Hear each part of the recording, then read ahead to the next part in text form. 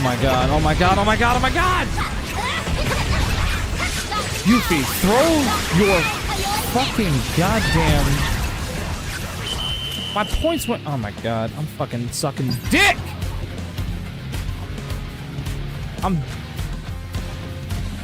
sucking dick! Please come back to Fatal Fury, Rio! Please, I want you! I want you! I want your body! Oh yeah, and the wings. Where you could do all the tricks and shit. What the fuck? Why did you...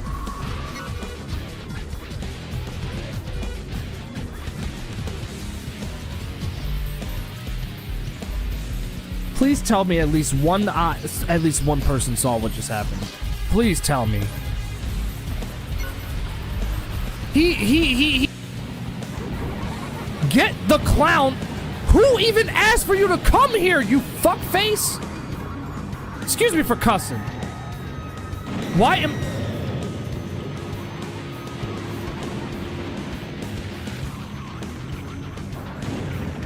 Why would you spawn me right here? Are you out of your mind? Why would you spawn me right there? Hold on. Don't get up. I said don't get up. Oh, look at Grace. She's shaking. Relax, baby girl. You got a gun. You fucking lush coward. I'm gonna fight you. Damn straight. Now eat this pussy. Eat it! Eat it! Anyway. None of y'all saw that. This is the opportunity. This is the opportunity for you to kill him. The opportunity. Your time is up. My time is now. You can't see me. My time is now. It's the franchise, but I'm shining now. You can't see me. My time is now.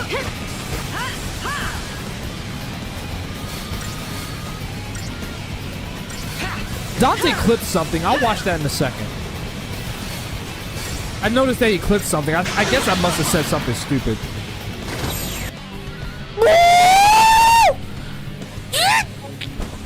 Get the gun! Get the gun! Get the gun! Get the gun! Oh my god! Cause I get blown up by she's not around. When she's not around, I feel it coming down. Give me what I could never ask for. I hate this shit. You can be my chemical now. What the fuck just blew up? Why is everything blowing up? I don't know, but you could be my chemical. Do not be deceived. You fucking lush coward. I'm gonna fight you. Sephiroth! Ace actually activated that at the last at the perfect time, believe it or not. Literally the perfect time. You almost hit Barret. What's gotten into you, man? You almost hit Barret. What's going on? Being verbally assassinated. You have nothing worth of... The only thing that's worth meaning to you is... actually, not meaning to you, no. The only thing that you're good for is just being used. I can use you to get materia and summon materia. That's about the only use that you have. Otherwise, you will forever be as worthless as an OnlyFans model.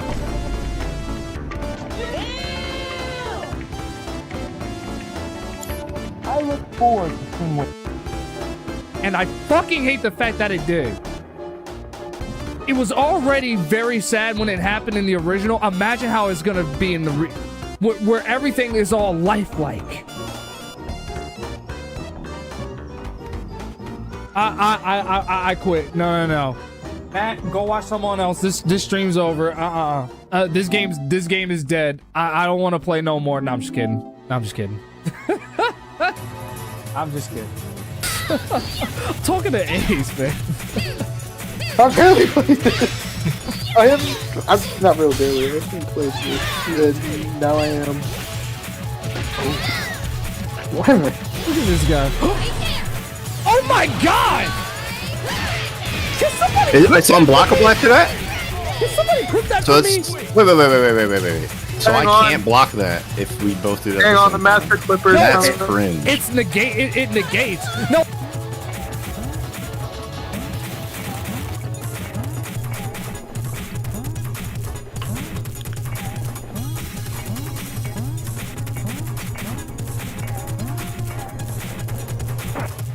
Damn! Yep. That was the last one. That was the last one too.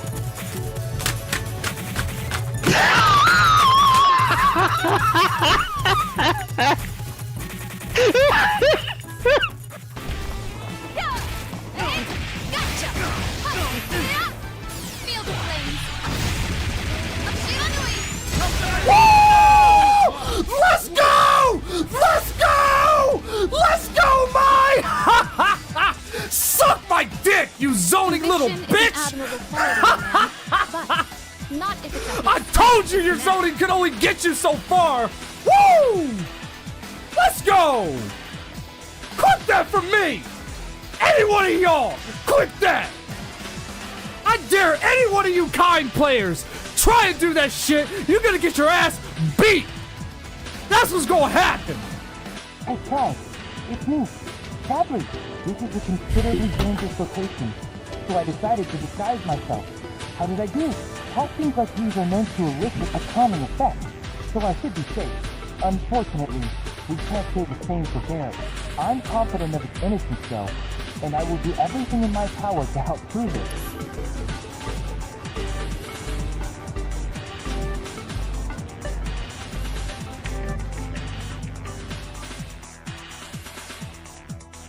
What up, y'all? What's up? I was supposed to have started the stream many hours ago. Many hours ago. You fucking lush coward, I'm gonna fight you. Louis, long time no see, man. Fellow Wolf. Hey, man. It's good to see you in the chat again, Falcon. Yes, you could be my chemical. Why are the clips so peak? I don't know. It's up to y'all to tell me. Because like I provide the clips. I mean maybe not the clips, but y'all are the ones who make them. Like y'all tell me why they're peak. Y'all are the ones who made them. Y'all found the humor, the entertainment value in those moments from those streams. It's like I can give you it's like my goal every time when I stream is to be as entertaining as I can. Sometimes I feel like I fail to do that. Ultimately, though, I leave it up to y'all to decide whether or not if the stream was good or not.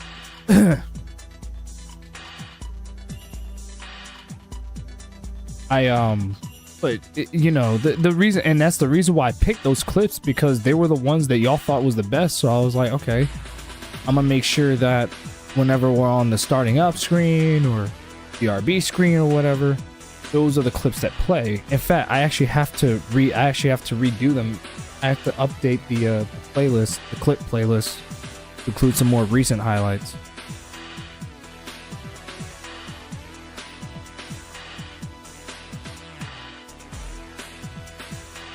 This track sound hella similar to Tetris Grandmaster 2. Specifically that one part. You watched Saint Seiya yet? No. Bro, there's a lot going on. There's a lot going on, man. It's still on my watch list though. I think I still have it on my watch list.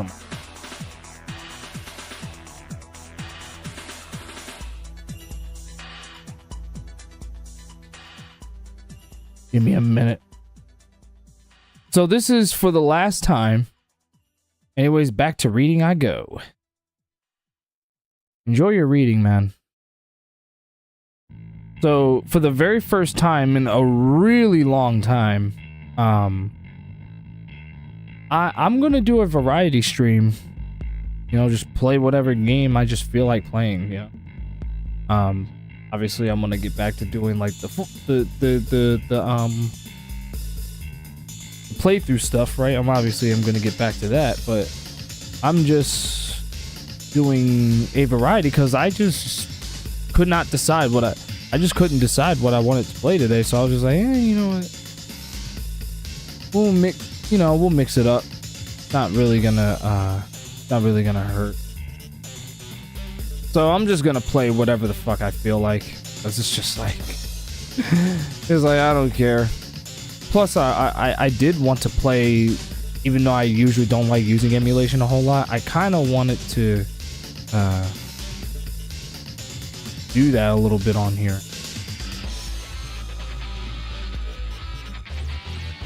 Just a second.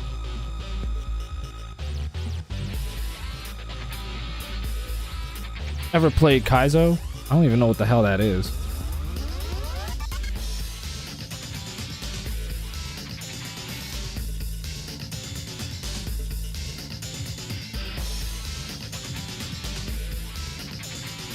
Kaizo is basically like Mario levels on crack.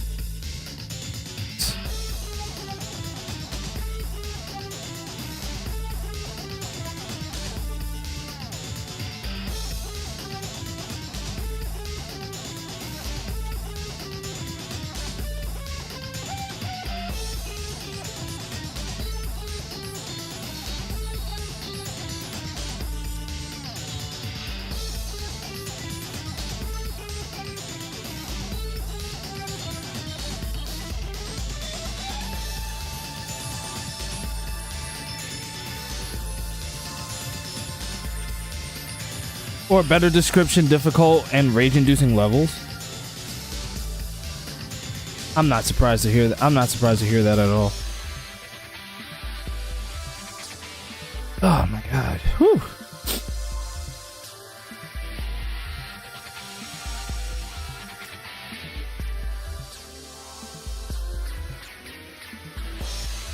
I don't care where it goes.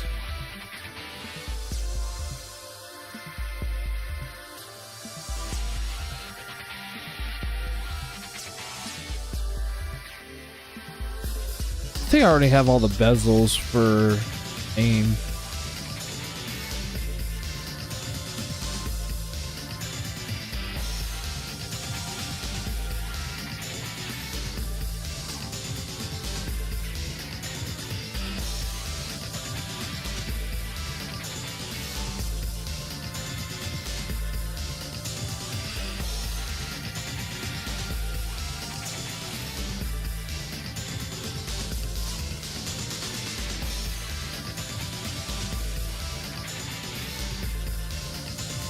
Mainly hacks, since mainly Kaizo's are Mario World hacks. So it's like a so trying to wrap my head around what you're explaining here. It sounds like that it's a game that where they basically they made a modification of Super Mario World and made it harder than the original game. Am I on the nose with that? Am I on the nose with it?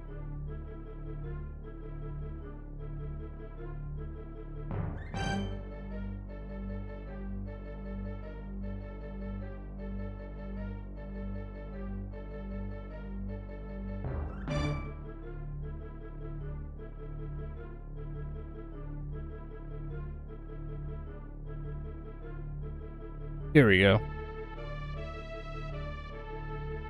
I haven't used this in a minute.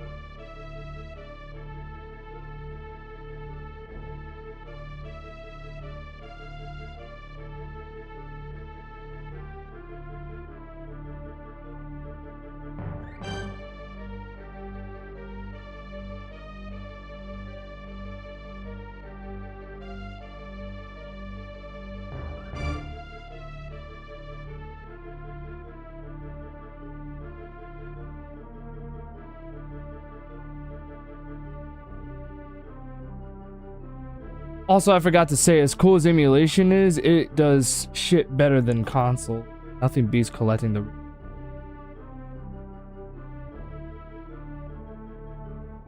Yeah, I that's why I don't really use emulation. I mean, I do use emulation for the sake of convenience, or if I'm trying the game before I buy it, right? But you already know me. For the most part, I prefer to play on the original hardware, which is exactly what we're about to do. I just wanted to finish setting this thing up, because there's certain games that I have physically, but I have to use them on the emulator because I don't have the hardware to, you know, pull it off, you know. And it looks like, I was about to say, it said a whole hour. I was like, bro, please tell me it ain't gonna take that goddamn long. But even so, like, I usually prefer to but like I said, I usually prefer to play on the original hardware, because you're gonna get the real thing. You may not be able to upscale the graphics or use save state, stuff like that, but not only are you getting the real thing, but it's also gonna play way better. You know what I mean? Bro, what's good, Inspector Tequila? Been a minute, yeah? Yeah? Man, where the hell your ass have been, man? I haven't seen you in my chat in the longest time.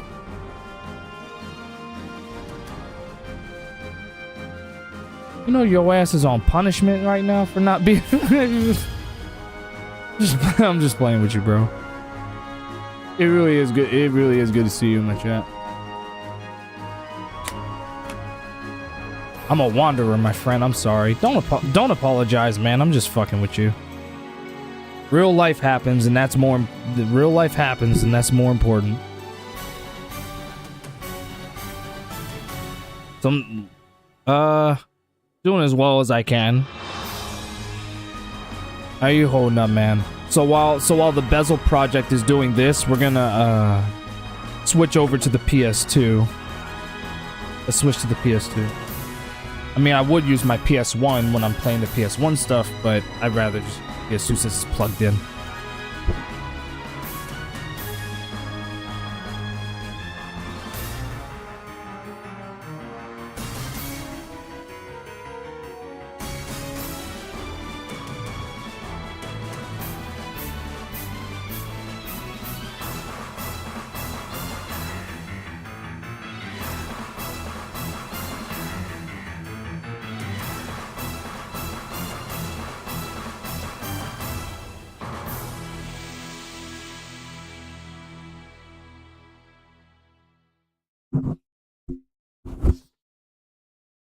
Sorry about that. I was struggling to plug in the freaking USB to activate the retro tank. So weird.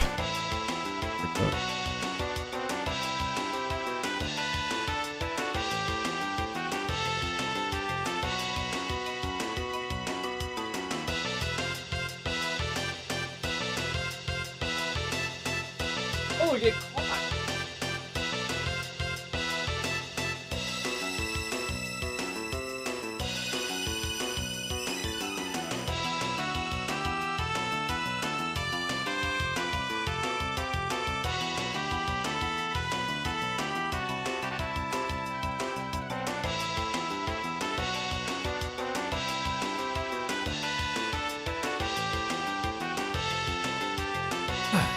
Piece of crap.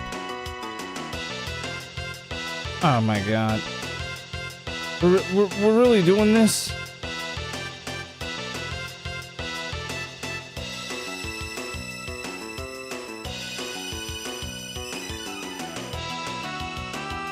Sorry about this, y'all. My retro tank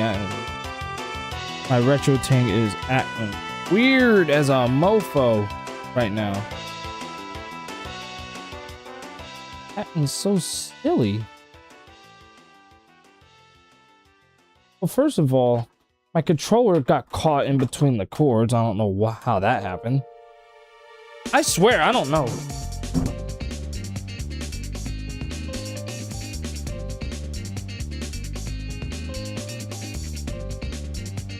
All right.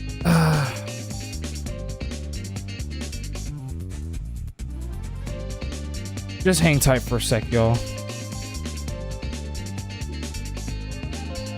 If I knew these problems were gonna happen, I would have been tested this whole shit out before I started. Alright, so the PS2 is up.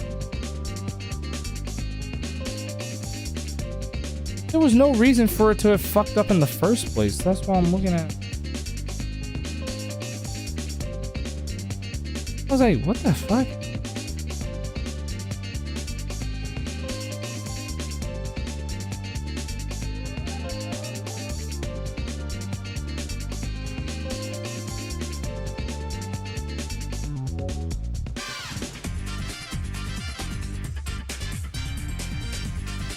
Yes, the PS2 menu, yep.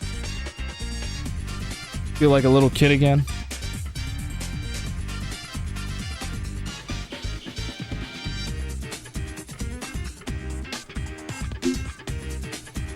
Wait, I beg of you. I should have saw that one coming. I should have saw that one coming.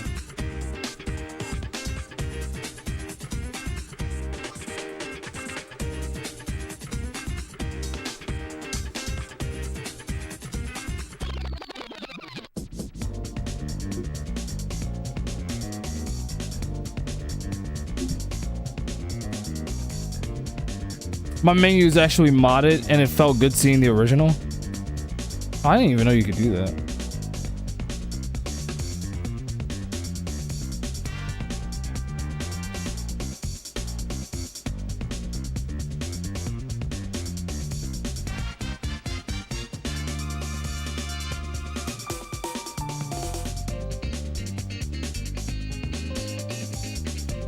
Brock finally calling it a career.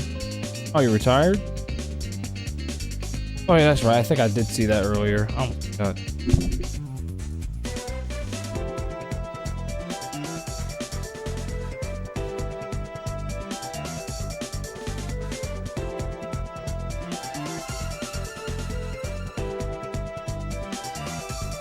In normal circumstances, I would use it, but I just want to chill. Besides, I can still get down with it.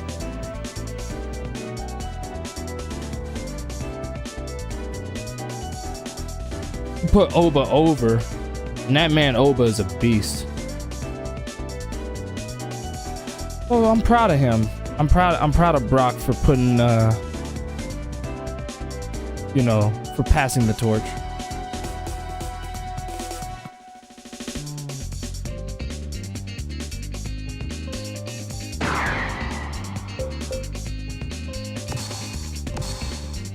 Yeah, I haven't played this game in a really nice while.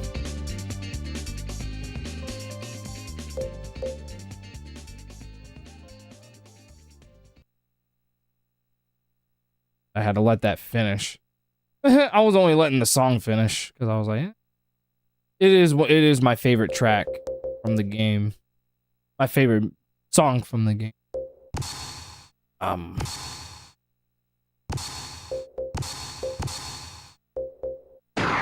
Really quickly. Welcome to the practice arena. Les Roulons. Yeah, we're going. Yeah, there's something I wanted to do with him. Martial law.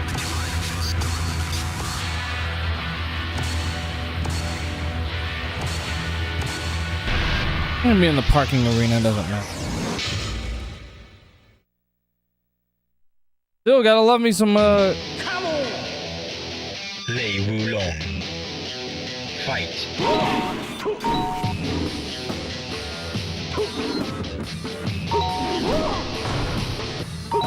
Oh, that I know.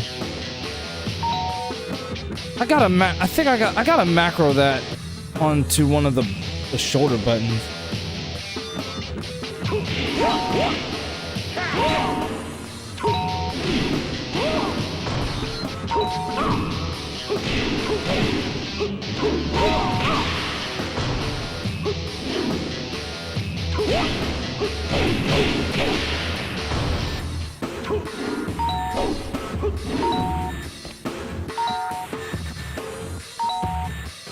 Oh, the tiger sip. I forgot about that.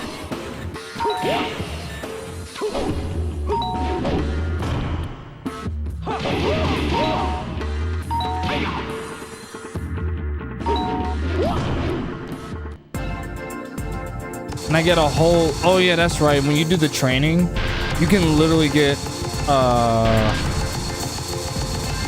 high score based on how fast you go through the whole thing.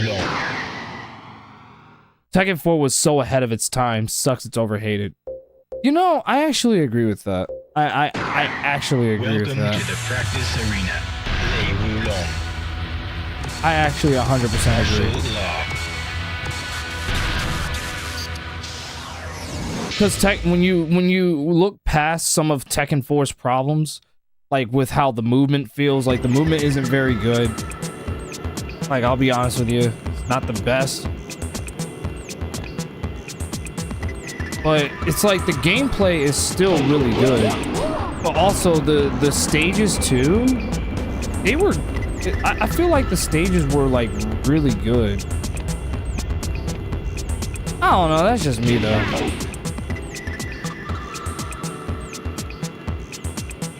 Dragon. Come here. Gotcha.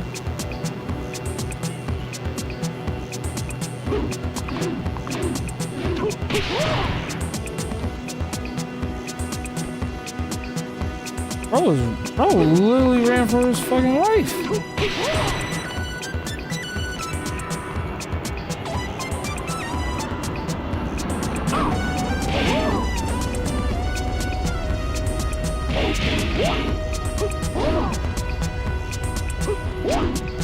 I agree. That's why I have Tekken 4. That's why I have Tekken 4 music on my playlist. That's exactly the reason. Literally the exact reason. You may or may not have noticed.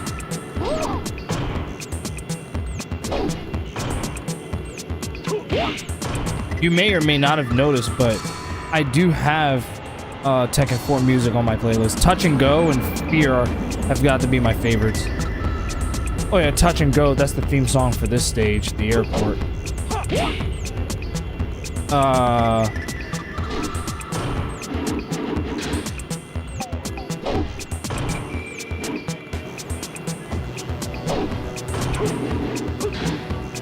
trying to remember some of the latest stuff. You gotta remember, he's a mix-up character. He fights from like multiple different stances, so I have to like really know exactly what he can do.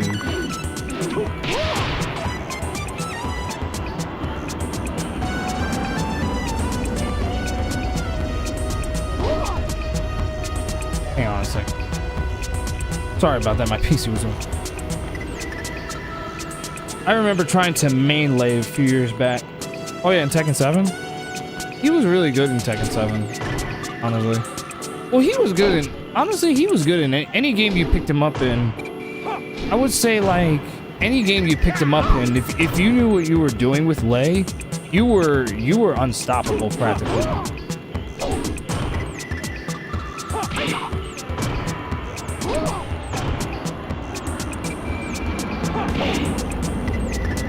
The only thing I forgot to do was macro the buttons onto the arcade stick.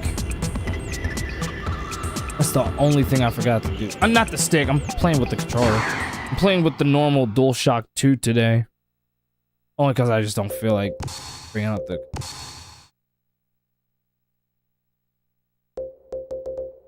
Wait a second.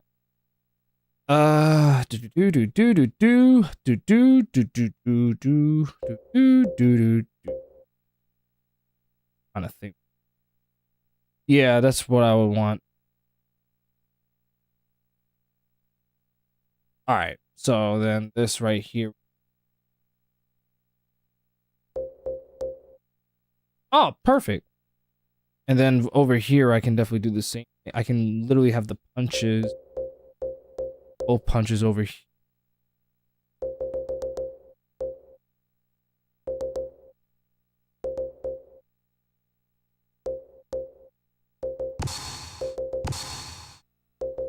I'm like, why the hell not? Welcome to the practice arena. Les Roulons, martial law.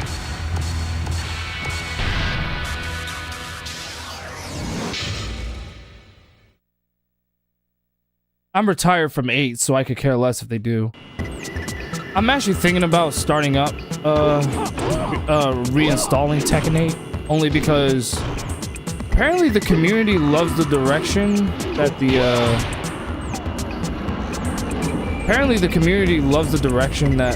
the new patch is going in. Which, I mean, that's good, you know? Because my mindset has always been, I just want it to be better.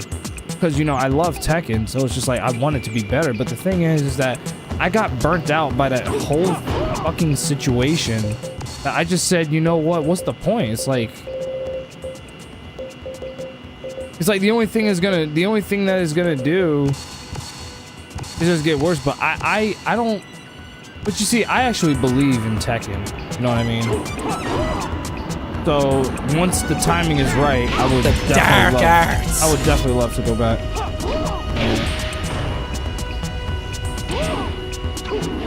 But you know, I'm just like most people. I'm more of a fan of the classic games, but that's for all fighting games, though. I just love older fighting games better. How long you're gonna stream? Not very long.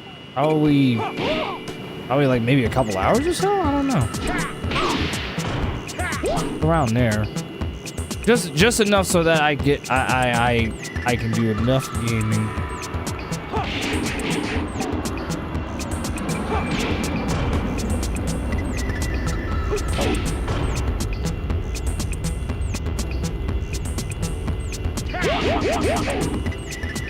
Wait a minute, didn't he literally just go into like another stance right after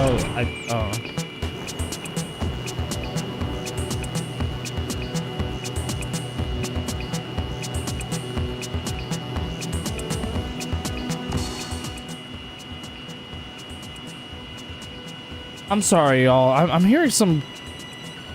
Are my ears ringing, or is the... hold on a sec, y'all.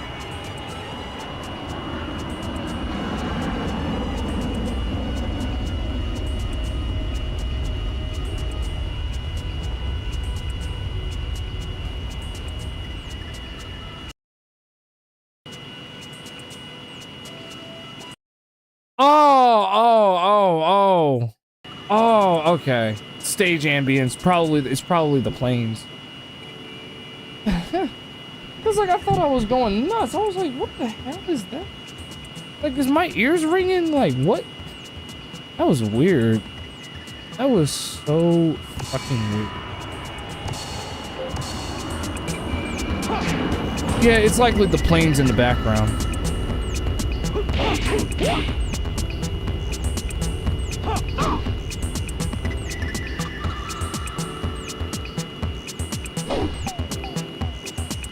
Didn't he have like another crane kick combination? I'm trying to remember how it went. There it is, that one.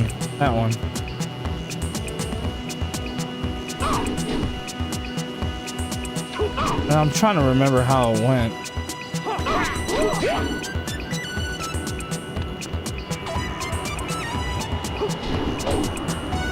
Oh my god, what the fuck? I'm gonna have to look in the command list.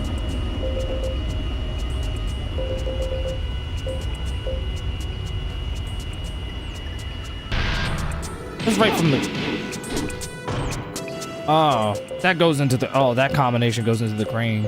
No, I'm looking for the one that he does during crane. That's the one I'm looking for. These are the moves that he has, like, during his mix-up. Here it is. That's the one I was looking for. That's exactly the one I was looking for.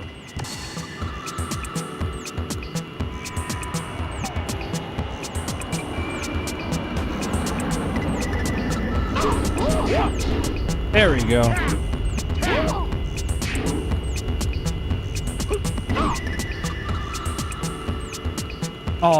Oh yeah, Phoenix Illusion. That's his unblockable. Wow. That's his unblockable.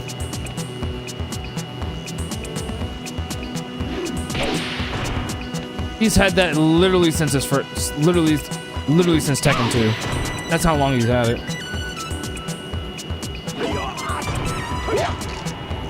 I'm gonna get back to a VC, but might slide by again later. Yo, appreciate you for stopping by when you did.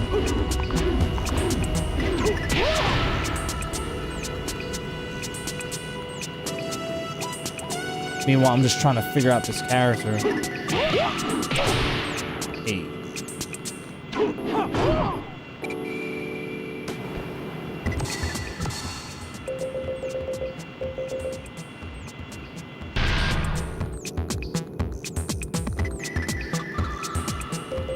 Goes right into the crane. I like that.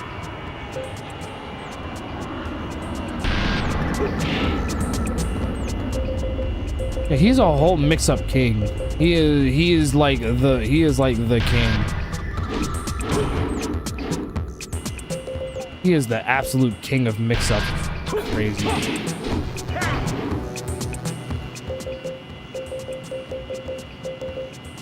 This is why I think this is literally the reason why I think he needs to be brought back for Tekken 8, because he would be perfect for a game. Just when I thought I was nuts. You always are. What are you talking about? You always are, Triforce.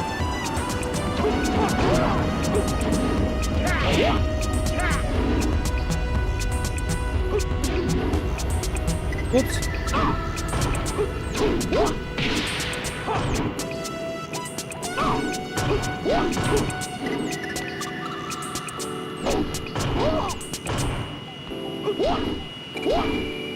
Not bad.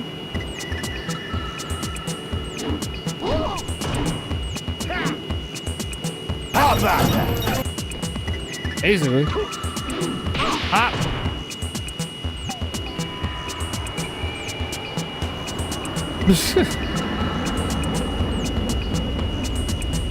I mean, where's the lie? That's my only question, is where is the lie? Although, to be fair, you're not much better, Ace.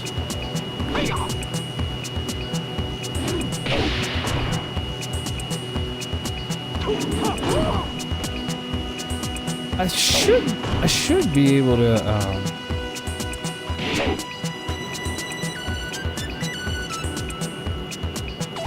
the Tiger Sip. Yeah, just keep on doing this. I would never lie to you. I would never lie to you.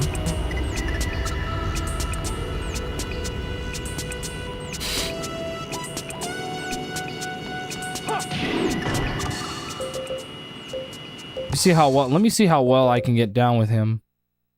Probably gonna do the. Why the hell not? Welcome to the king of Les Roulons.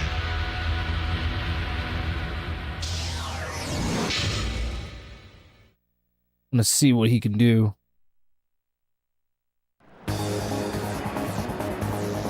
I still think this game looks kind of nice. Round 1.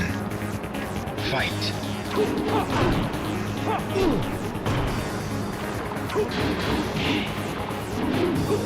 Ah! Ouch.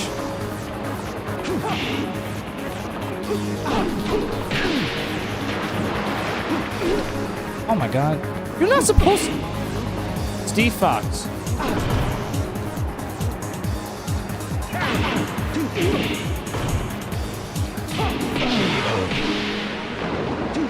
You're not exactly supposed to use your feet when you're boxing. You do know that, right?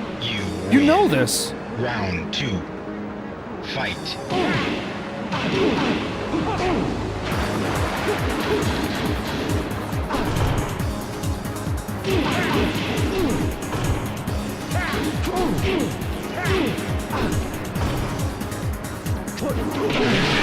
Nice try. Nice try. Nice try, bro.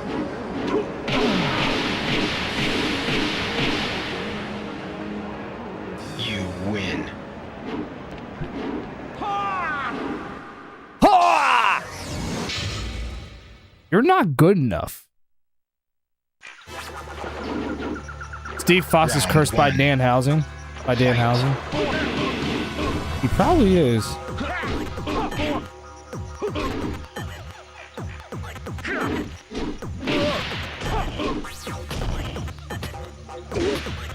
Fuck you. Excuse me for cussing. He literally did one quick kick and that knocked me out of my stance. You win. Round 2. Fight. Sorry, I got him.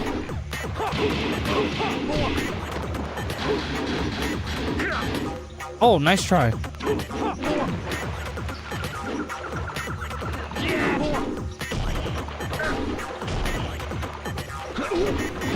Oh my lord.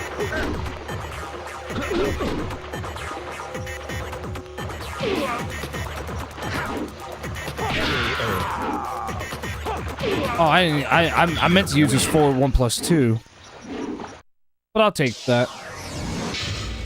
Hi, Julia. Another character that's gonna inevitably return. Give me strength. Round 1. Fight.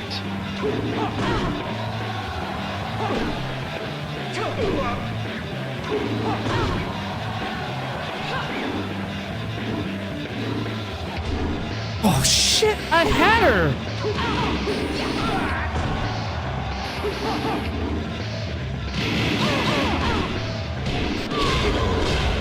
Ah, hold the crane dance.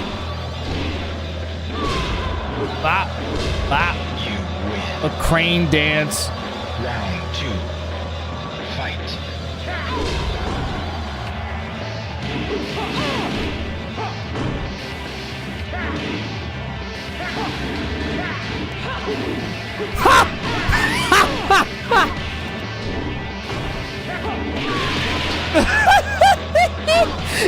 Yo, that was sick. I love that. That was great. That was actually a great one.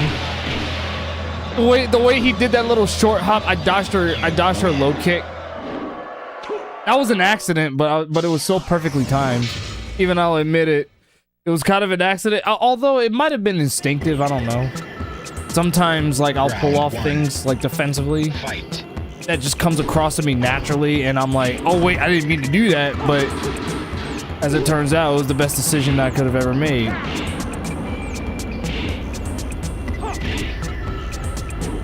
Oh, you dodged it.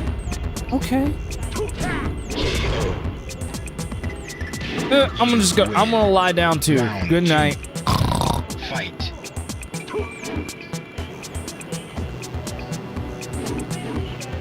I wanted you to come to me. I love that he does the little short hop. Bro, why is Lei so fun?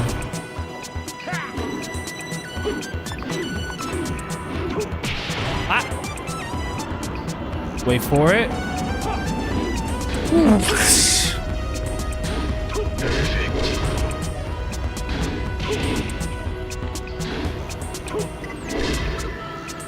You win. I mean, I tried, but still.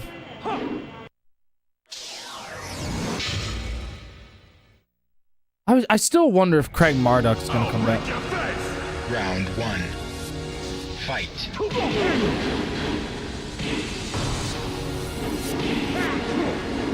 Whoa! Whoa!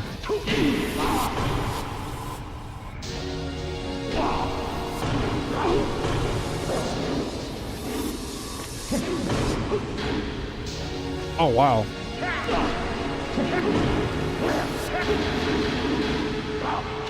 Nope. He was gonna try to go for his unblockable. I'm like, nope.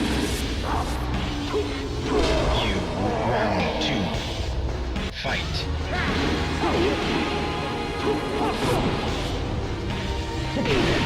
Oh, okay, okay. Ouch. What? Oh, God, I was gonna hit him. Bro. Oh, he... Okay. Final round. Fair enough. Fight.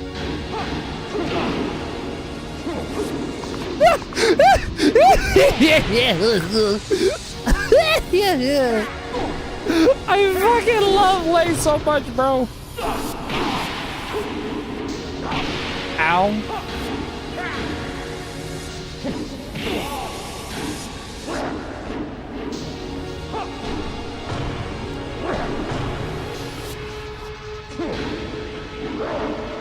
Nice try.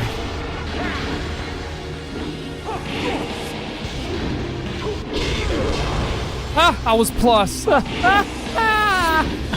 I love Lei so much, man.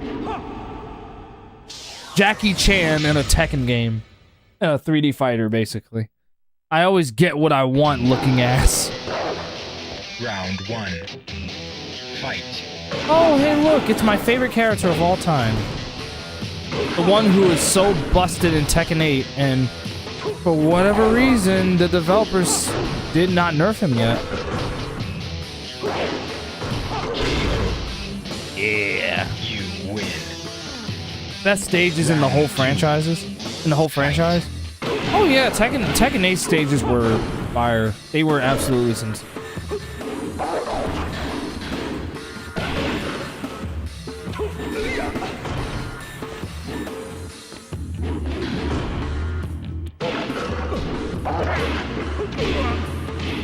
Oh man, there was something I was trying to do, but...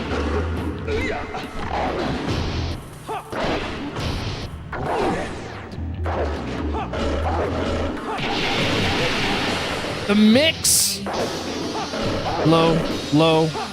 Bing, boom, bop, pow, pow, pow. You win. Yeah, Tekken 4. I know exactly what you're talking about.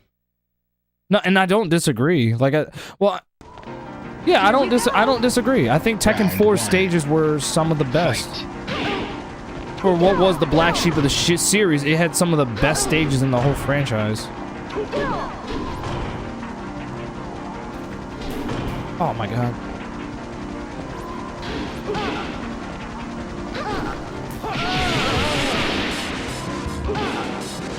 What mix? Isn't that a high?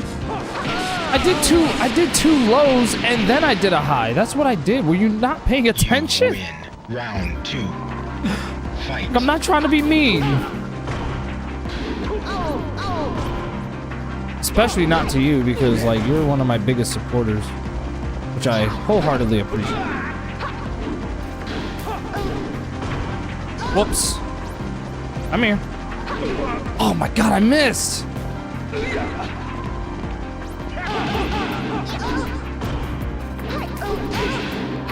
Oh, she blocked. Don't you dare. No. Best outfit in the game. I mean, best outfits too, in my opinion. That's fair. That's fair. I can see why you would say that. Because I thought about it for a second. I'm like, I don't know if I would entirely agree with that, but at the same time, I'm like, you know, that's pretty fair. Yeah. But Larry, if you duck, you beat both lows and highs. True. You're not wrong about that. Hey man, I'll give you that. I'll give you that. I'll definitely give you that.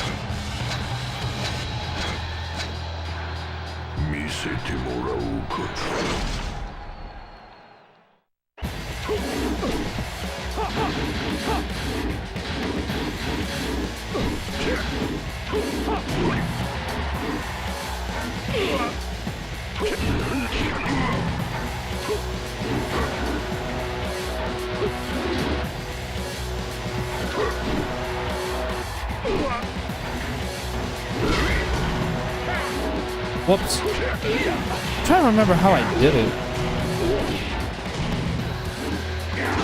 Oh, no. That's plus. Shizzle. Round 2. Okay. Fight. Oh, man.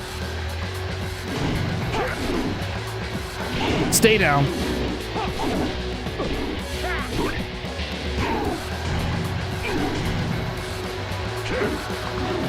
I got him! Come on.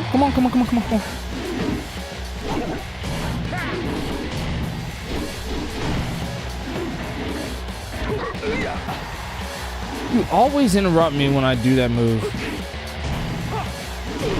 Oh my god, I missed him.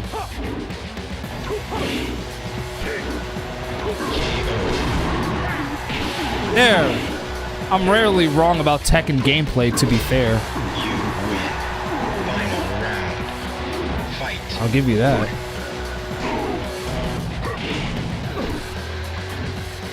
I'll say for the most part. I'm gonna say for the most part. For the most part. Like, it's very hard for me to really find something you may say about the gameplay that I disagree with. I'll give you that.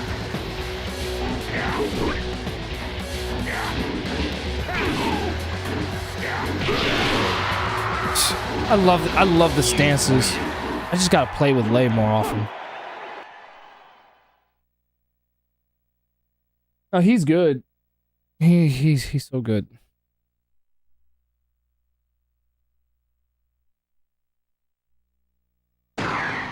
Now the only ones that I don't think. Let me Welcome to see the something with practice martial arena. law. Martial law, les roulons.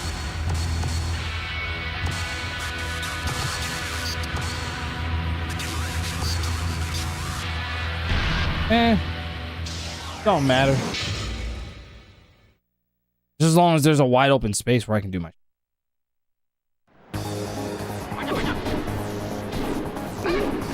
Oh no, I don't think he got that in this game yet. I was thinking of something, but I don't think he got that. There's Frogman. That's down 3+4, which is literally what Forest Law had.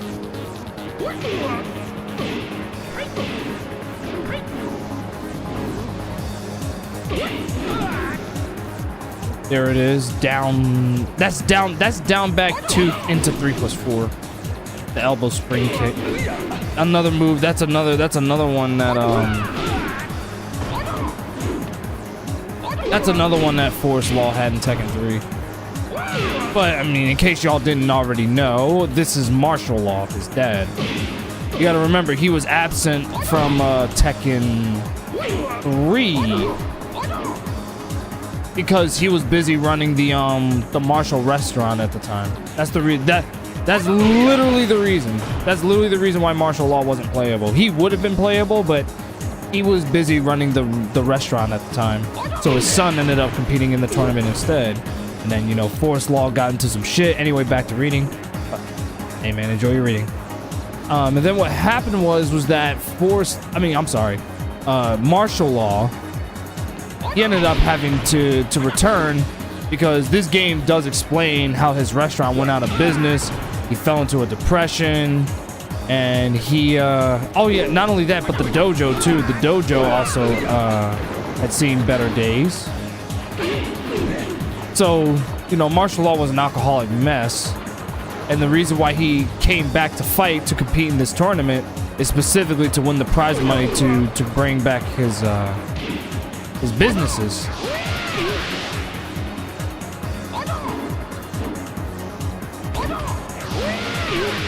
I'm so glad he still got that move. It is forward 2+3.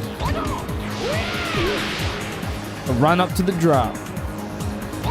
Coming down! Blah! That's so badass though. Imagine having someone just run up on you like that.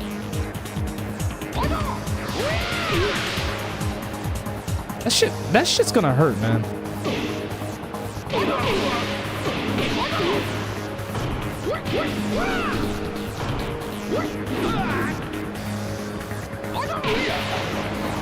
Oh yeah, and this too. Poison Arrow. His forward 2-1. Forward 2-1. The way it works is that you kind of have to hit triangle right before you hit square. Like literally you have to chain into it. So you have to hit triangle first and then chain it very quickly into one. You have to hit 2 first. And then there you go. This move is actually plus in I think it's always been plus when it's blocked. I know for a fact that Poison Arrow is plus when it's blocked in Tekken 7 and 8. I do know that for sure. I don't know if it's the exact same hit properties like here, like it's still plus when it's blocked. Although to be fair, I don't have a reason to suspect that it isn't, but I don't know. That's just me.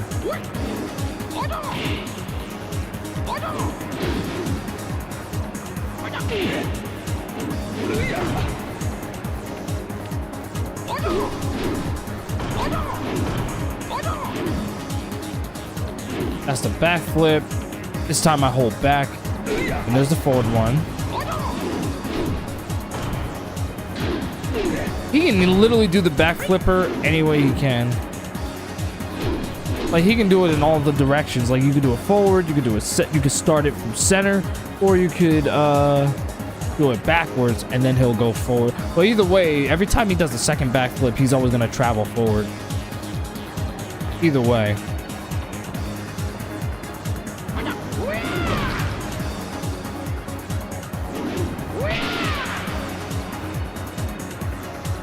Oh yeah, that's right. He does have the charge.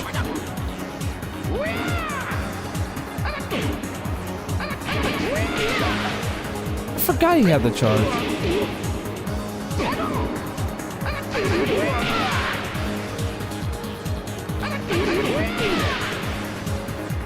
That's during sidestep. That's his sidestep 1+2 into 1 into 1, 2, 1. Dragon Judgment. I don't remember which move. Oh wait, what the fuck am I doing? Sorry about that. I'm trying to remember exactly which one of his moves like go into the. Because like I know that he has moves where he can go into the dragon charge, but I don't remember specifically which ones they were, or if he even was able to.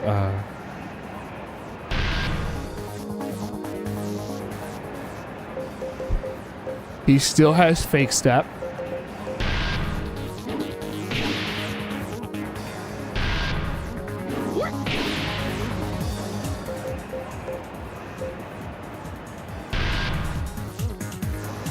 Yeah, I think this was the first time he ever got Dragon Charge. What is this? It looks like a damage rate.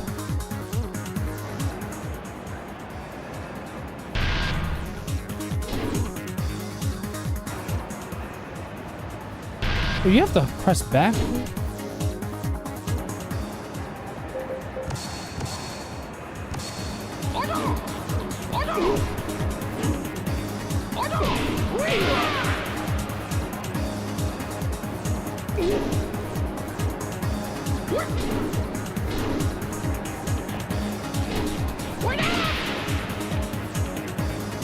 That's something I have to get used to.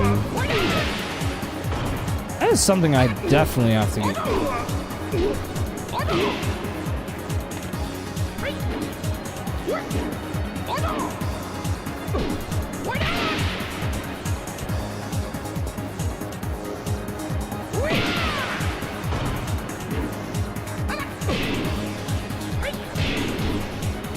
Dragon Junkyard Kick.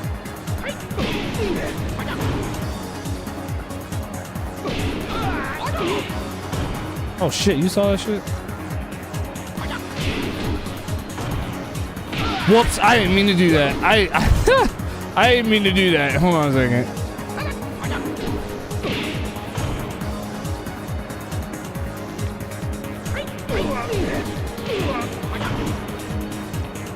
I keep forgetting. I wish I had my stick. I wish I was using my stick. But it's alright. It's alright.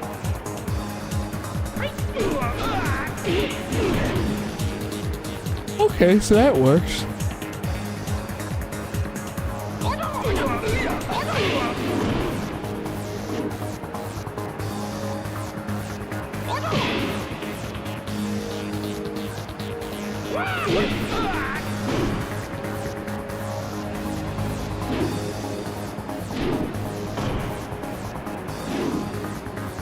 Yeah, if you hold down while he does it, if you hold down, if you hold the down button when he does Frogman, he cancels out of it and stays on the ground. He can do the same thing out of that, which I think is pretty cool. Now,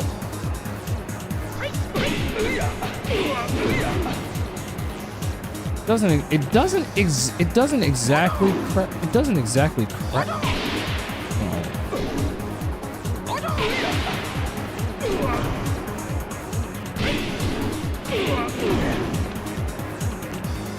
Well, I'm glad to see that worked. At least.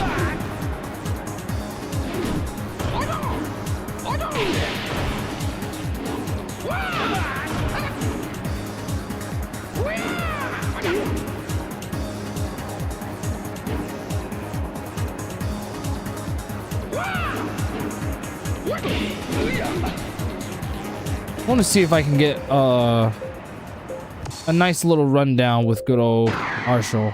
Welcome to the King of Iron Martial Law.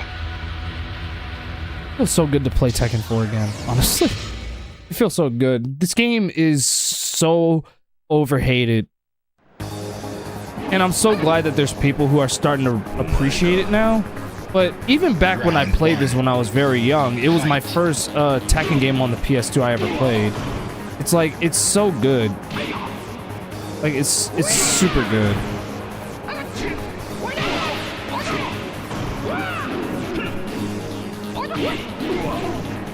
If you haven't already, give it a shot. You win. Round 2. Fight.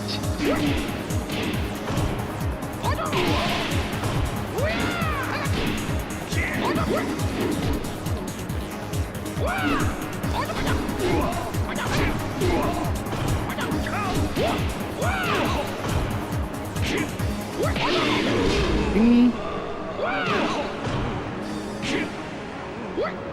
Ding. Blah. You win.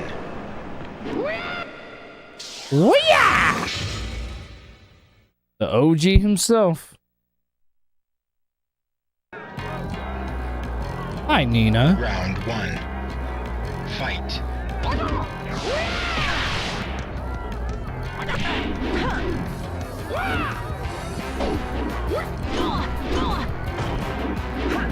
Oh man.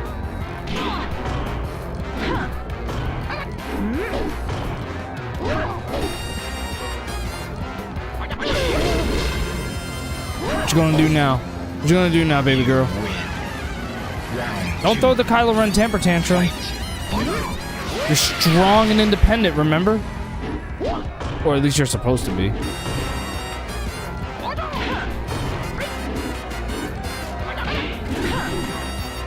Strong and independent woman, right? Come on, let's do this. You know how this works. Wow, what a disappointment. What a disappointment. But then again, it's not exactly unrealistic. Because it goes without saying. But sometimes it needs to be stated because I think people forgot. Round 1. But because of testosterone, men are just by default genetically superior to women in terms of physical strength. That's just how it is.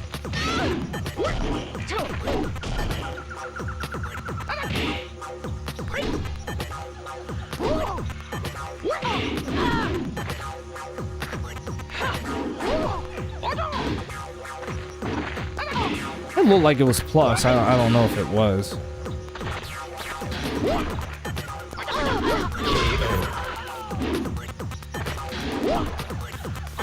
I don't even know why I felt the need to do Frogman, but fight.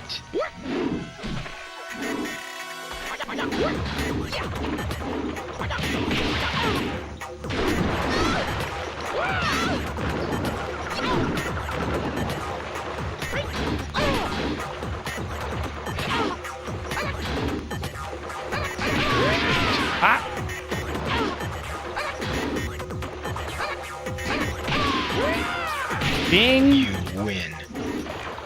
Oh yeah, classic. That's a very classic taunt right there that martial law has had since I think the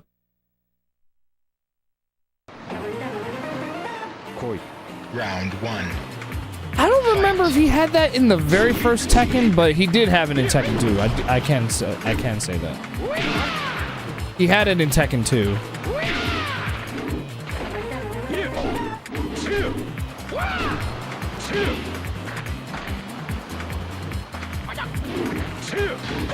Oh God.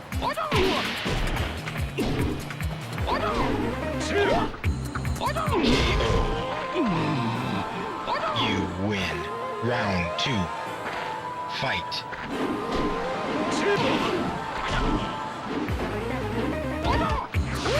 Nice try.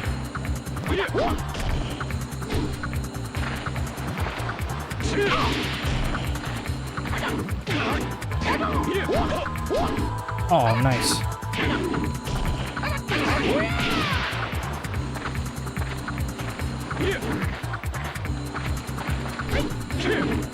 Whoa! Oh, 1 plus 2. Ah. You win. That's definitely Bruce Lee right there. That's definitely Bruce Lee. I think that was the move that he did. I forget which movie it was, so please correct me if I'm wrong. I believe that's the exact thing that Bruce Lee did in Enter the Dragon.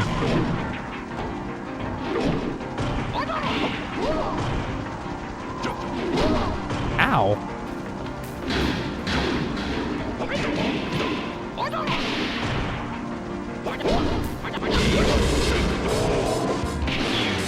Round 2. Fight.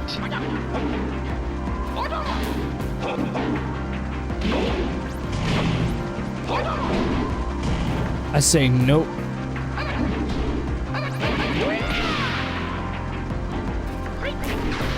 What the hell?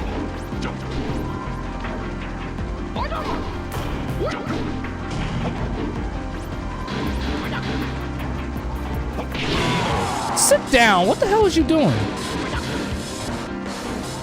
I mean, you sat down for a second, then you got up, and I'm like, no, sit back down. You win. You was fine where you were before, and then you felt the need to get back up. And I'm like, no. Round 1. Sit down. Fight.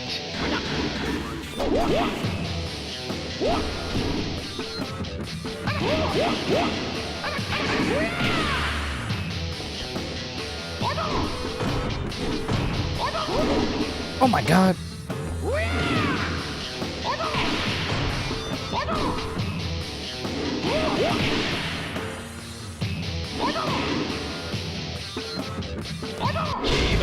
Ah. I'm like, all right, go ahead. Bing. You win. Round 2. Exactly. That's not how this works. Exactly. Nah. Oh yeah, I forgot he had sidestep 3+4. I forgot he had that.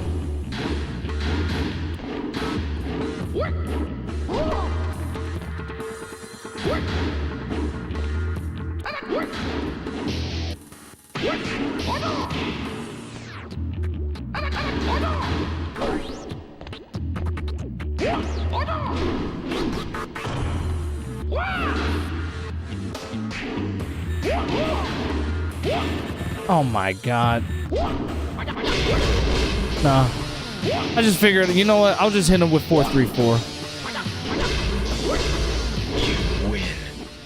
I was like, you know what? Let me throw that out instead, because it's clearly not. Oh, and then what did it? You throw me against the same character that he was fighting as. Fight.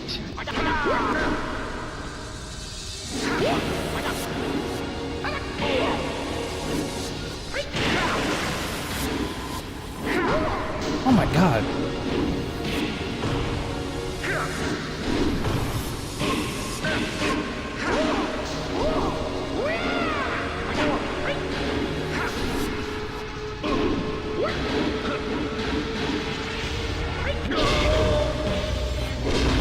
You win. Round You need a 2. soundboard for that? Fight.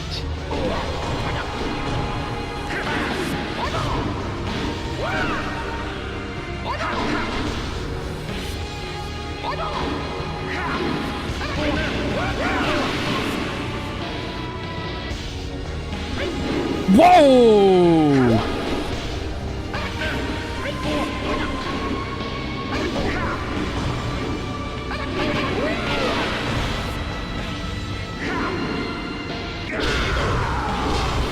I knew he wasn't gonna dodge that down forward 3.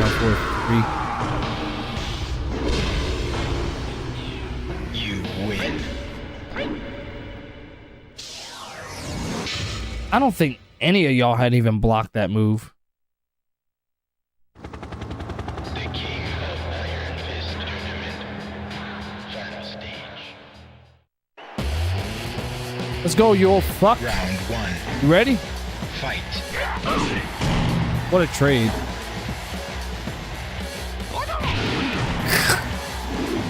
I love it when they fall for it. You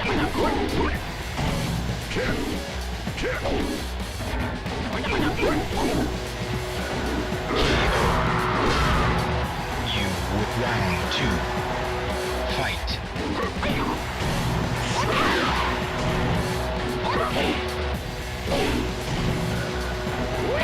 Nope.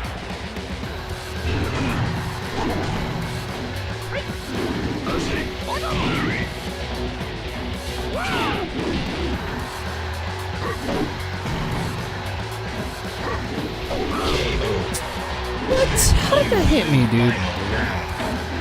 Fight.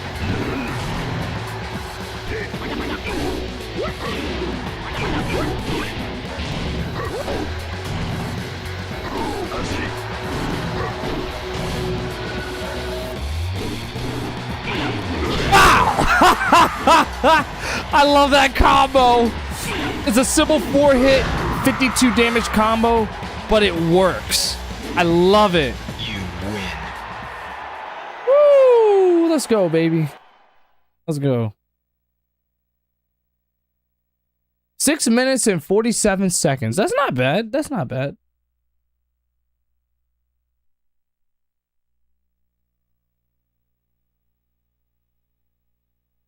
Hang on, let me make sure that I have a little bit. Instead of oh.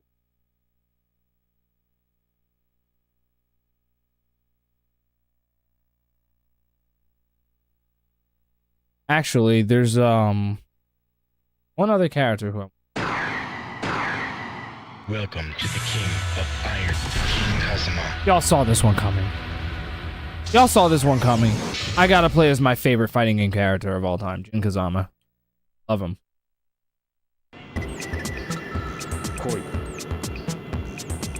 Hello, Ling Xiaoyu. Round 1. Fight.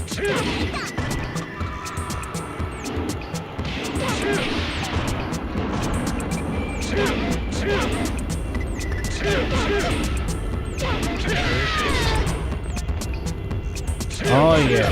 You know how this is gonna go. I want to kick some absolute ass.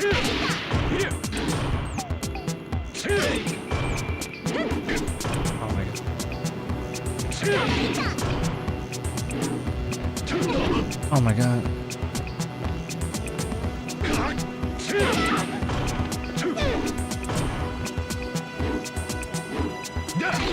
Damn, that range.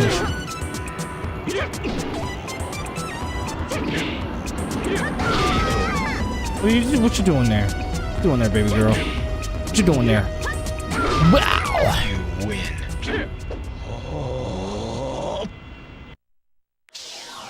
Oh. Sorry. Sorry, not sorry. Oh yeah, I don't even know if y'all noticed this too, but Tekken 4 was also the first Tekken game to have the famous catchphrase, "Get ready for the next battle." It may not have been voiced like it was in Tekken 5, which was the first time that the line was ever said by an actual announcer.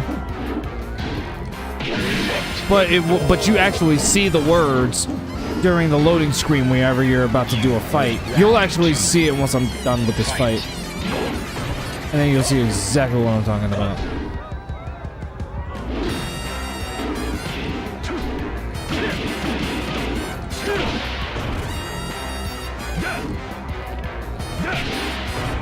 I'm so glad I can still get an electric out, even with the PS2 controller. Like the PS2 controller is still a good fight pad to have. Even though I prefer using arcade sticks, but I'm just choosing to play with the controller today. I missed the good morning in Tekken. Yeah, that was... Look, see? It says get ready for the next battle on the top. This was the first Tekken game to have that catchphrase. But the first time it was ever voiced was in Tekken 5. And then it just stuck ever since. I guess people loved it, and...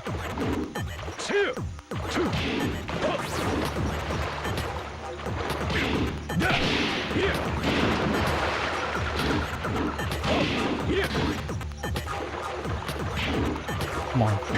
Oh, God. There we go. I've been getting electrics out consistently with this PS2 controller, shockingly. It's actually not hard. Fight. Sometimes it may not work, but I also have that same problem when I play on the arcade stick.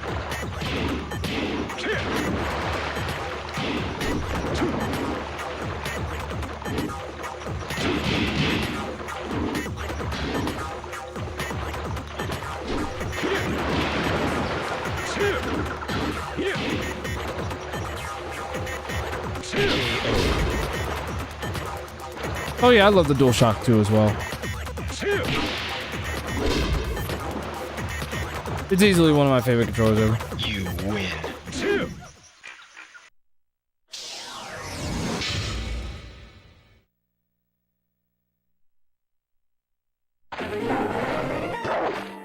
Round 1. Fight. Oh, nice side step.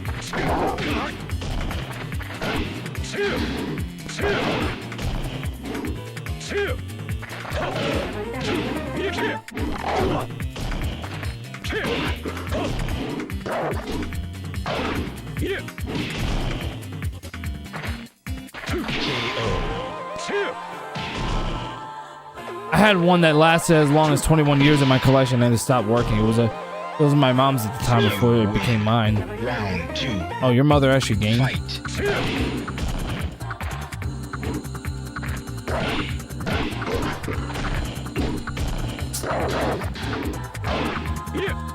I actually should have done 2-4. Punish that. Like that. What you gonna do? What you gonna do? What you gonna do?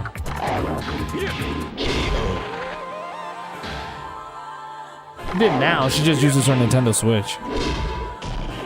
That's kind of fucking awesome that you have a mom that's a full-fledged gamer. That's pretty cool.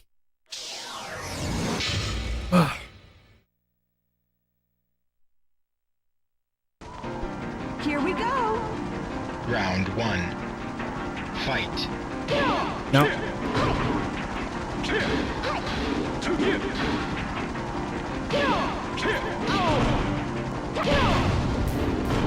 Oh man, I fucked up.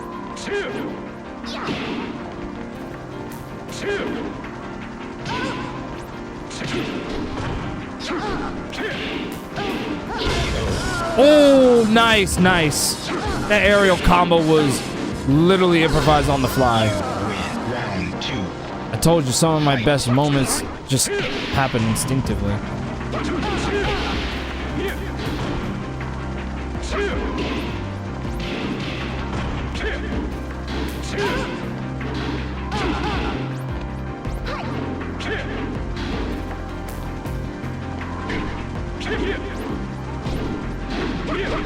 Oh my god.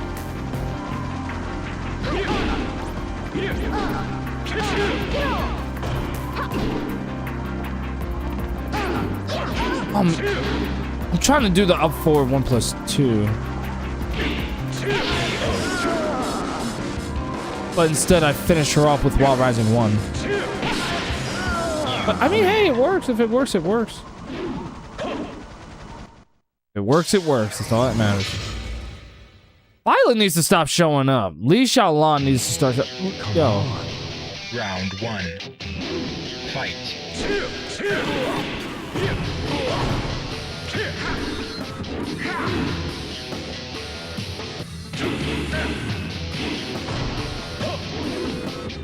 Oh, why'd you move? Oh, that side step, bro. That side step is on fleek, bro. You gotta give me some credit for that. You win. Bro, my sidestep is on fleek today. No one says on fleek anymore, by the way. That's an oldie.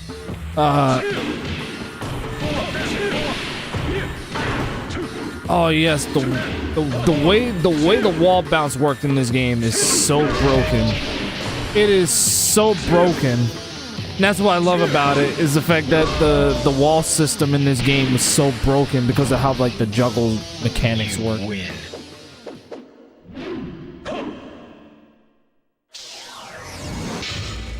My guy, Hwoarang. Round 1. Fight. Let's do this.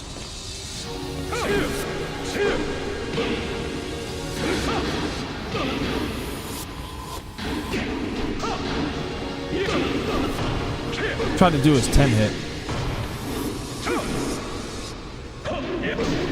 Ha! How about that? He may have listen. He may have finished me off, but how about that? How about that? That was cool. You lose. Round 2. Fight.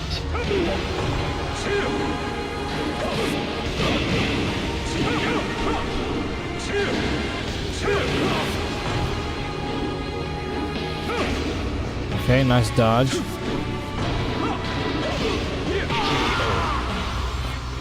Ah! I just know when you're gonna do the lows, bro. Fight. I just know when you're gonna do it. Ouch. Oh, you teched it! That brings a whole new meaning to Tekken, isn't it? He's Tekken. That joke was hilarious. My jokes are always hilarious.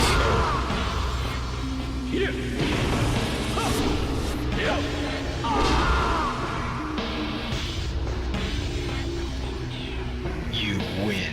You've been beaten.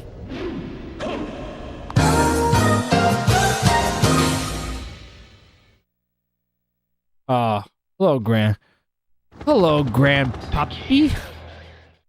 I totally didn't forget that you tried to kill me, but then I came back to life and I pummeled your ass. You remember that? You remember? I personally don't like to remember that because it was traumatizing. But you know, it never hurts to relive good old memories, you know.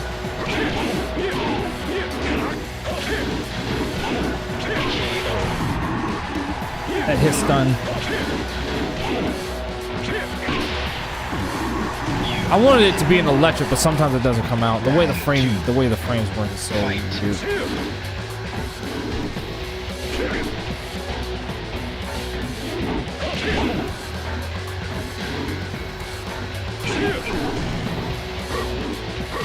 Nice try.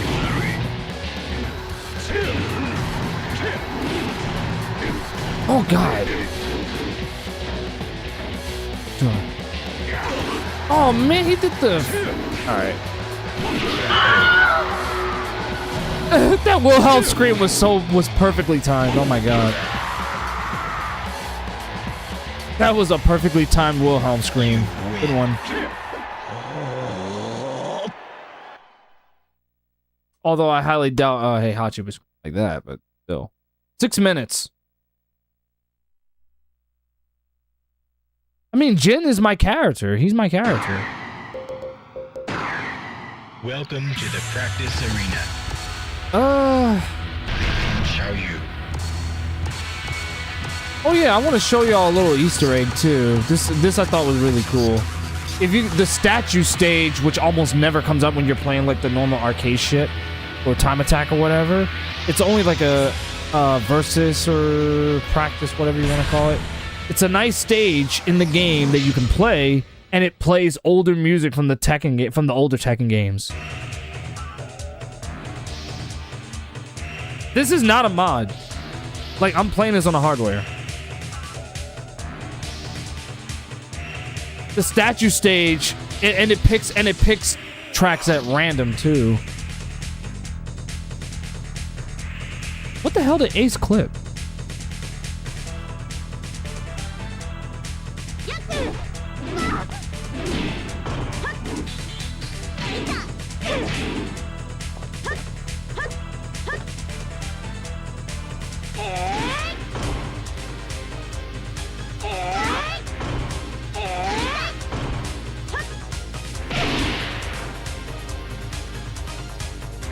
Yeah. Oh, there you go. That's her unblockable.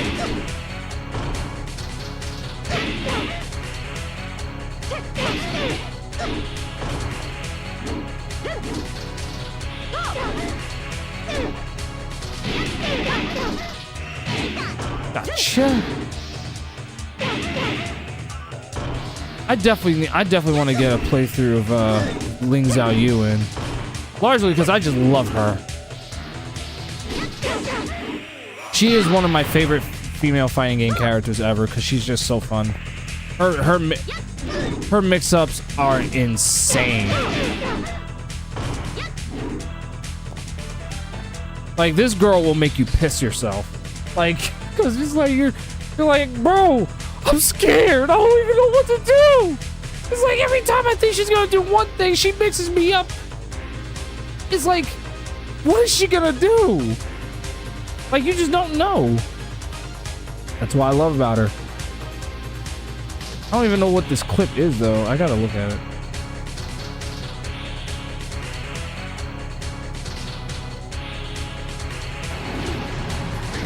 Oh, God. Wilhelm Heihachi. Oh, man, he did the... Alright. Alright. That Wilhelm scream was perfectly timed. Oh my god. It was. Like literally right as he got knocked out. Ah! It was perfectly timed. That's why I was cracking up. Cuz it was timed so well. I was like, how about that? How about that? How about that? How about that?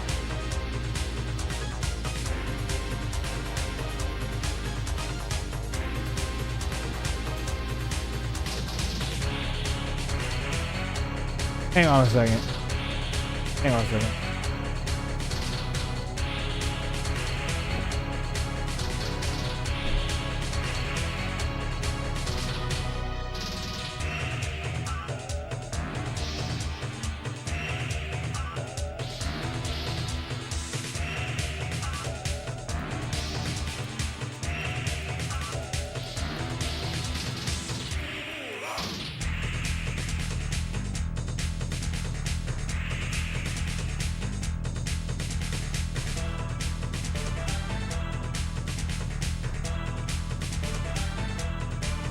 Sorry about that, I was just lurking them.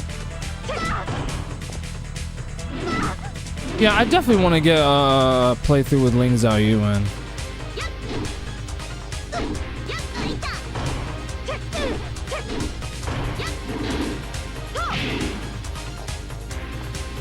Wait a minute.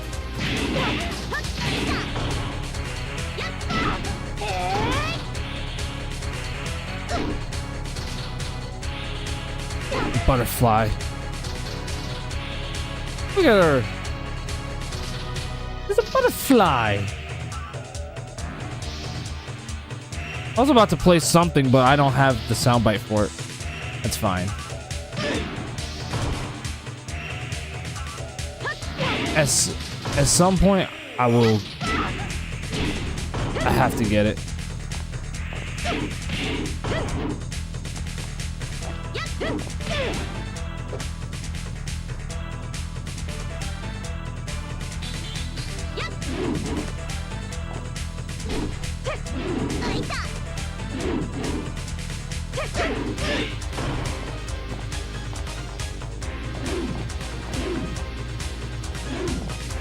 A cartwheel.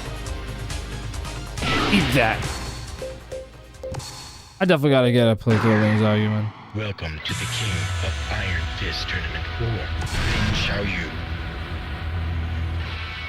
Mother 3 was released 20 years ago. It's the anniversary today. Mother 3. 20 years ago? Round 1. Fight.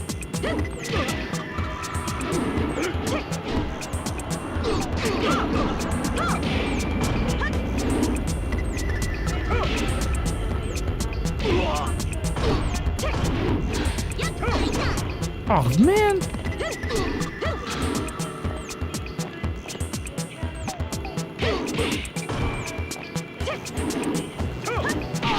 Ah. Ling Xiaoyu is just so fun to play with. She is definitely one of my favorite Tekken characters. You win. Round 2. And she's super fucking adorable.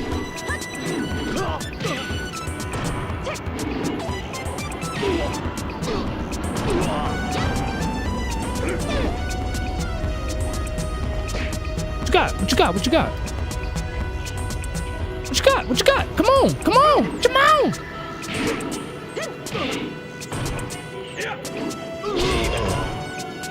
Bruh, even if... It's funny, your low attack whiffed, but had I blocked it, I still would have punished you with Wild Rising 4 anyway. What's up, Bait Bread? You win. Stop making me as what a lot of people say Unk status. Unk? What the hell? What the fuck does that even mean? Round 1. Fight. No, what? That tracked? Oh, just finish me off, bro. Just finish me. Just finish me.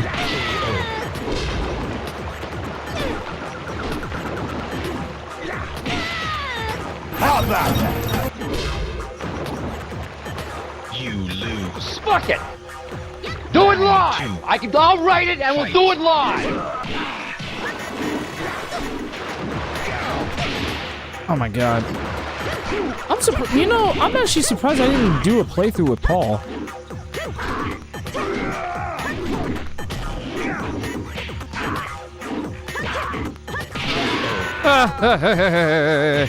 Yeah, I love the mix. It was also released on Weed Day.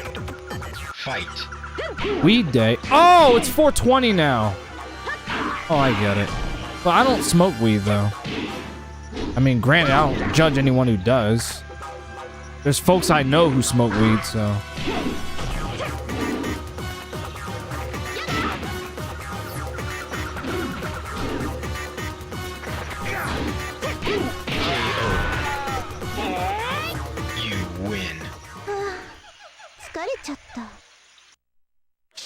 Thanks for reminding me of Beat 'em Up just came out today of Jay and Silent Bob. There's a Jay and Silent Bob Beat 'em Up? Round 1. What? Fight. Oh god.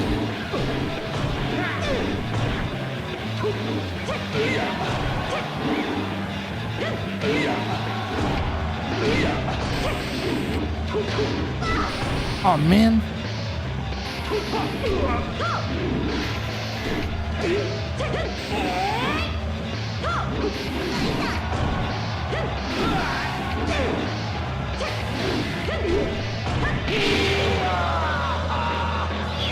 Round 2. Fight. Ah!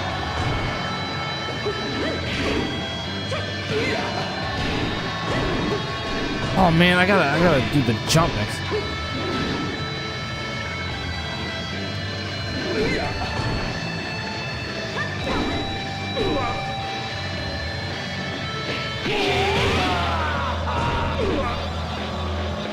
It's on sale for 18. I do. I'm a light one up for 420. Oh, Jesus Christ. Jesus Christ. Oh, hi, Jen. Didn't I just come across you? Round 1. Fight.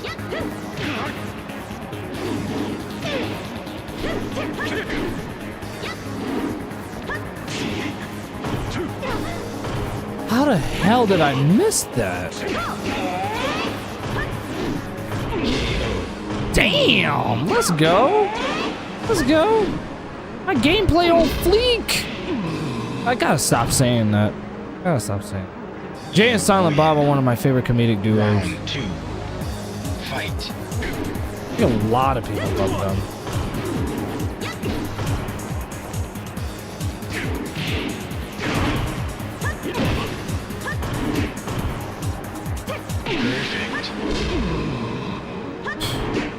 That was an incredible performance by yours truly. You win. But also, like I said, Ling Xiaoyu is just, she's so awesome. Round 1. She is so fucking awesome. Fight.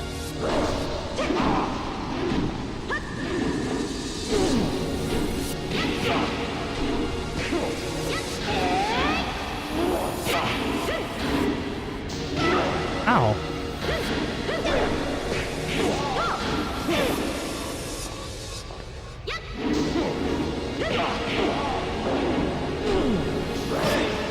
Shit.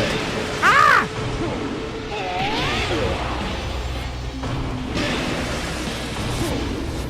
And those characters were just side characters from Clerks, a great film.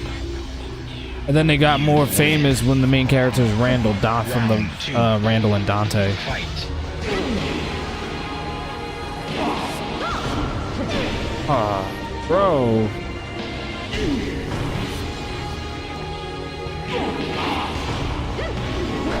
Oh shit! Why did I do that?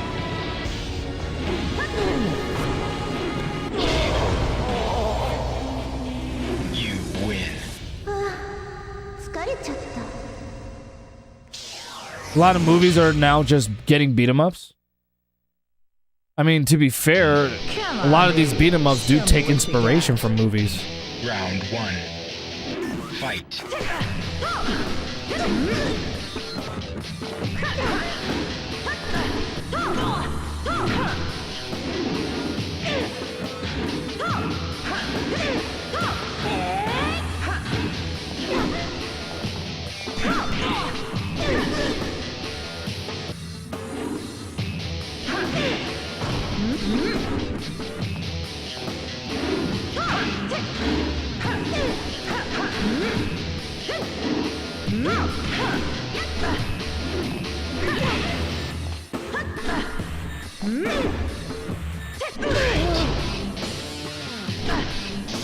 Terrifier got one, which is actually great. Terrifier got a beat 'em up. Oh my god! A friend of mine would actually love to hear that. Win. Round 2. Fight.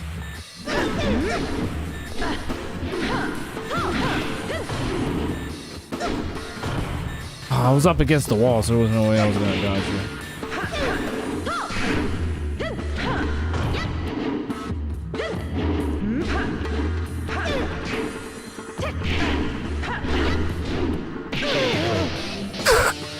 Wall Rising 1 worked after doing her up forward 4-4 from her from her Phoenix stance. You win.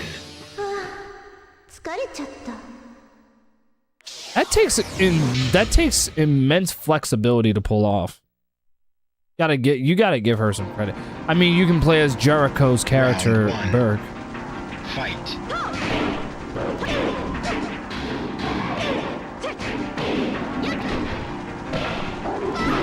Oh my god.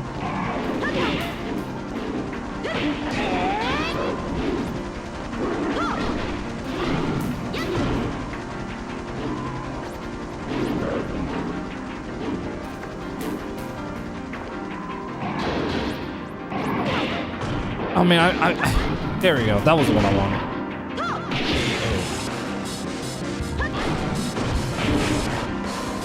You win.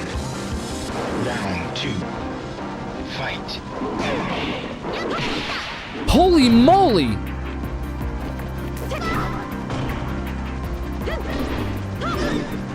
Oh my god, Kuma, you're pissing me off now.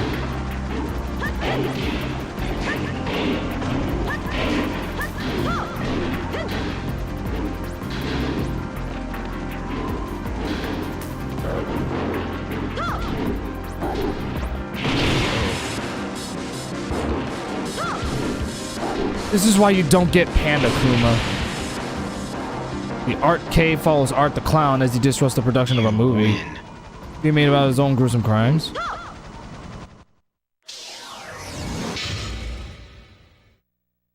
My friend would definitely, like, love that. Then again, I don't know how much of a gamer she really is, although she does love Mario Kart Double Dash, though. Kind of picked up on that. And plus, she does attend a gaming con, too, on top of that. I'm sure that she's... Plus, me and her have had conversations about games we've played in the past, and plus, she's big on Batman Arkham series and stuff like that. I'm sure, given that she's a big Terrifier fan, and she was the one who recommended me Terrifier in the first place, she would definitely love to hear that.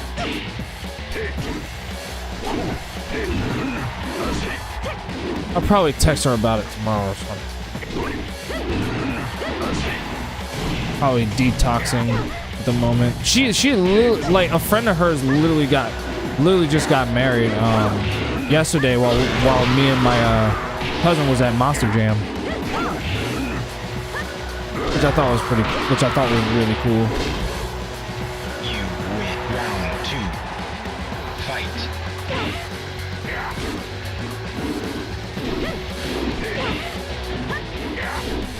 Oh my God.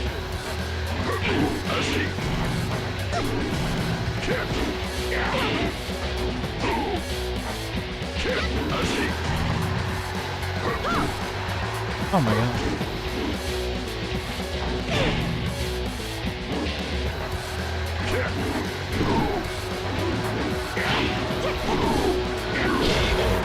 Ah! Back 4-4 into her 3+4 from the rack stance. That's like how many playthroughs have I did in one stream just of this game? But that's because I just love Tekken 4. It's so fucking good. It's really, really good. But then again, you're talking to someone who's a big fan of the series, so is it even a shocker?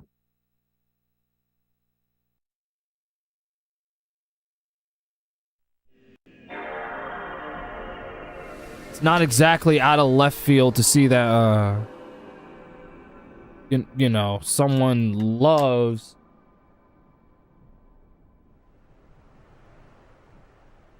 definitely not out of the blue. The beat 'em up games for me have been a good stress reliever for me.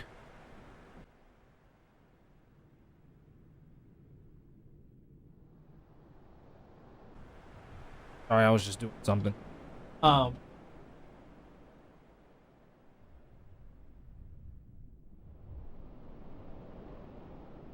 Definitely.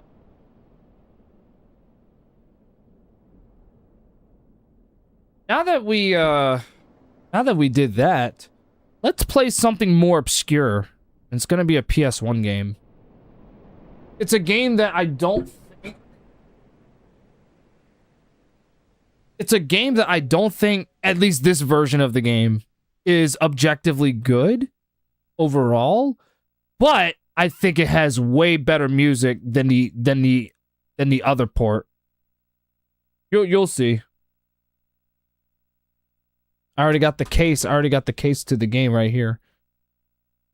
Yeah, I remember as a kid, I never had the original case to the game, but now I do.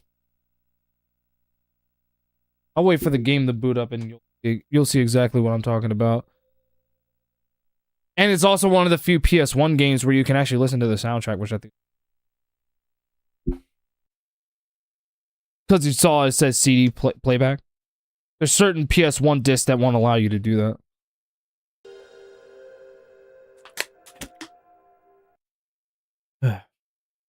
Now I gotta add one to my collection list. I just got Call of Duty, the big red one.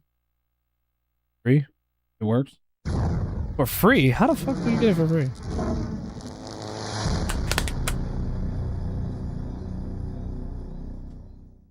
That's crazy.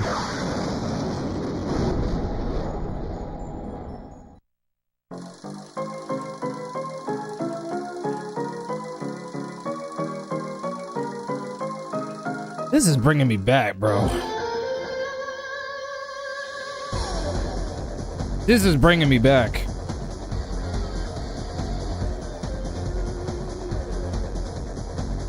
Yeah, I know, it's a little trippy video, but there you go.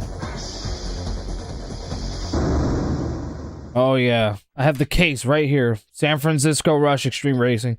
The Nintendo 64 version, which I own, is definitely more faithful to the original arcade version of this game. But the PS1 version is so different.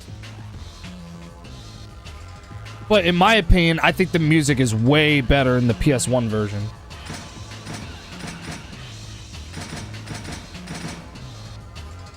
I feel like a lot of people didn't keep cases back in the PS1 days for some reason. A lot of people used to keep those in zip-up CD holders. I know, ABBA, because I was one of them. I had the Metal Gear Solid 1 CD holder I used. Marketplace customer was charging $1 for it. I came over to get it, but he fell asleep, got back to me, just gave it to me. Oh, seller. Yeah, it's like, but yeah, this version of San Francisco Rush, this was actually the first time I ever experienced San Francisco Rush was this port of the game. It's one of the most underrated racing games, in my opinion, of the genre, because of course it originated from the arcade. The arcade version was really fun. It was actually a really fun game. It may not, I don't think it objectively ages well compared to other racing games, but I still think it's a fun one that you should try out. Although I don't exactly recommend the PS1 version, because the graphics were definitely inferior to both the arcade and the Nintendo 64 version, and the handling was, I mean, I'm gonna be as frank as I can be. The handling in the PS1 version is pretty dog shit. Pretty dog shit. The reason why I still kind of have a soft spot for it, though, is because I played this at a young age. This was my introduction to the Rush series, which had Rush 2, where you could race it all around the world, which I also have on the Nintendo 64. And then there was San Francisco Rush 2049, which is my favorite one of the series because of the futuristic setting. I'm always a sucker for that. And then the final game, which I actually owned for the original Xbox, LA Rush, which was essentially trying to cash in on the cartooner culture of the time when, you know, Need for Speed Underground 2 and Midnight Club 3 were like the big games of the time, like as far as racing games. But anyway, enough about that. I usually love doing the extreme races, but the thing is that if you even blow up even once, you do end up losing. But then there's circuit mode. There's one player game. I might do just for the sake of showing the game off, we're gonna do we're gonna do Grand Prix mode. I don't remember Grand Prix mode being that long at all. Or yeah, I just don't remember. It says on the back of the cover that it's 16 challenging tracks, which is kind of bull, but they don't, because there's only 4 tracks in the game, but you can do it either in forward and reverse. Well, because I don't know how long Grand Prix mode is going to be, I just don't remember. I actually don't remember how long it was.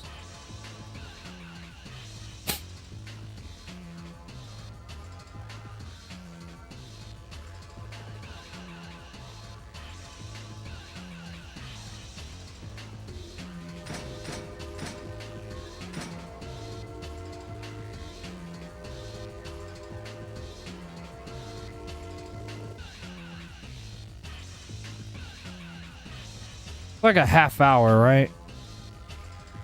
Like if you were to go like all together, so it would be like roughly a half hour, because it would last for, I forget how many races it lasted.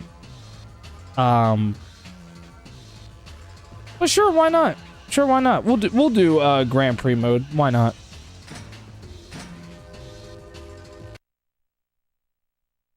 I mean, if I'm gonna do a variety stream, I might as well show off these games as much as I can.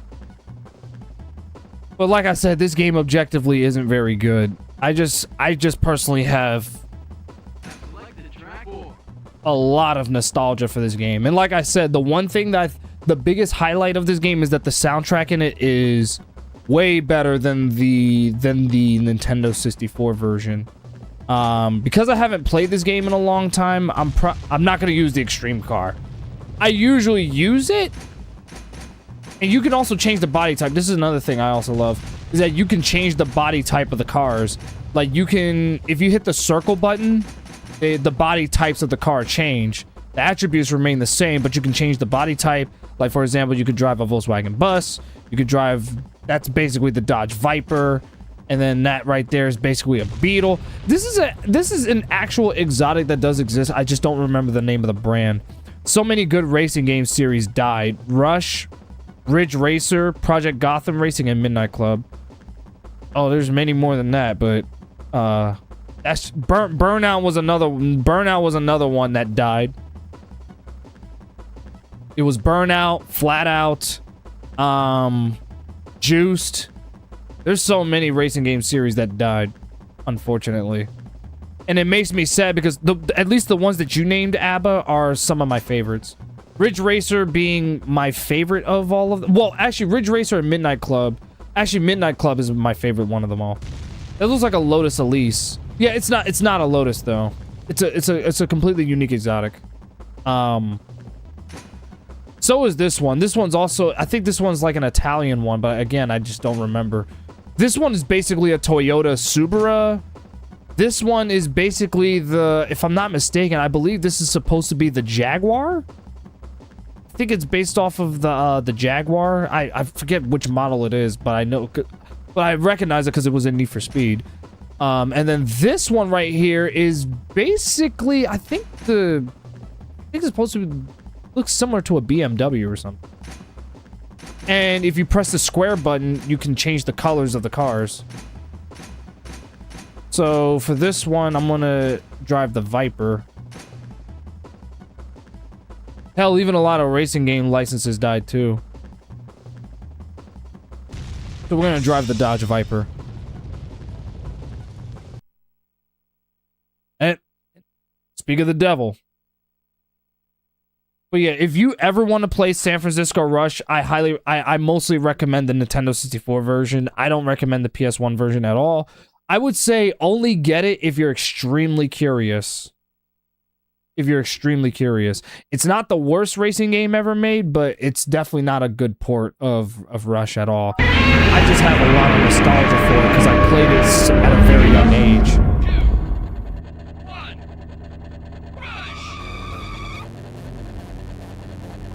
Like, you can kind of see it. The graphics are inferior to the arcade. And the handling leaves a lot to be desired. Like, it's playable, but the handling definitely isn't the best. Like, objectively. The music, however, though...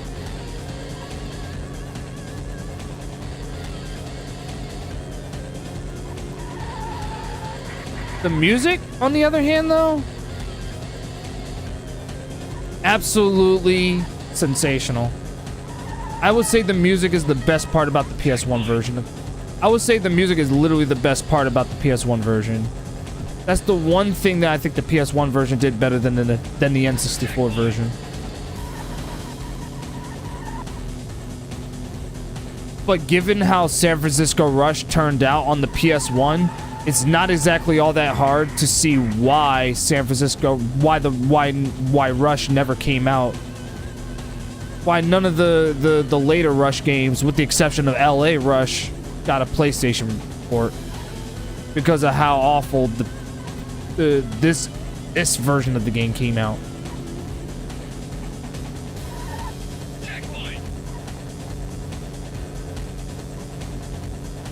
But like I said, when it comes to the music, though, the music in this game is so good, I have it on my playlist.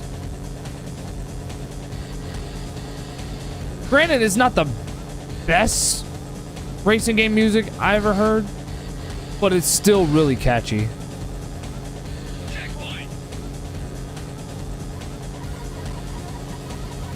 This is actually this one is my second favorite music track in the game. Watch out for those trolleys. Or tram cars, whatever you want to call them. And I ran into one.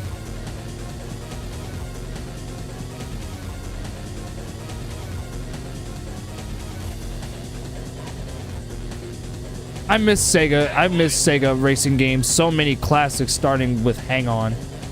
Oh yeah, the Sega racing games were fire. Daytona USA, Sega Rally, Sega GT.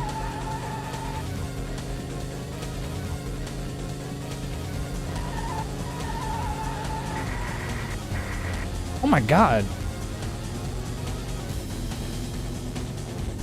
As far as rubber banding goes, I don't think San Francisco Rush has an issue with that at all.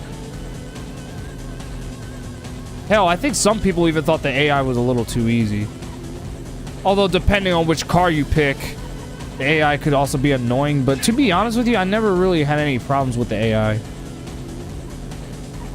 I think the only time the AI ever got really bad is if you played with the extreme car, because the AI would literally have the same amount of speed you have, even if they're playing as a slower car. As a way of like balancing out the difficulty. So even if they're playing with the beginner car, which is the slowest in the game, their speed would match yours. Even though you're driving an extreme car. So that's part of the imbalance of the game. But hey, it is what it is.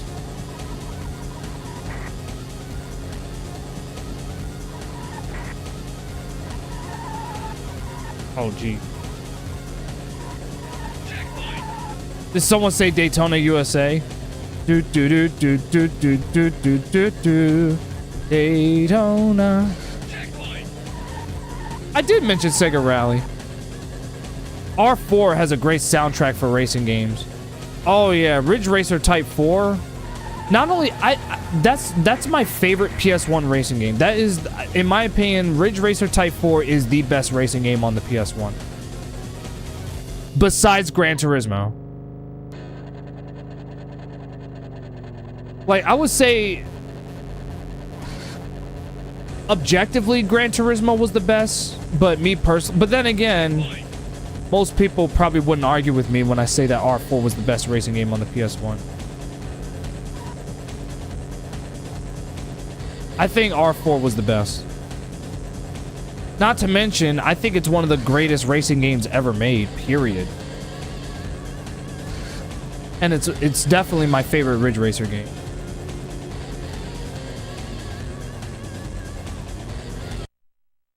Made that Castrol Oil Toyota Celica car famous. If I had enough money, I'd be seeing it. I would love to go to a race at Daytona. The track is beautiful.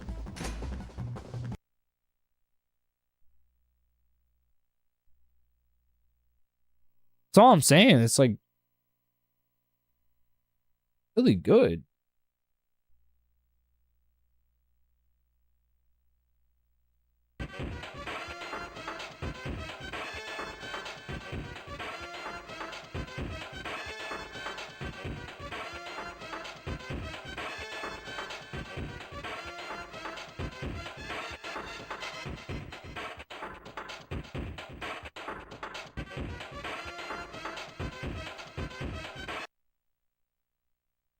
Sega also made the initial D arcade series of games. Yep.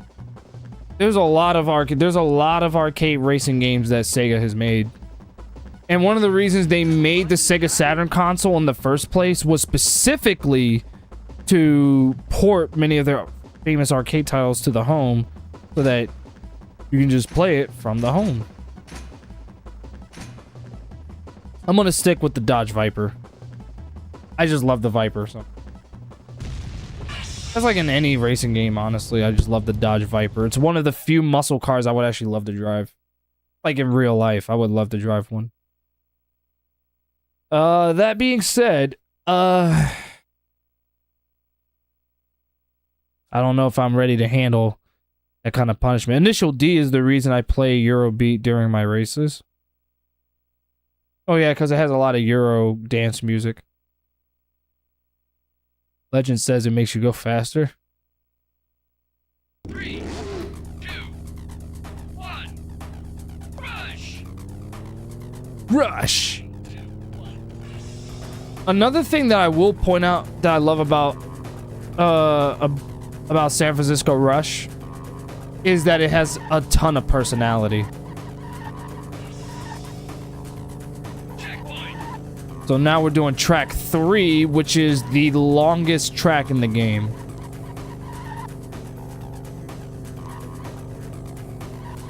The shortest track in the game is first level, but this is the third one. This is the third level. This one's the longest track in the game. Not the hardest, but the longest. That would go to track 4. Track 4 is like objectively the hardest.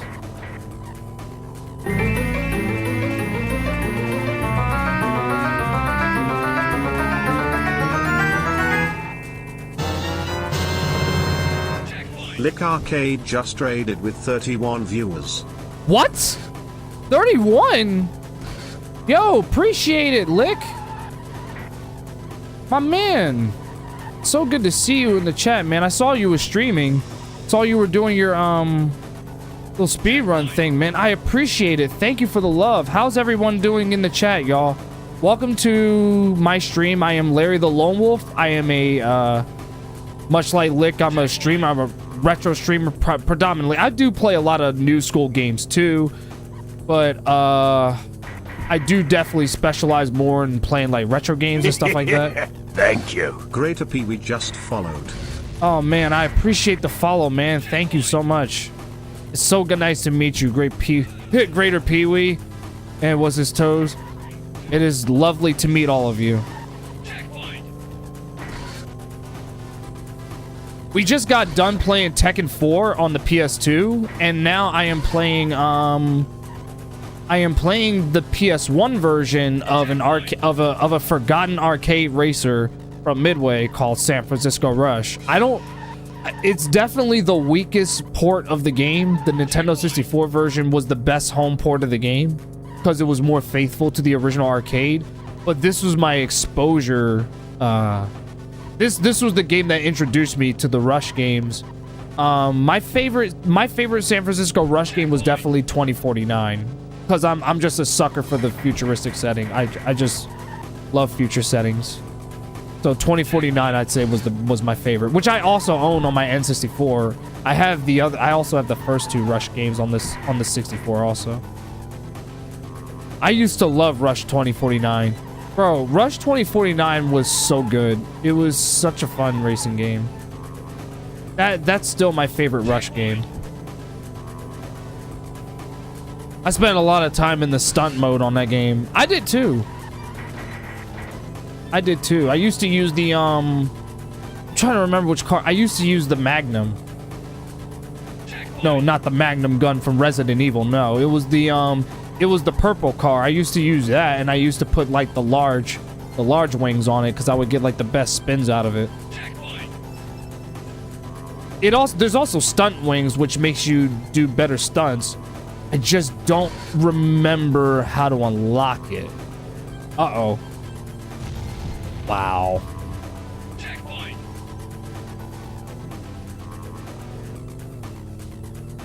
That's the only thing that hurts San Francisco Rush is the fact that it age definitely has caught up with it. Like, I can definitely see why back then this game was, and plus, like I said, I played it as a kid, so I know exactly what made it good. The thing is that it's one of those games where age kind of hit it like a truck. And age is single-handedly what hurt the game. Which that's pretty common with a lot of retro games. How about that? Hey, man. So you're definitely not wrong about that. And it's sad, though, because it's like, these are games that I loved as a kid. But, you know, sometimes, you know, with time, age catches up. The good news is that a lot of retro games, there are a lot of retro games that have stood the test of time, which is good. But again, there's always at least one or two, maybe even at least 3 games where age caught up to it, where it's like back then when you were a kid, you were like, man, this is great, and then come to find out, it's like you play it now as an adult and you're like, damn, it's not as good as I remembered it. Which I'm gonna ask this to anyone who's watching the stream right now. Can you name at least, I'll give you, how about 3 games? Maybe 2. Start out with 2. We'll start out with 2 games. Can you name at least 2 games that you loved a lot as a kid, but you came back to it as an adult now and you're like, oh, it's not as good as it used to be. It was like a game that you loved as a kid and then you came back to it as an adult and you're like, oh, it's actually not as good as I remembered it. One game that I can definitely that comes to mind. Oh my god. Oh yeah, and the fact that you can't even go in reverse in the PS1 version is so stupid. Critical Velocity, Rave Racer, and the Thrill Drive series. Age, it had a lot of competition at the time. Early 3D games are like that specifically. Some age like fine wine. Yeah, I mean, I don't deny the fact that there's definitely early, 3D games that stood the test of time, right? Well, a lot of early 3D games, specifically action-adventure games, have definitely shown its age because of how much they've advanced over time. Like, for example, third-person shooters. Like, one game that I can recall off the top of my head that I don't think has aged well is the original Siphon Filter trilogy. I think the storyline, at least in the first game, was still really good, and the characters were still cool, but the gameplay I don't think has aged very well. And I love Siphon Filter, but the original trilogy, I don't think the gameplay has aged very well. Because I would say Dark Mirror and Logan Shadow on PSP, those 2 games, they've aged like fine wine. Those 2 games are easily the best of the Siphon Filter games. Like, I can come back, because I think I replayed those not too long ago. I think I replayed it like last year, and they were still just as fun as I remembered them. Like, the combat's really good. The graphics for at least the handheld were still really good. And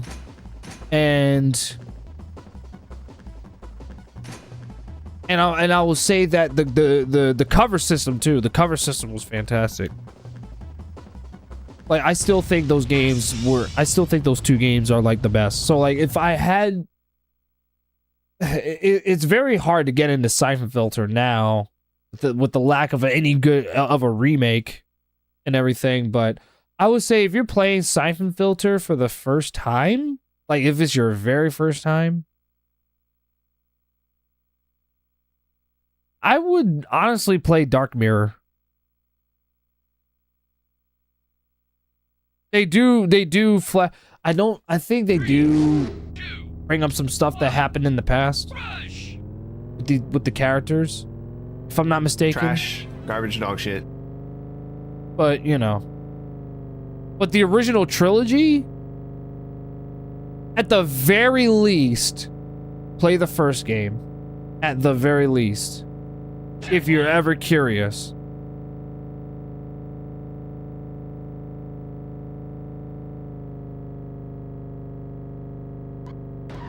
I just now realized the music is not playing.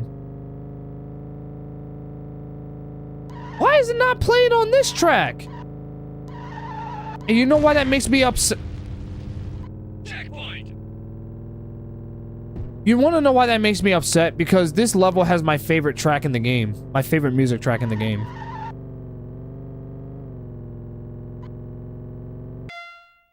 So I'm gonna have to pull a plan B. And I'm gonna play a Ridge Racer song for y'all.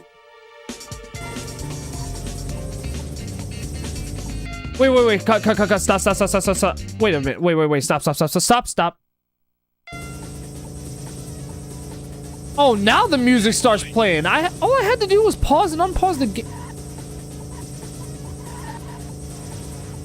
You're literally seeing firsthand how jank this version of the game is. The other game was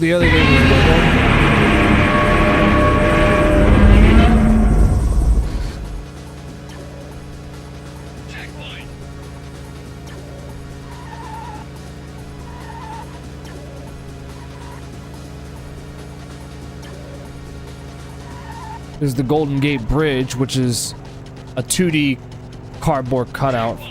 Well, they only did that because of the hardware limitations of the PS1. You ever go back and play Tomb Raider 1 and 2? Definitely rough. Oh yeah, you want to talk about games that haven't aged well? Tomb Raider. Like the originals.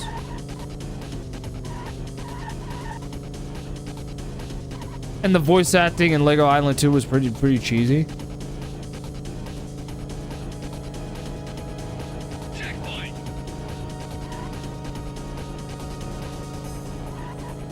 I'm still amazed at how decently I'm actually playing this game. I haven't played this game in years. It's just been sitting in the back with the rest of my other retro games on my cabinet.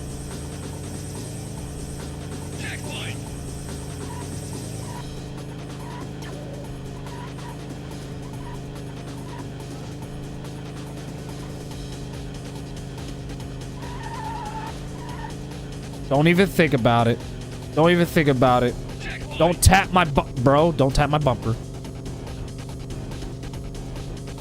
The voice to start the race took me right back. 3, 2, 1, rush!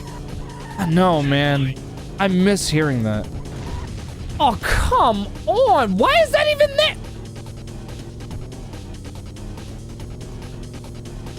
Let me chill out. It's okay. It's okay. It's okay. It's okay. It is what it is.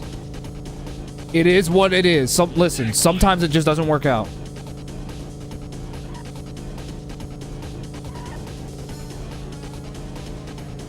I love this part of the song.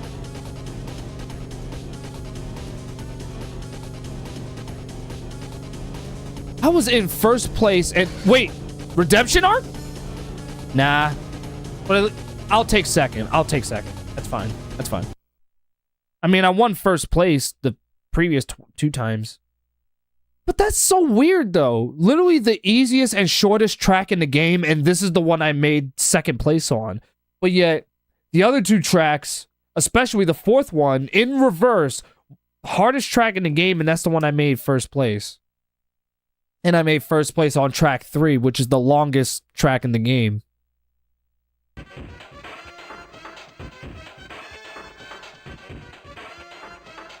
I'm still leading in the Grand Prix, though, which is all that matters to me.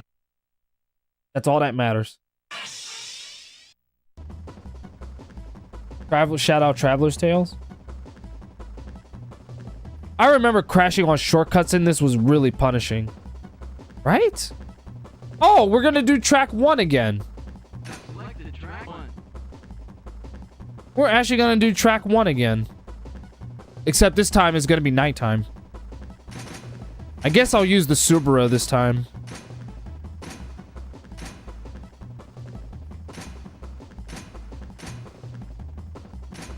We'll drive a red Toyota Subaru. How about that?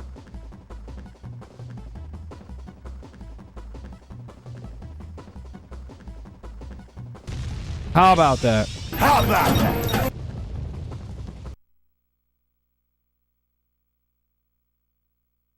You know, I even thought about putting on Gran Turismo. I feel like I should, especially if I'm doing a Friday stream. Oh, God.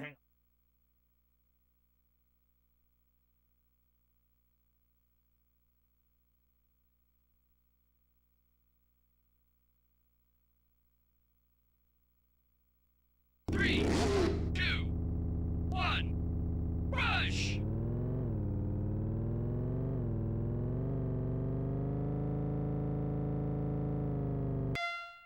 Wait a second. Hold on.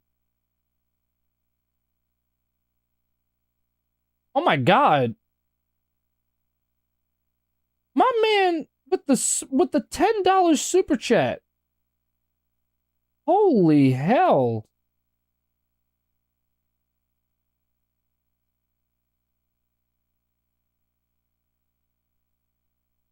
Wait a minute. I don't know why it's not showing up for me right now. I mean, I see it on the thing. Just a minute. My thing's acting weird. Just a second.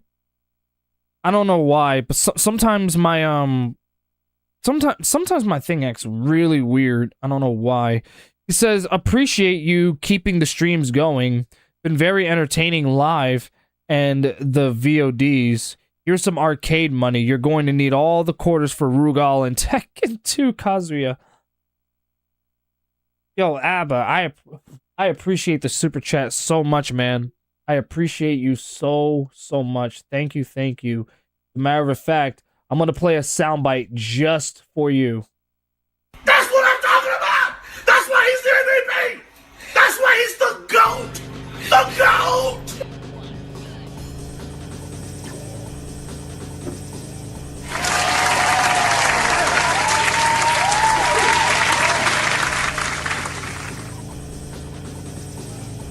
Y'all already know I never ask for any donations. I never do. I always leave it up to the viewers. I always leave it up to your own free will.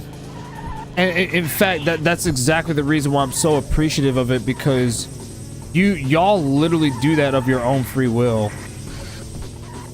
And y'all, I don't think y'all really fully understand how much I appreciate y'all so much. One of the reasons why I love streaming so much is the fact that I get to entertain all of you, and I try that to the best of my ability. One of the reasons why I feel like I'm getting better at doing this is because I typically do pay attention to streamers who are better than me. I try to and I use them as a good source of inspiration to help me perfect my craft. And I'm always open to constructive criticism on top of that.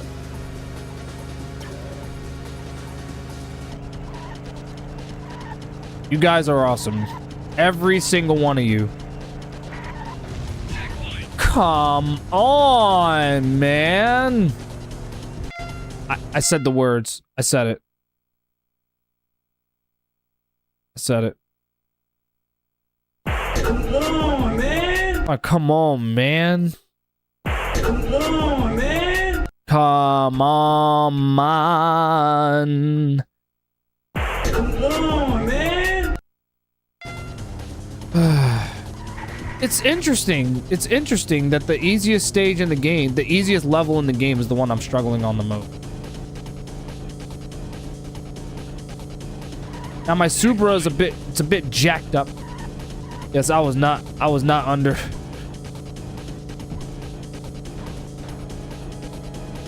No, I seriously appreciate y'all. And I'm trying my best to keep the streams going. I'm trying my best. Just got a lot going on. If anything, doing these streams actually helps me get away from some stuff that's been stressing me out. Some stuff. There's a lot of stuff. But the streams really help me go through it. It's the perfect escape from reality that I need.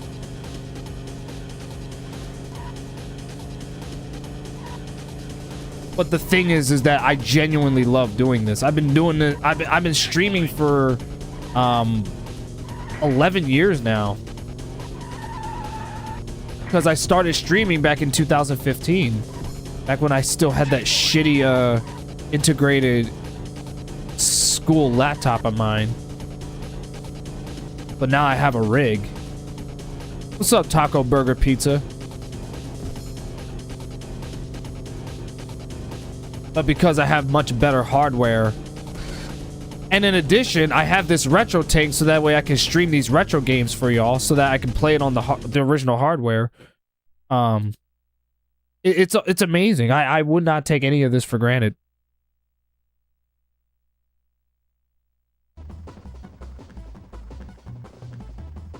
Honestly, considering I haven't touched this game in literal years, I'm surprised at how well I'm doing. Thinking about racing games is making me think about Tyler Riddick. He won 5 out of 9 races.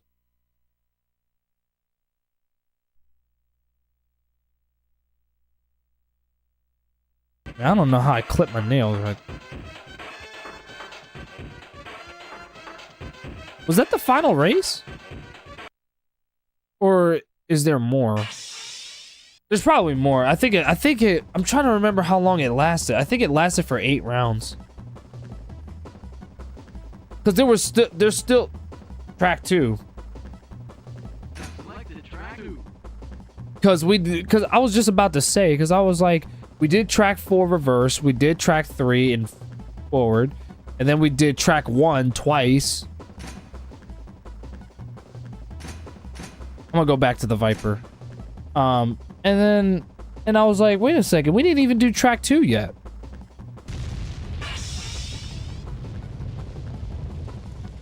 I think it's either 6 rounds or 8 rounds.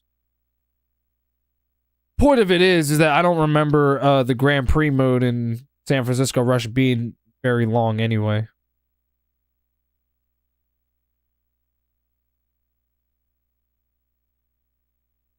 Which even then, even if it was.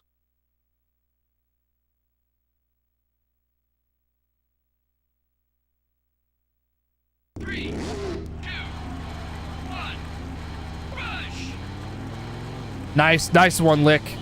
3, 2, 1, rush. You want to know something? I'm surprised that am so glad I'm not the only one who remembers San Francisco Rush. Or just Rush, period.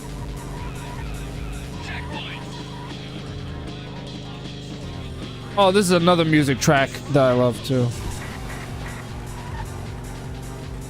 Track 2 isn't too bad. It's not the hardest, but it's also not the easiest. It definitely falls somewhere in between.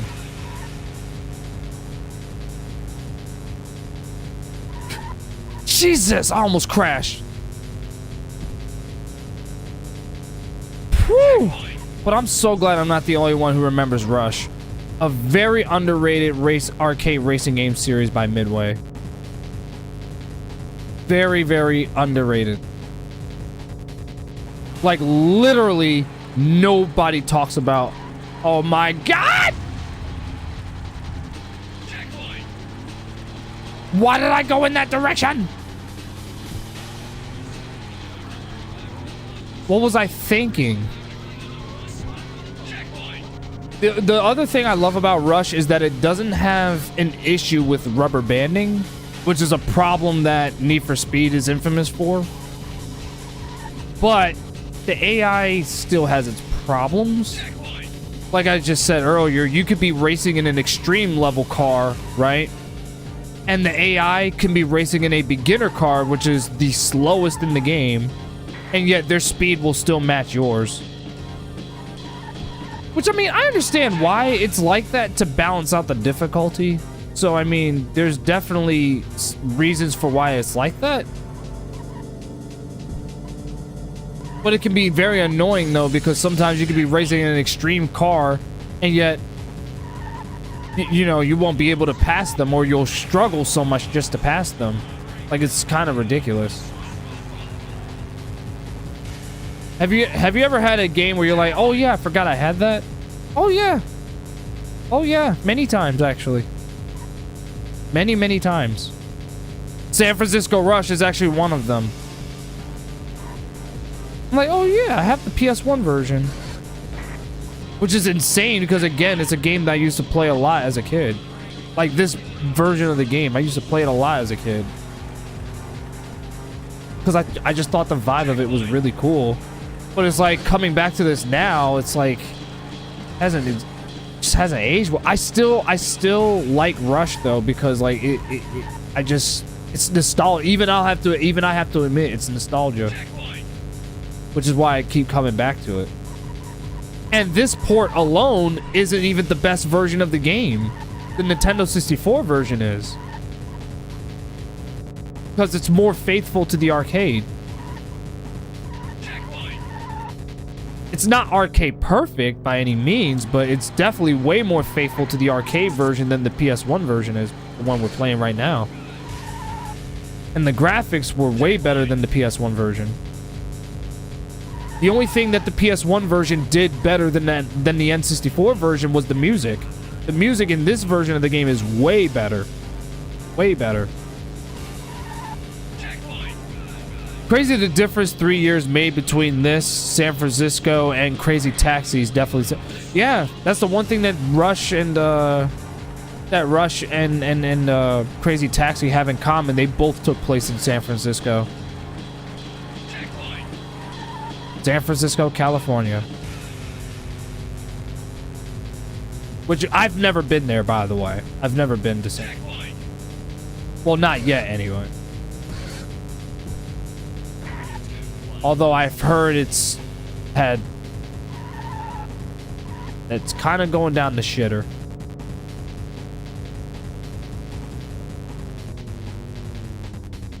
I think I played Rush 2 the most out of the series. Well, Rush 2, that's the one where you race in every part of the world. Well, not the world, but in the USA. Like, you can race in Las Vegas, you can race in New York, you know.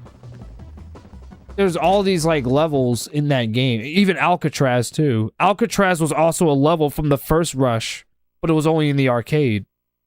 It was not in the home ports of the game at all.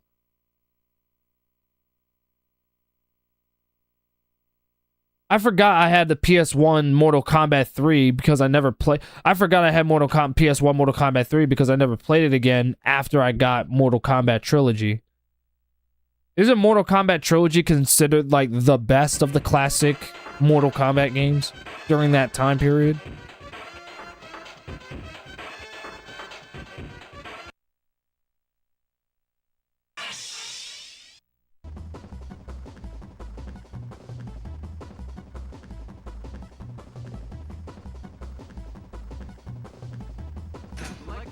Oh, well, now we're doing it forward this time.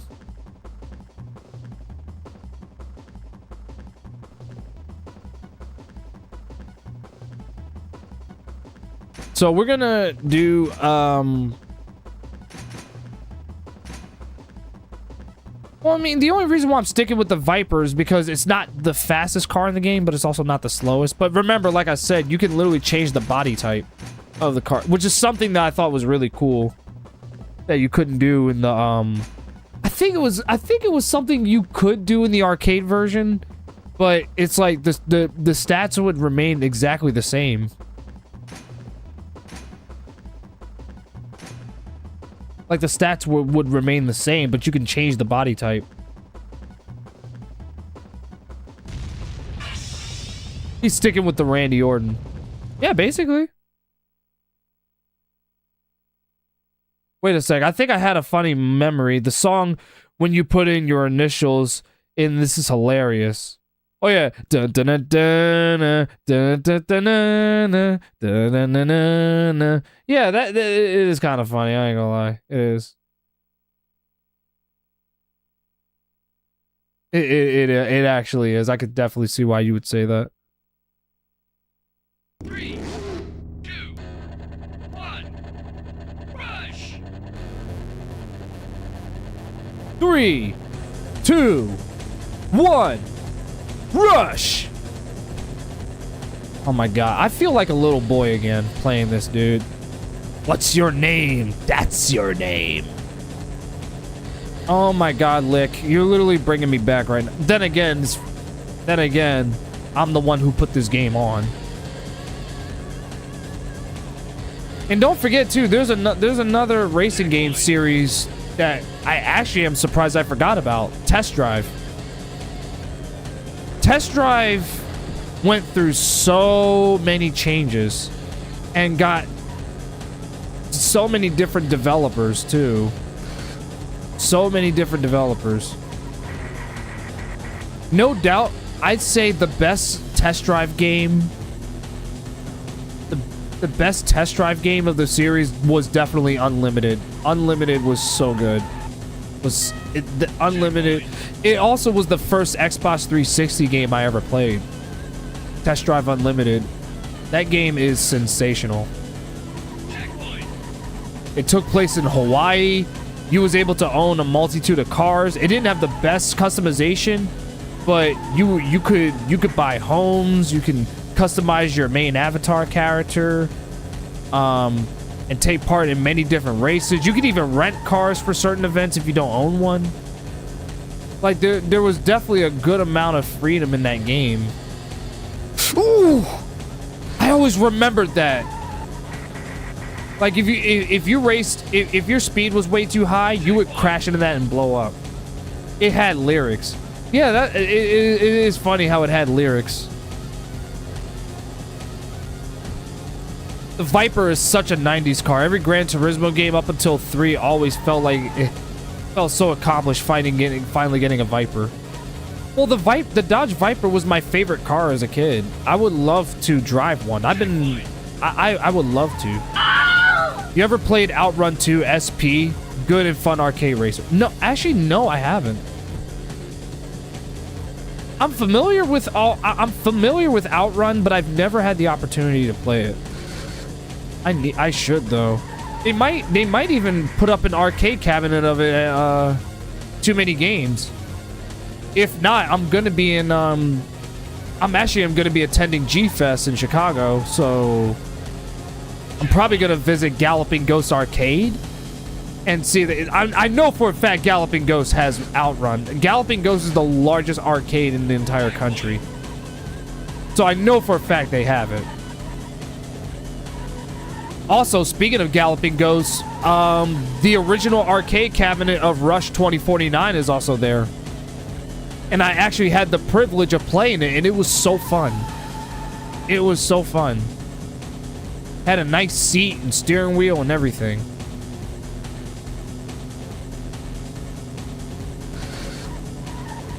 That was the first time I had ever played the original, like, authentic arcade cabinet of Rush 2049. Because I always played the N64 version and the Dreamcast version. Galloping Ghost is so sick. It is, isn't it? You've been there? I love Galloping Ghost Arcade. It's literally the best arcade place I've ever been to. Never have I ever felt like I was a little boy again until I went to Galloping Ghost. The best part about it was that when I was there last year, I saw parents bringing their kids over there, and they were having a blast. I even had a great conversation with these two sons who were really good at Dig Dug. And I was like, wow, you actually love Dig Dug and everything? I'm like, dude. And keep in mind, these kids are definitely way younger than me, obviously, right? But it's like, seeing these a generation younger than mine, that being Alpha, and they're enjoying these games is so good. Although they might be late Gen Z, but I'm not sure. Either way, I'm just glad that there's kids who are enjoying all these retro games like I do. Ah! Why would you line up 4 of them like that, bro? Oh my god, I'm gonna lose. I'm gonna lose at the last second because of that. The AI is already catching up to me.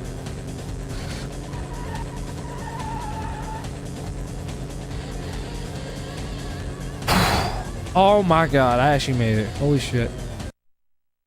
Long time ago, 2011? Bro, you gotta go back up there. You gotta go back up there. You gotta go back up there, bro. Galloping Ghosts is just so phenomenal. I love... It is literally the greatest arcade I've ever been to. The best part about it, it's only $25 to get in for the whole day. Kids playing almost 50-year-old arcade games still. Exactly. Exactly. Because these games have aged like fine wine. They may not exactly be games that you could sit down and play and beat, but they're games that even I find myself coming back to still.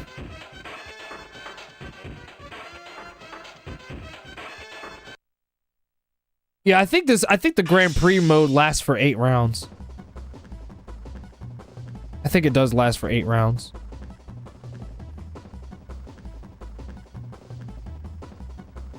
Oh, now we're doing track 2 in reverse. In daytime. Wait a second. We already did it in reverse before.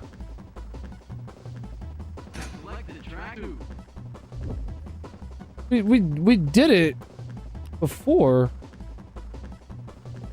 in reverse, but now it's like, well, either way.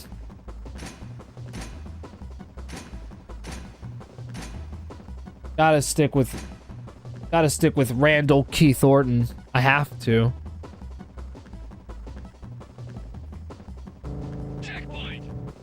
Oh crap, sorry about that. Sorry.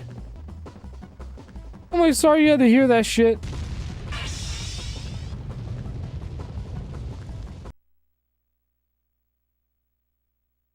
Sorry, I'm just peeking at something.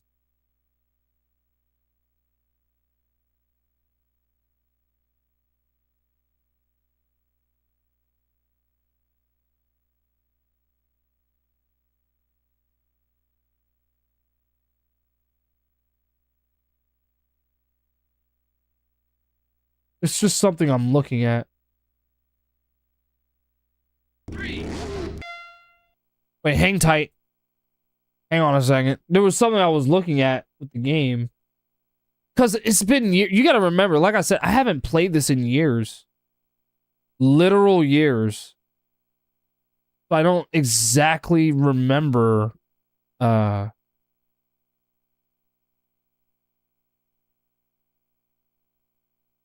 I don't exactly remember how long it was.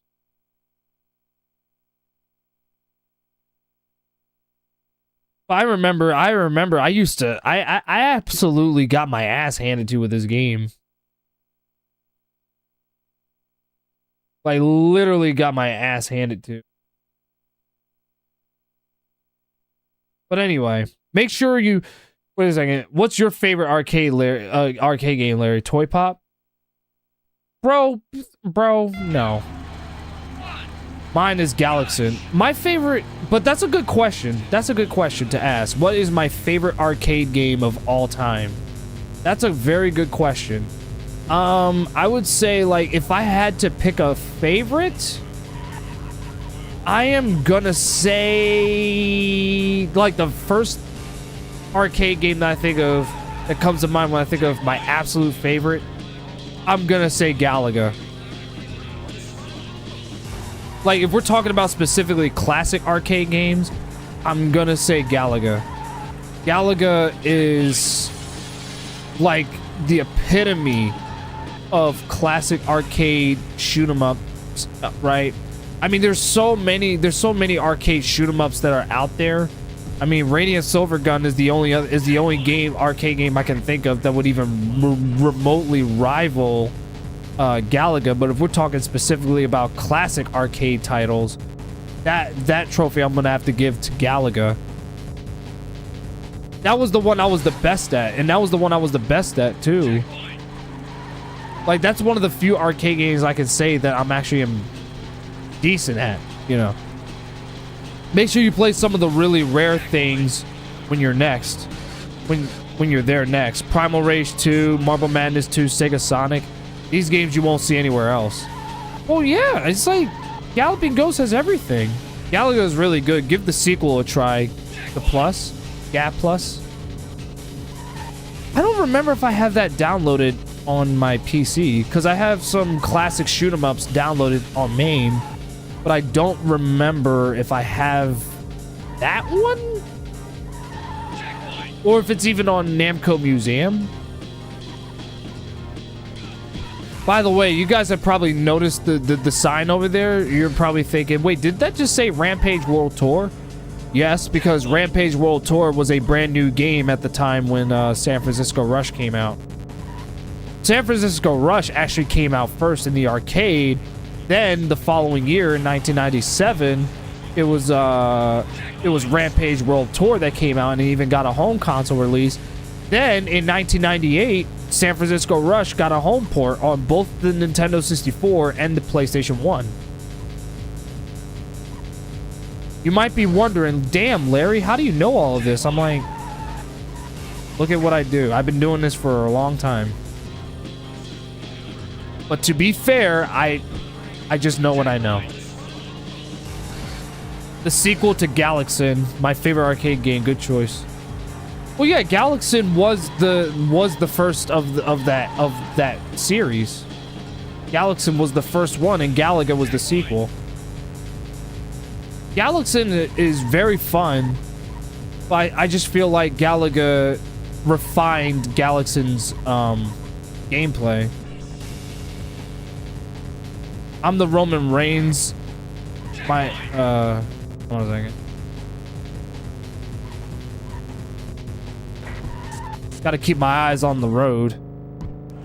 Very important, y'all. Keep your eyes on the road. I'll probably make this one my last race. And then I'm gonna put another game on.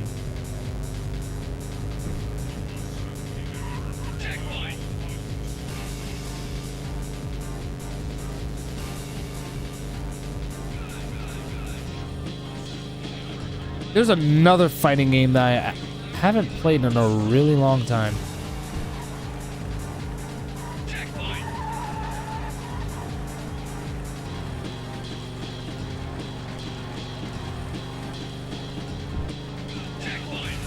I'm debating on whether or not I should still use the controller.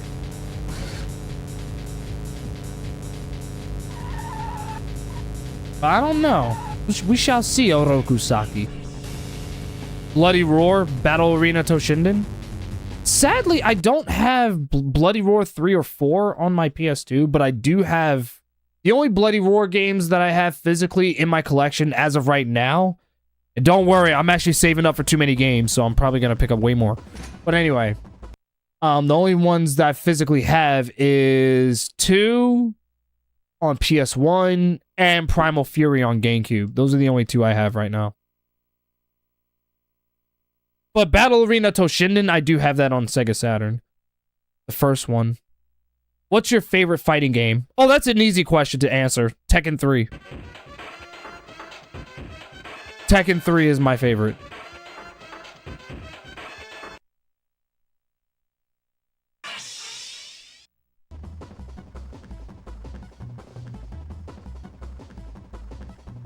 I'm going to assume this is round 8. Oh, now we're doing this in reverse? No, but like I said, I'm going to make that my last one. I'm pretty sure it lasts for 8 rounds. But I don't want to be on here for too long.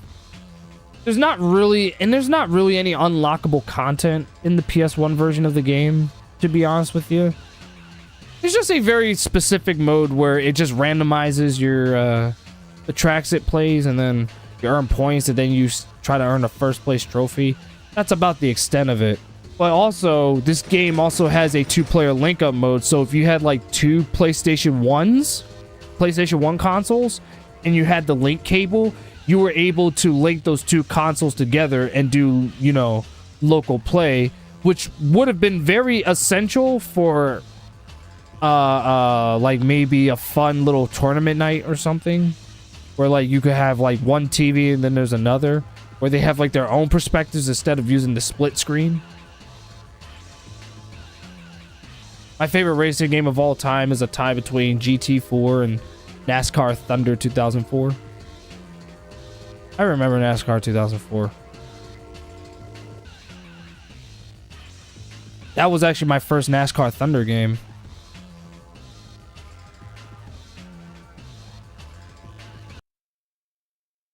What's up, Dante? This must be a super popular game if you have 25 viewers. Actually, it's not. It's actually not. The only reason I have this is because of Lick Arcade. He rated the stream. I was playing Tekken 4 before I even put this game in. This place where I go to, the beach, has Tekken 3, and that machine is always busy. See, that right there is a popular game, Tekken 3, which I could put on right now if you want me to. I just don't remember where my where the fuck are my arcade? Hold on a second. My memory cards.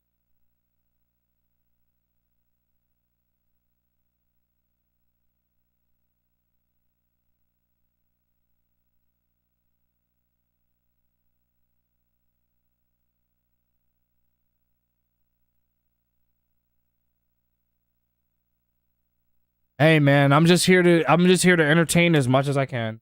I'll still put Tekken 3. Funny, y'all brought that up. That wasn't even the fighting game that I wanted to put in. But because you brought up Tekken 3, this is all your fault, Abba. This is all your fault. You brought up my favorite fighting game of all time. I was actually gonna put in Soul Calibur. But then when you brought up Tekken 3, I was like, you know what? Let me play some Tekken 3. I need to feel good. Because the thing with Tekken 3 is, I love this game so much that I will not shut up about it. I will not. Let me see if I can find my memory card.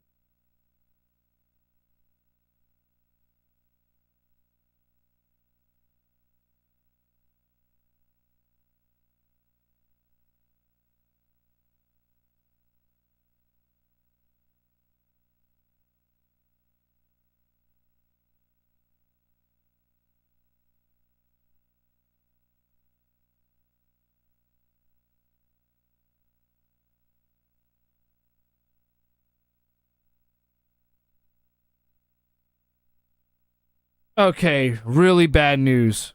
Really bad news. I don't know where my fighting game memory card is at. It's like a gray memory card, PS1 memory card with like a black sticker on there. It had all my fighting game data on it, and I can't find it. I for some reason cannot find it. I'm a little heartbroken now. Shit! Excuse me for cussing. I still remember I pre-ordered Tekken 3 back in the day. It came with a white tee with Jin on it. Really? That's sick. That is absolutely sick, man. It makes me wish that I grew up during that time period to like experience the release of Tekken 3. By the time I was born, Tekken Tag Tournament was the new game. For context, I was born in 99, in case anyone wanted to know. But yeah, so it's just like, damn. It's like, damn.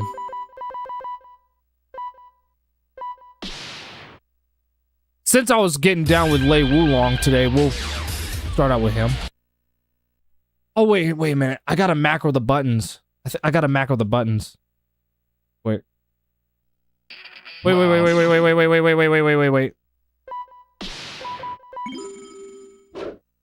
I gotta macro the buttons. I usually play with the arcade stick, but I'm playing with the controller today because I just feel like it. So I gotta.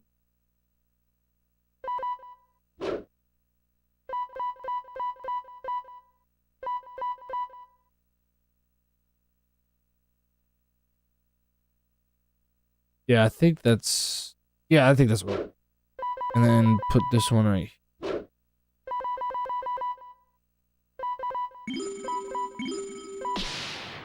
Yeah, I literally had to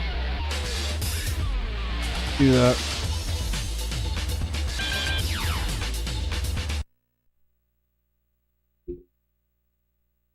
A t-shirt is crap tons better for a pre-order bonus comparing the in-game. I agree, what's his toes? I agree, toes.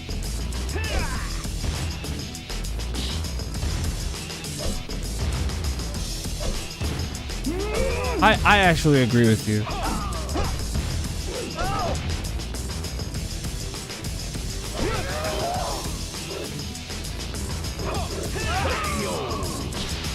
Round 2. Fight.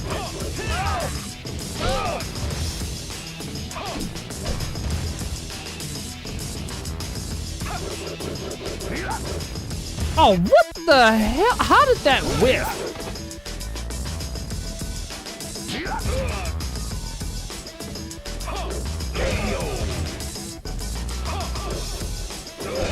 Final round. Fight. The last good pre-order I actually got was Fatal Fury City of the Wolves.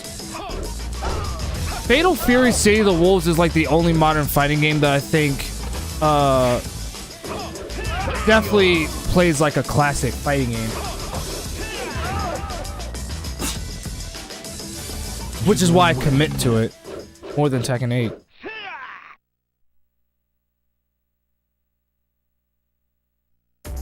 And not only that, but it also has better equity too, I would argue. The way it markets its season passes and all that stuff, way better than all the modern fighting games, even better than Tekken and Street Fighter. Round 2. Fight.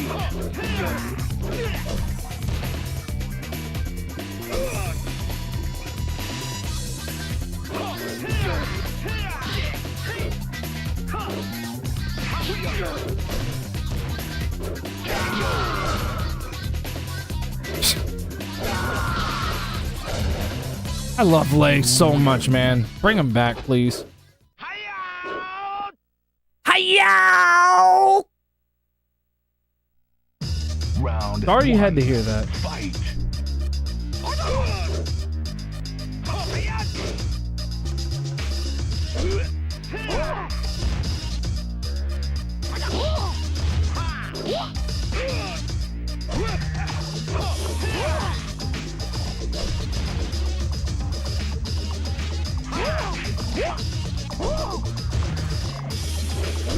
Oh man, I was in the dragon stance, but I couldn't get him.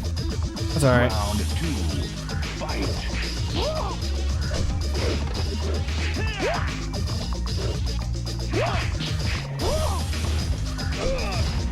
Fuck you, Forest Law.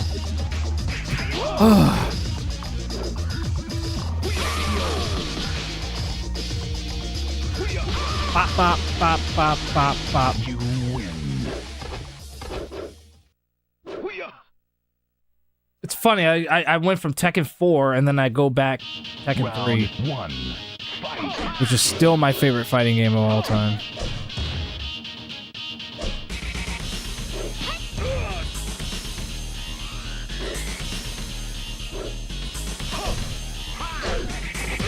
Damn it. Come on, Lei. Listen to my buttons. What in the... What on God's green earth just happened right there? That was an ugly situation.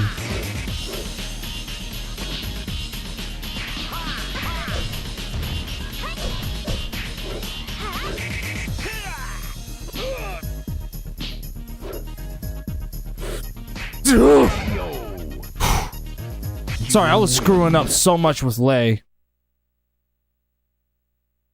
Hell, I've always had the option to make that move because I don't want to get more games to play. Plus, I'm trying to work further on my PS2 collection.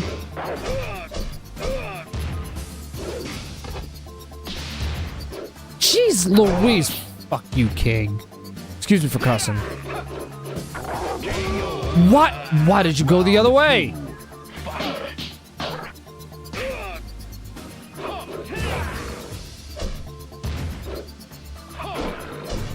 I don't think so.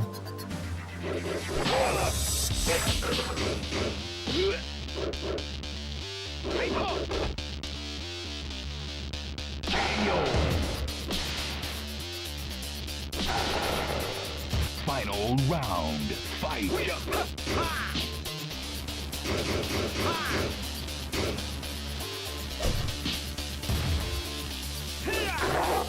Oh no! Why did he go for the fucking... God. I already have PTSD from that shit.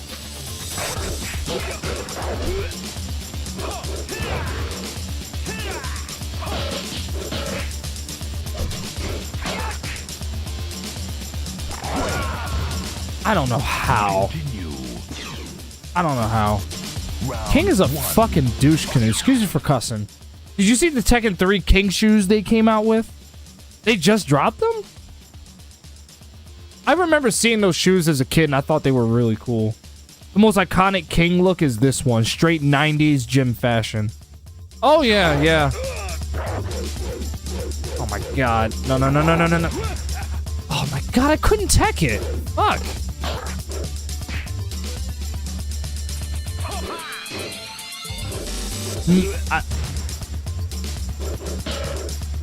Oh, my God. Round 2. Fight. I'm playing like booty juice right now. Why would you roll towards me, you jackass?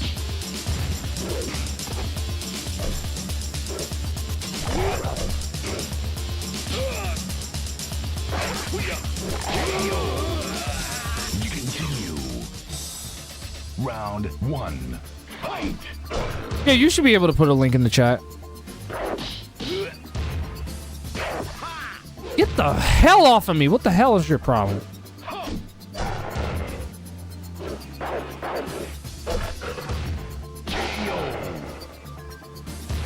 What's it? Double drop. Blah. Round 2. Fight.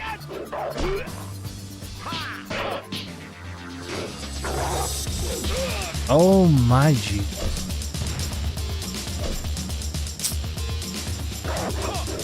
I don't think so. Gotcha!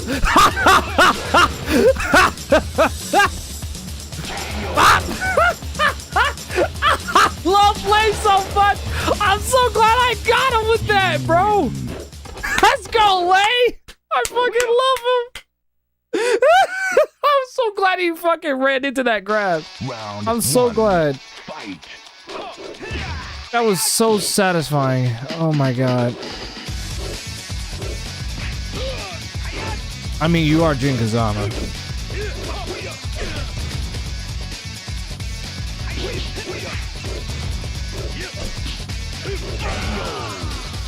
I kind of fucked that up, but that's fine. Kind of funny someone made them. Yeah, it's recent. Ow. I'll look at it in a second.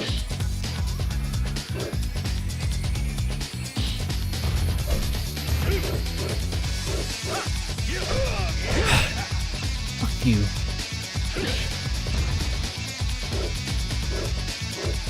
Oh, he stayed crouching, you.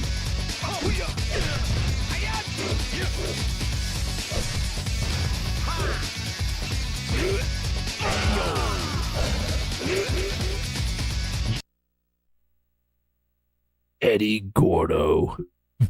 Eddie Gordo. One. Fight.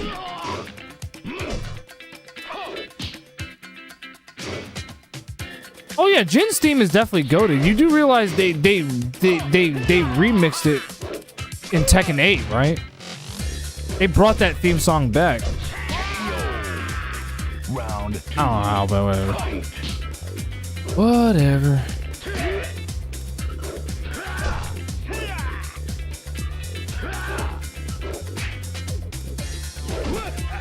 Will you fucking... You continue. Round. Sorry. Fight. Sorry, not sorry. Had to let it out one way or another.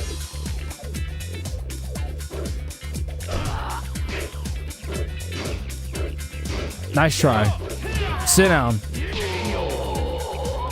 Stay down.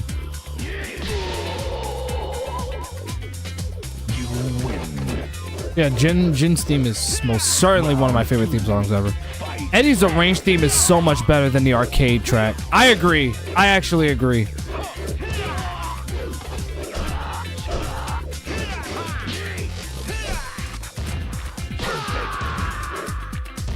I actually agree with that.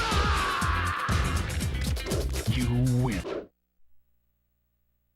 Oh, hi, Nina. Nina Williams. Fight.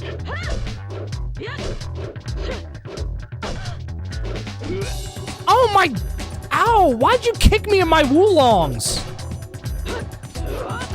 What is your problem? Sit down, you dumb bitch.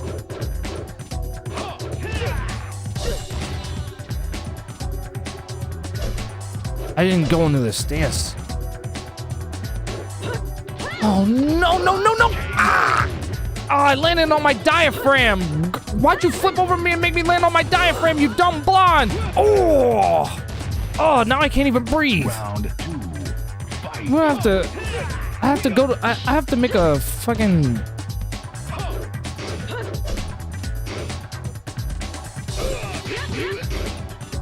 Come here.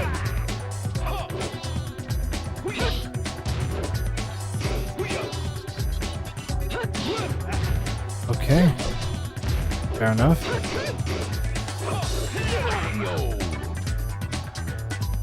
You perfected him right back. Yeah, he deserved that lick. The world's most unsuccessful assassin. I wouldn't exactly call her unsuccessful. I mean, yeah, she fucked up many here and there, but... Oh no, this woman's deadly. She is deadly. She's actually someone who I would never approach in public. I would never approach her. Because it is literally just how she is.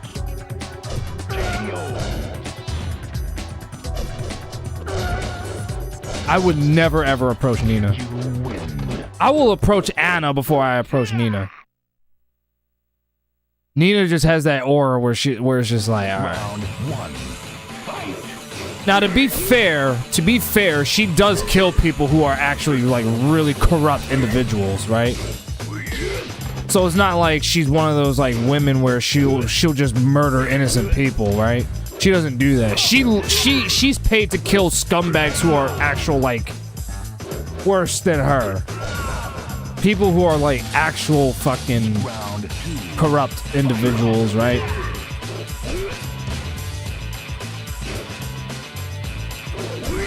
Oh my god.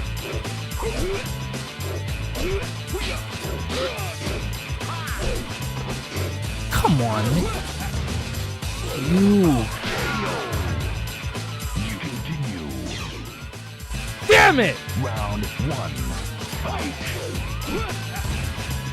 That's the only thing that irked me about older fighting games is that they would definitely read your input. Round 2. Fight. See what I'm saying?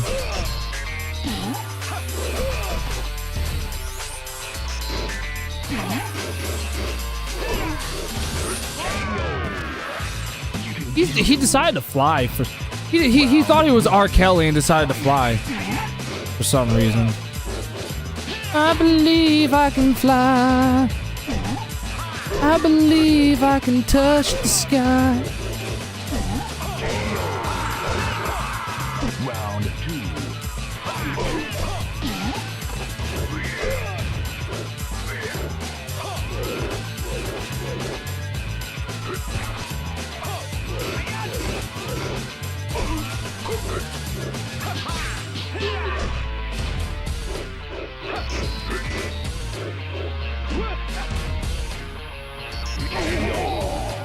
Asshole. You win. This actually breaks my heart, man. I gotta dig through my box so I can find where the memory card is. I hope it's just somewhere deep inside the box.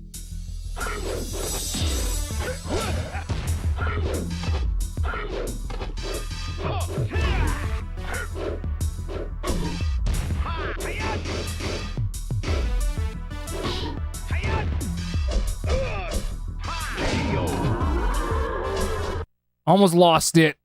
I almost lost it. Round 2. Fight.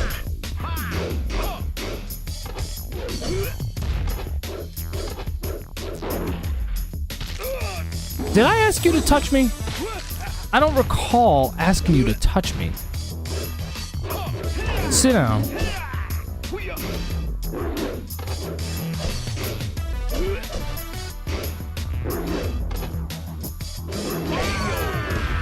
Oh my god, why am I not close to him?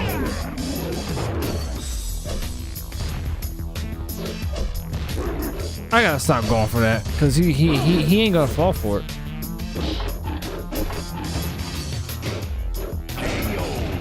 That's what you get.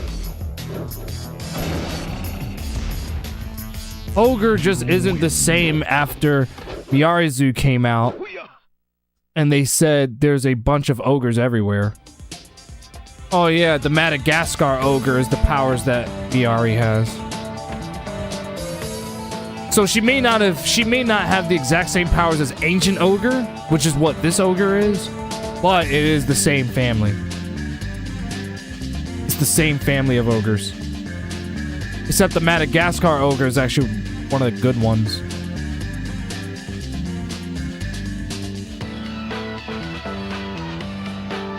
Ogres hate the people's elbow. He sure does. You notice that Lei Wulong gives him the most electrifying move in sports entertainment today, the people's elbow. See, I would do another run, but I already did Tekken 4. I just had to at least get one run of Tekken 3 out the way since ABBA felt the need to bring that game out. But then again, in his defense, I did say that Tekken 3 is my favorite fighting game when he asked the question.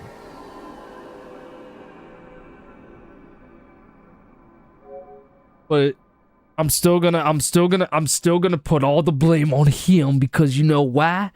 You ain't American unless you do not take accountability. No, that definitely ain't the American way. The American way is this. You must not take responsibility even if you are the one at fault. Yeah, that's exactly how you do it. Yeah. I'll stop talking like that. But what was I about to say? So what I'm gonna do now is that actually we'll definitely come back to the PS2 in a second.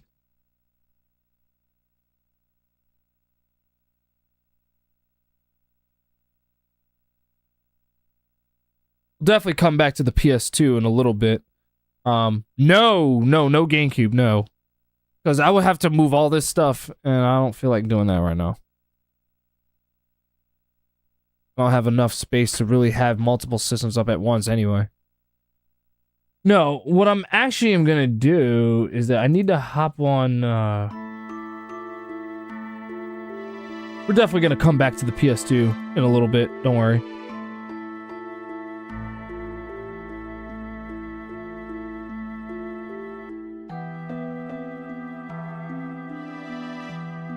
Actually, let me make sure that it's off so that I'm not,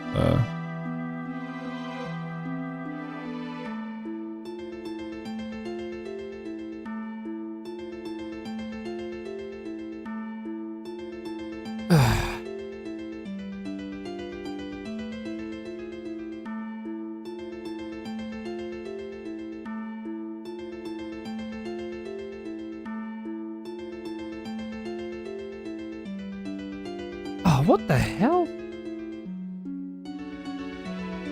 Yeah. Which is funny because like I haven't Final Fantasy VIII is a game that I've played but never beaten many times. But that's actually next on my playlist of games I'm gonna play through on the streams. After finishing Rebirth.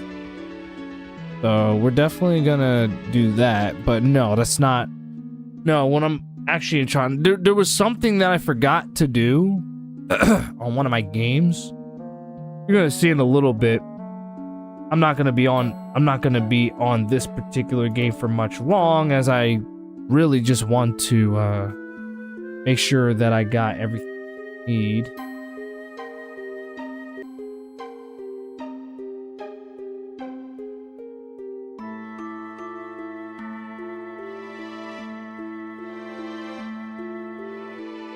At some point, I do want to do GameCube stuff as well. I just don't have it plugged in right now.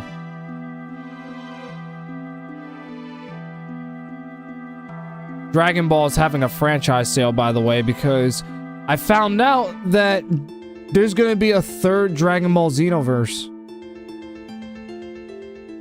How about that?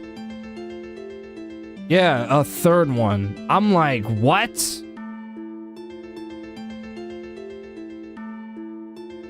right now, certain thing that's running. I only said GameCube just cause.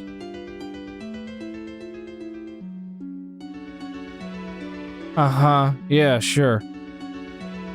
Yeah. Uh-huh. Uh-huh. Uh-huh. Uh-huh.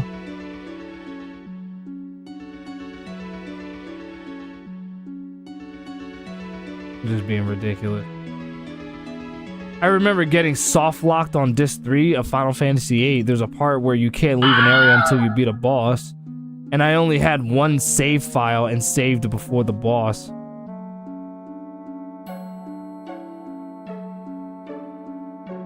Why would you do that to yourself, man? Dead or Alive Extreme Venus Vacation. Hang on a second. I just remembered something.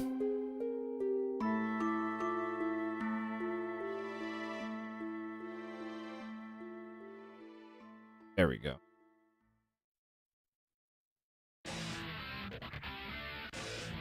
Magnificent!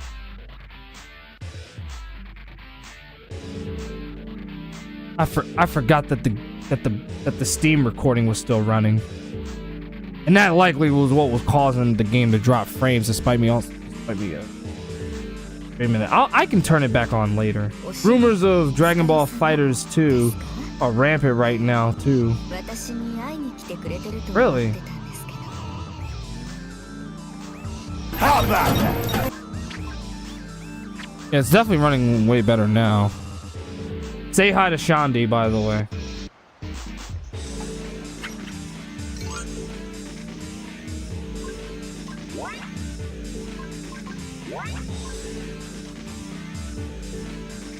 That's her.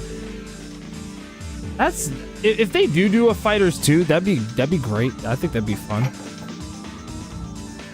But yeah, I already did a lot of stuff on this game earlier, but I just have to make sure that I got everything that I need before the event expires.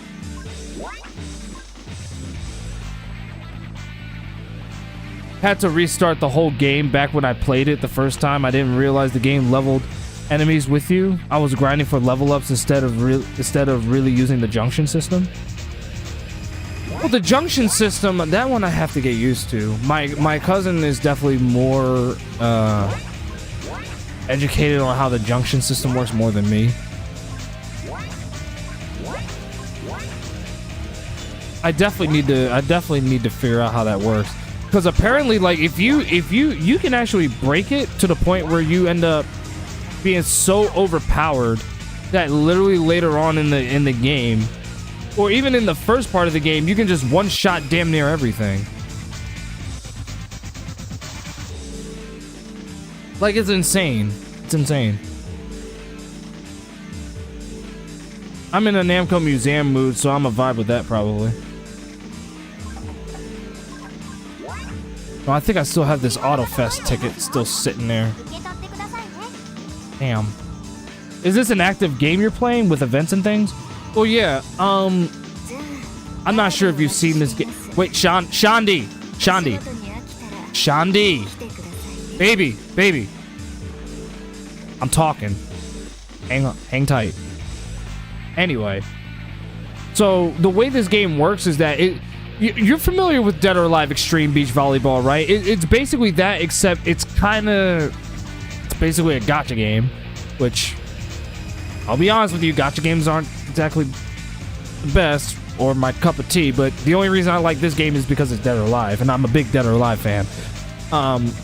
But also, it kind of has like a bunch of attributes and stuff like that. Like, the way it works, I can show you, is that all the outfits, beyond them just being, you know, skimpy outfits for the women to wear, they have attributes and stuff which determines exactly how well they play. Like, so and then these skills, you have to upgrade them also so that you have a higher chance of having these skills come out, right?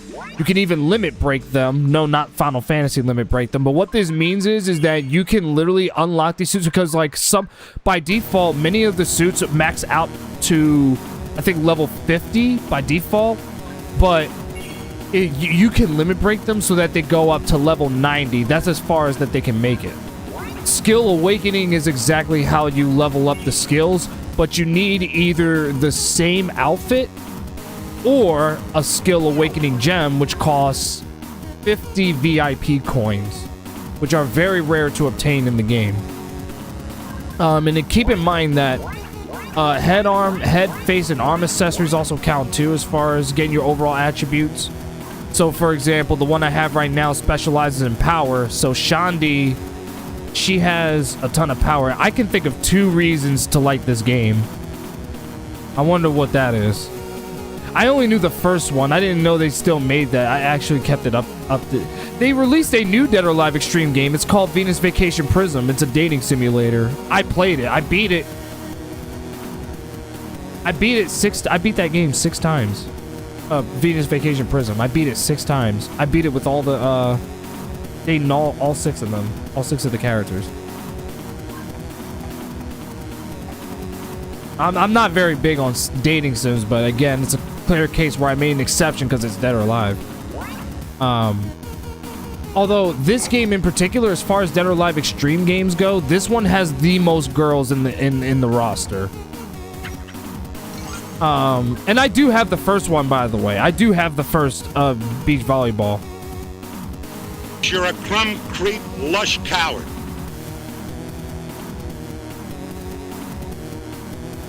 See, I actually have the first game.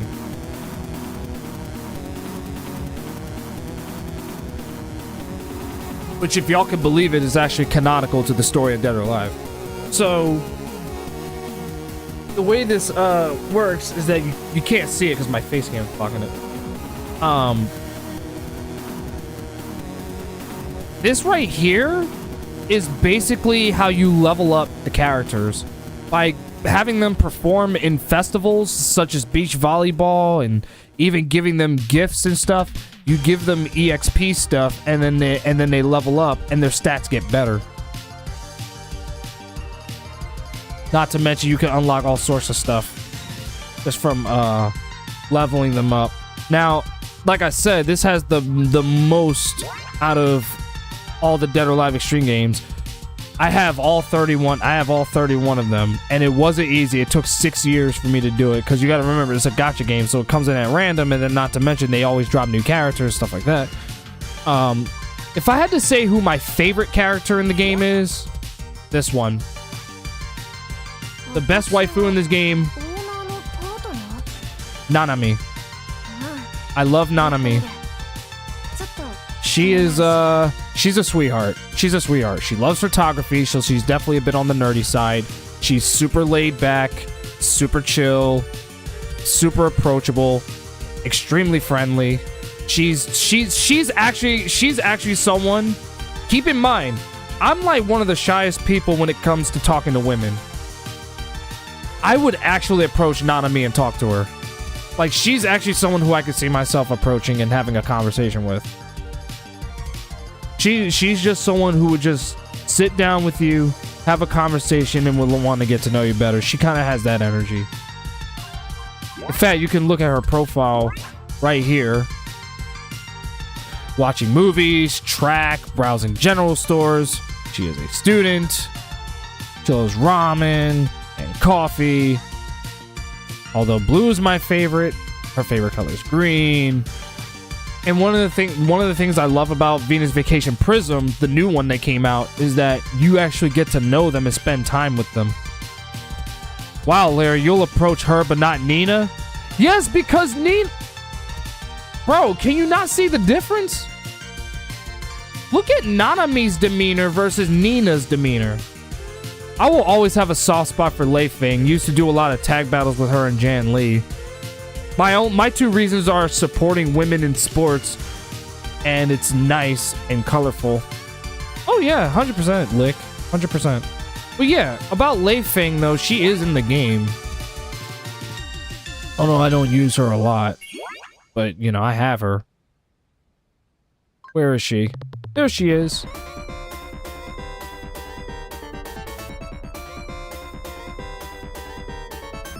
Anyway. What were we talking about? Oh, yeah. Yeah, Nanami is very approachable. She is super friendly. Nina just looks like she gives zero fucks about anything.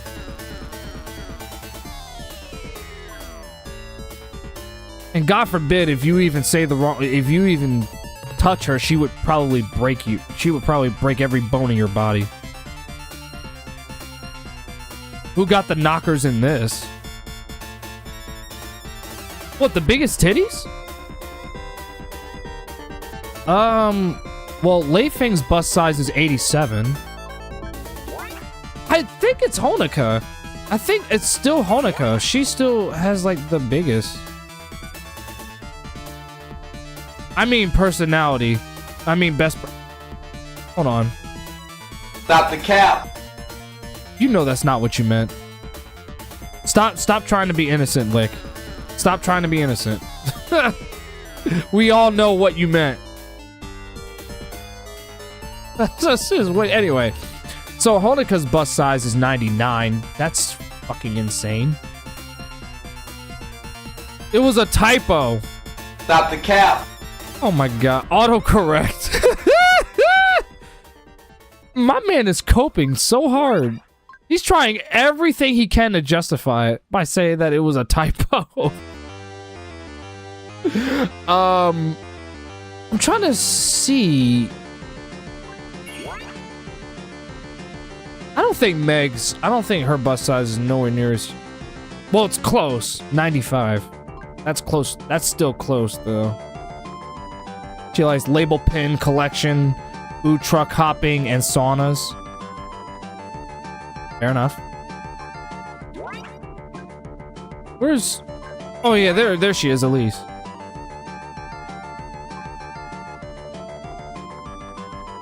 Damn, 94. That's still impressive. I'm not the biggest fan of Elise, only because she's a little too sophisticated for my taste. But she is still incredibly gorgeous. She is still gorgeous.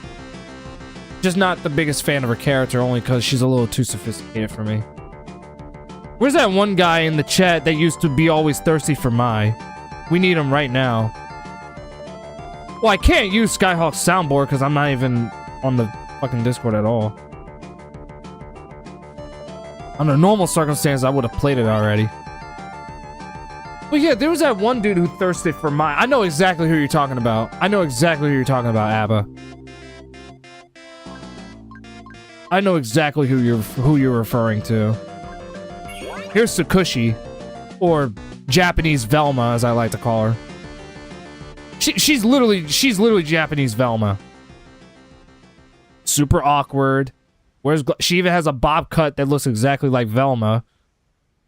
Although I put her in the long hair. That was a style choice I made myself.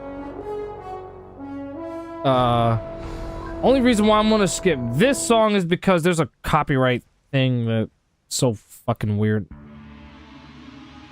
Don't ask me. That's not a 95, that's 100. I mean, it looks so close to Honoka that it's like... I get what you're saying. Wait. Self-massage? Wait a second, so Tsukushi likes touching herself? This game flat out is admitting that this girl likes touching herself. Well, alright then. Here, let me go back to Shandi. Shandi's a little too flirty for me. Although, to be fair, Tamaki is also very flirty. But I think, I don't know, Shandi is extremely feminine. That's what I love about her. The biggest turnoff for me about her is the fact that she's an alcoholic. That's literally my biggest turnoff. But to be fair, she is a bartender. But I would say in terms of drinking, I think Tamaki is way worse. Tamaki, like, You might be wondering who Tamaki is. She's right here. I feel like there's definitely Dead or Alive fans who know who she is, because she was a playable character in Dead or Alive 6. Self-massage is wild. Had to use the different costume for Maya Street Fighter 6 because he couldn't control him. He definitely couldn't. He definitely couldn't. That's why I was like, you know what, Mai, put some clothes on, please. Put some clothes on. That's what you need to tell these women. Anyway. Tamaki kind of... She's definitely an alcoholic. She loves drinking. And she's touching herself for some ungodly reason. I don't know why. Tamaki, you're going to get me in trouble. Knock it off. Anyway. So she's... No, I'm not hugging you right now. Anyway. She's... So what I was saying was, right, is that she has a tendency to drink a lot, and then she gets a little too touchy with the girls. And you know, she has a good personality, but it's like, that's my only turnoff for Tamaki and Shandi. They're both very gorgeous women. They just only have one fatal flaw that I do not like. They both drink. I already see... Listen, I already see enough of that. I've seen firsthand how destructive alcohol is. Too many waifus, too little time. Basically. There's another character who I do like, though, who thankfully doesn't do any of that stuff. She's a little too much, but I still like her. Say hi to Yukino. Yukino, or... I'm talking. Yukino, or as I like to call her, Yuki. For short. That's not her normal hairstyle. That's a new hairstyle that just came out for the game for her that just dropped.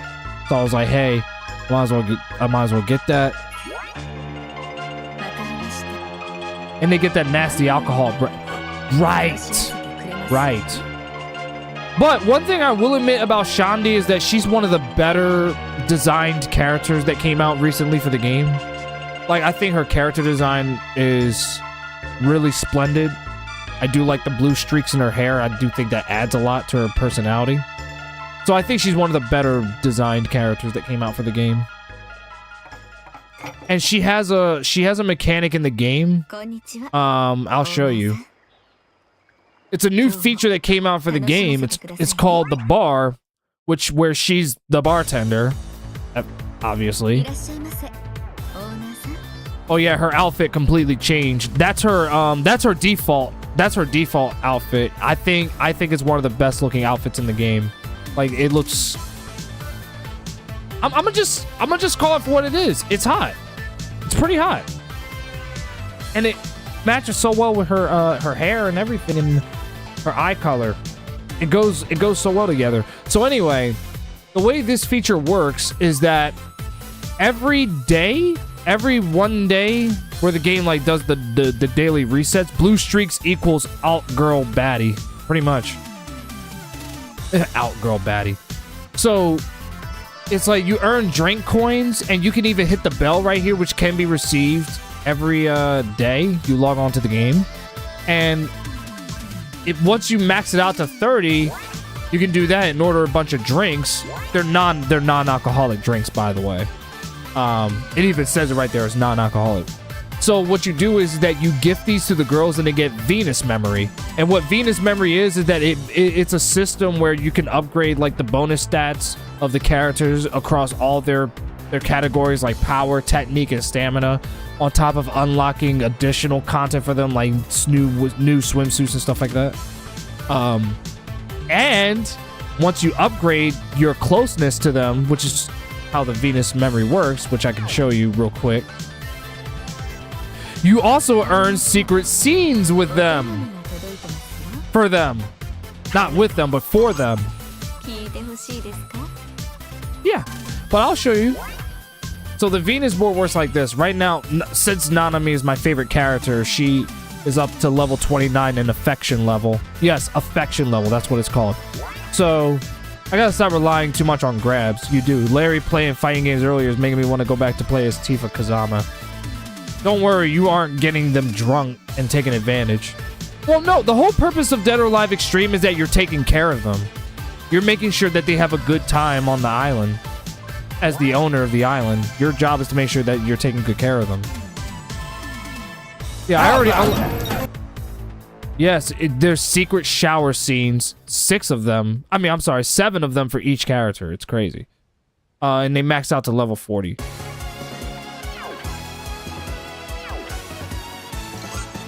Yeah, the main goal of this game is to literally take care of the women and make sure they have a fun time on the island. So your main goal is taking care of them. That's literally what you're doing. Some people literally think that this game is, oh, you know, it sexualizes women, da-da-da, and, you know, it's misogynistic. I'm like, wait a second. I'm like, the whole purpose of the game is to take care of the women, give them gifts, and participate in festivals and stuff like that. Your main job is to make sure that these women are having a good time on the island, and that's somehow considered hateful? Honestly, bro, the word misogynistic has lost its meaning because everyone fucking throws that word out so often, even when it's not warranted. And then it takes away from actual instances where misogyny is a problem. Was that a character with horns and another with animal ears I saw? Oh, wait, just a second. I think I know who you're talking about. You said animal ears? Well, the first one you saw, Shizuku. She's a self-proclaimed cosplayer. She's actually a kitsune. Do you know what a kitsune is? General question to the chat. Do you know what a kitsune is?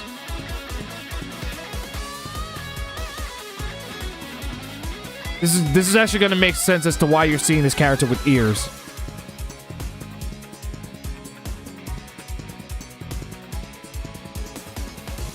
Yeah, I put a nice little thing on her. And yeah, she has a tail.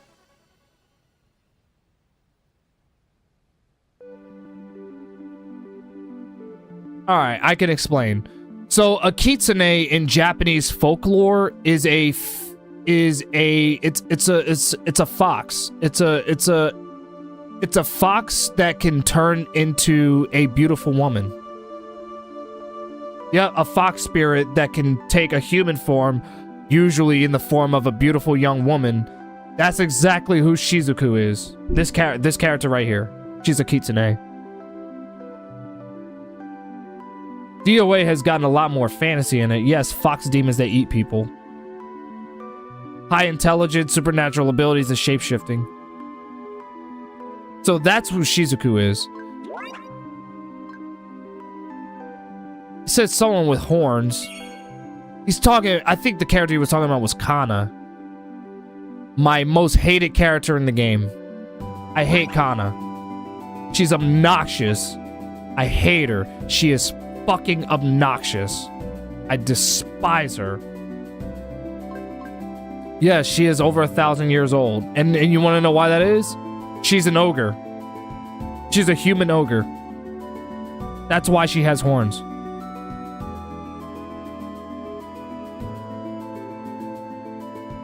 What I was gonna say beforehand, I remember the clip. It was the one with the dog bikini over volleyball, I believe. That was the funniest clip I've ever gotten. Oh, you're talking about the one where I roasted Nagisa? This character, where is she?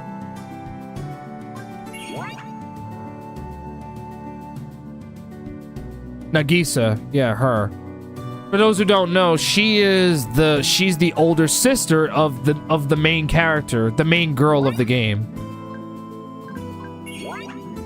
Misaki. Nagisa is this character's older sister. And wow, her birthday is actually one day before mine. That's crazy. So anyway, yeah, Nagisa is like one of those characters where she will accuse you of being a dirty dog, basically calling you a pervert and everything. But yeah, she always puts herself in suggestive poses all the fucking time. So she kind of projects a lot. That kind of...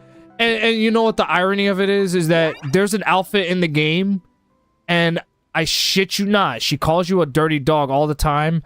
I shit you not, it's an actual dog bikini. I can literally pull that up. Just a second.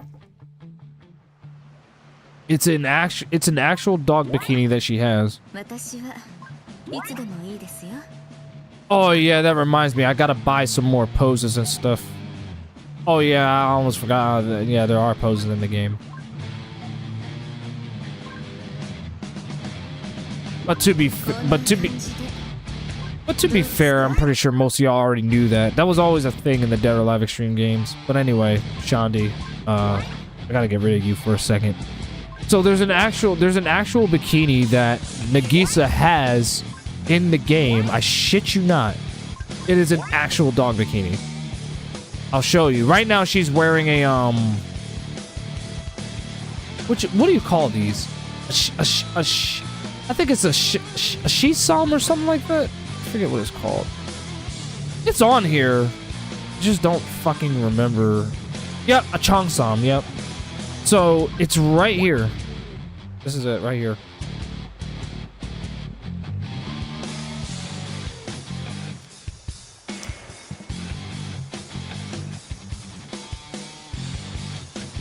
She calls you a dirty dog all the time, and look at this. Look at this.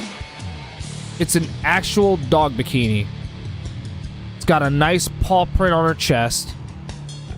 She's got a whole leash. She looks embarrassed right now. A whole leash around her neck. Yes, it's an actual dog leash around her neck. And then if you look behind her, yes, I'm gonna have to take a look at the rear for a second.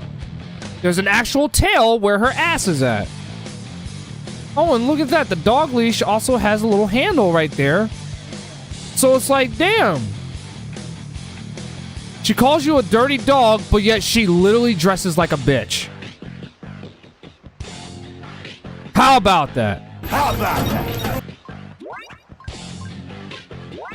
Anyway, let's put her back in where she was wearing before. I don't want anyone getting Well,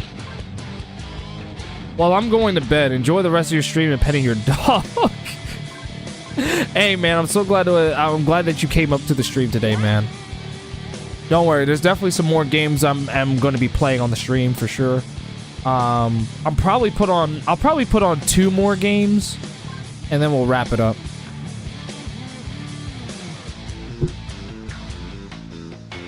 If my friend saw this right now, I'm pretty sure she would be extremely disappointed in me. Or maybe she would be all in on it. I don't know. She's one of those people where it's actually very hard for me to read her. Dante knows who I'm referring to. Dante actually knows exactly who I'm referring to. But I just can't.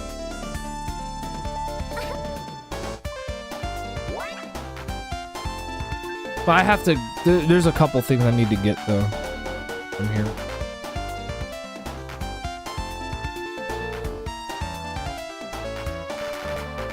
Yeah, she calls you the dirty dog. Exactly. It's kind of hypocritical.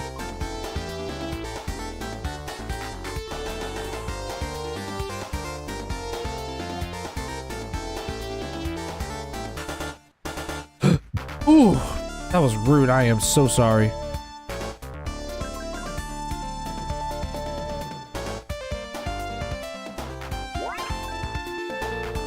Why the hell not? I'll probably give that to Shandi.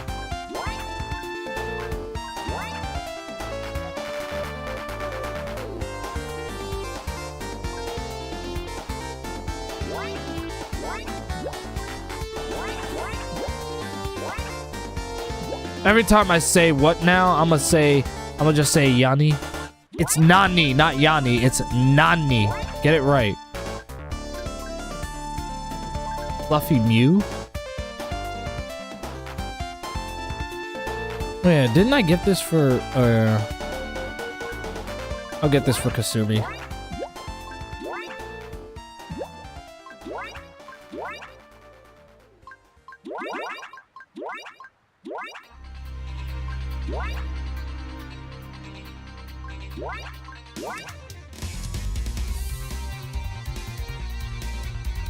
Damn, I got 4 weekly SSRs? Damn. Well, I'm gonna trade in the 2 SSRs for another weekly SSR because it's like that's just for the default roster. I forgot how many SSR tickets I have.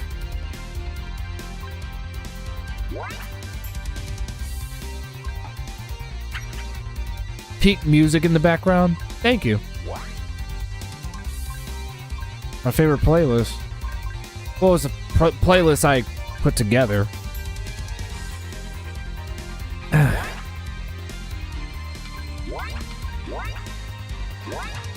We'll do a draw. Why the hell not?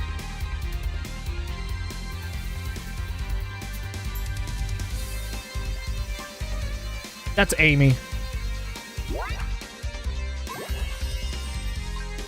That reminds me, I gotta trade in a lot of those SRs because I got so many of them.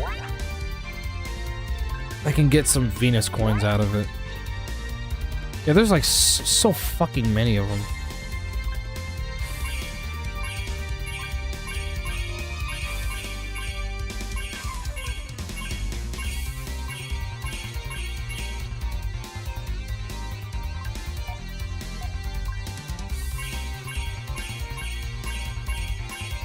Wait a minute, what the hell is that? Wait a minute, I think that one, I think that's the one I unlocked. I think that was the one I unlocked for, from the thing, from the Venus memory. I want to make sure I don't get rid of ones that, I had to work so hard to get. Want that. I'll make it public for others to know what my preferred video game music is. Most of it is Tekken if though.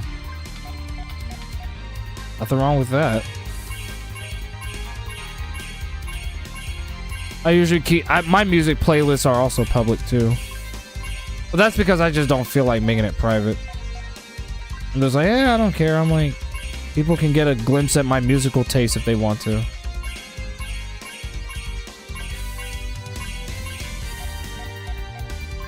Speaking of music, I was literally playing my electric guitar before I did the stream today. Well, for one thing, I woke up super late today. And I was just knocking out a lot of... I literally didn't wake up until 4:30 in the afternoon.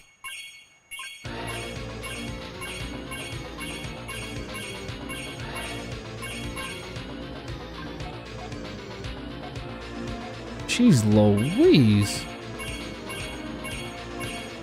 All these SRs.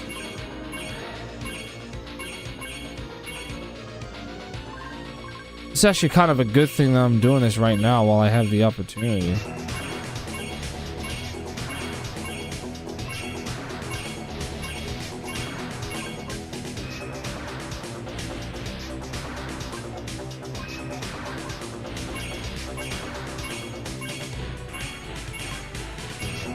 Most people know me as a person that listens to metal and rock and video game music. Yep, same here. Same here.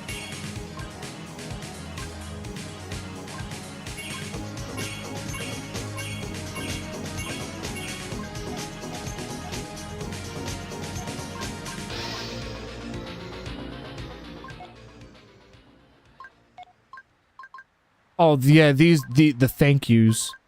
Yeah, these were the ones I got manually.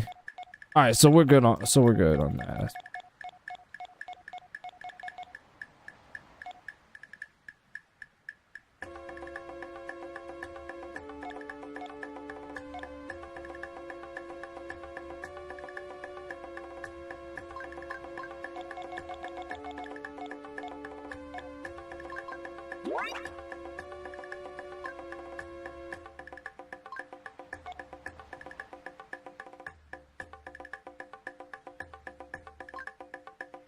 Damn, it didn't even get all of them yet.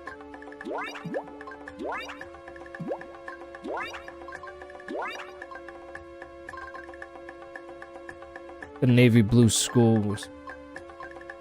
Yeah, I think that was the one that I had to unlock manually. Alright, I got rid of most of them.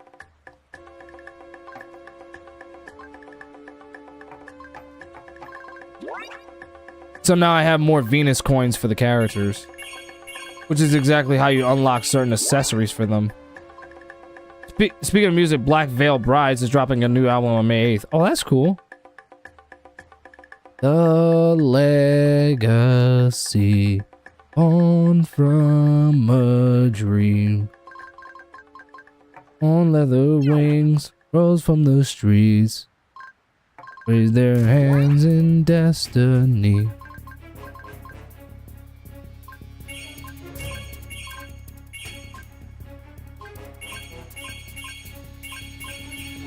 Trying to see how many damn, she got 310.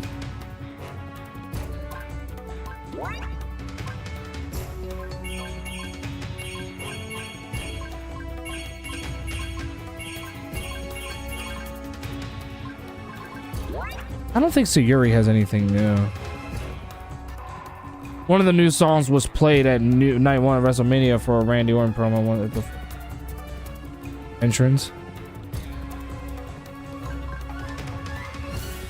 I think I did everything that there is to do in this game for tonight. I just wanted to make sure that I got some stuff done on here that I needed to do. Oh yeah, that reminds me, the hot spring. Let me reset. 湯上がりにフルーツ牛乳をご用意しましょうか。朝早くから足を運んでいただけるなんて、お掃除は済んでおりますよ。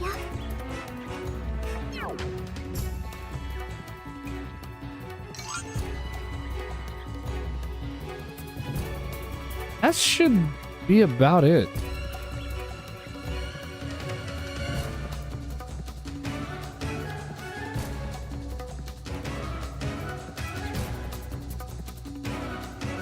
So now that we got that out, man, I forgot. I don't have my. Ah, fuck me. Forgot. But do I need to?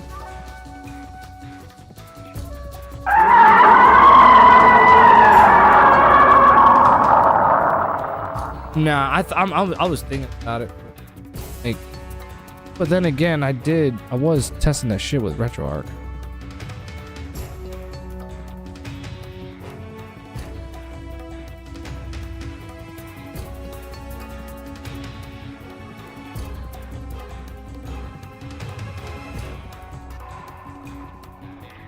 Sorry, I'm thinking to myself. I'm sorry.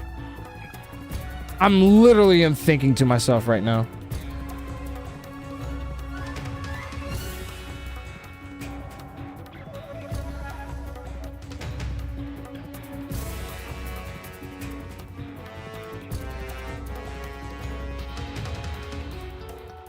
You know what? Shit! Excuse me for cussing. Literally trying to think about what I want to do.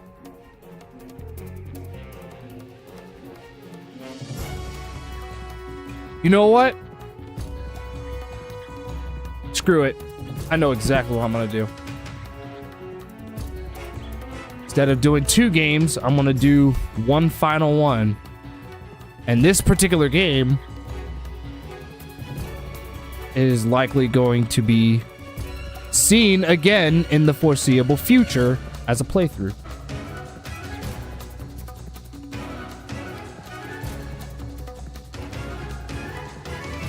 Wait a minute.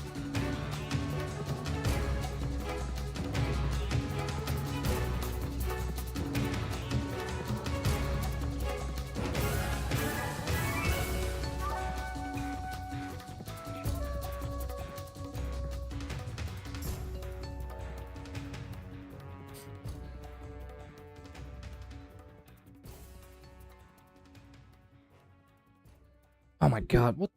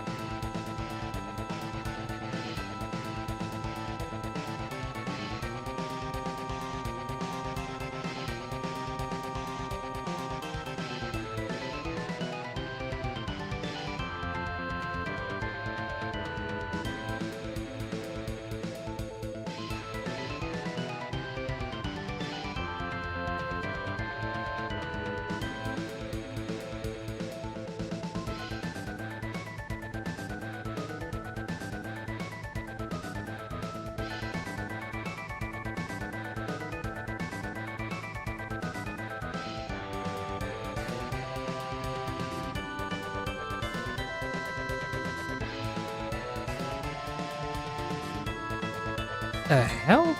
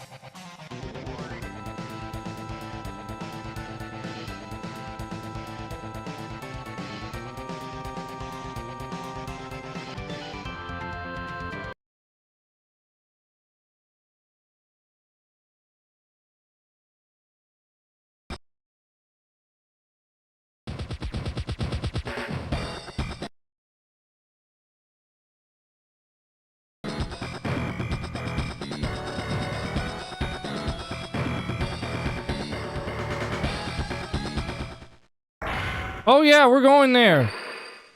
Yeah, we're going there. Advance Wars. A game that I will admit, played several times, but I've never actually beaten.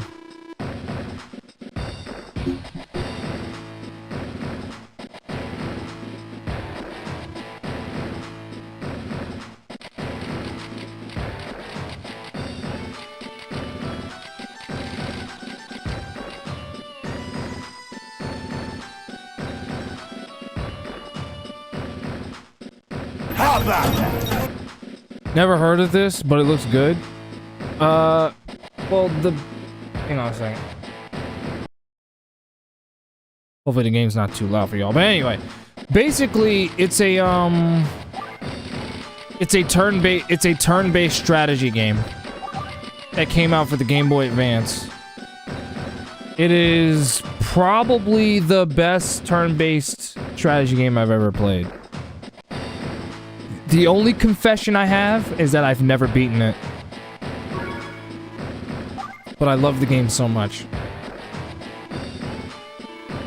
I actually have the remake on the Switch.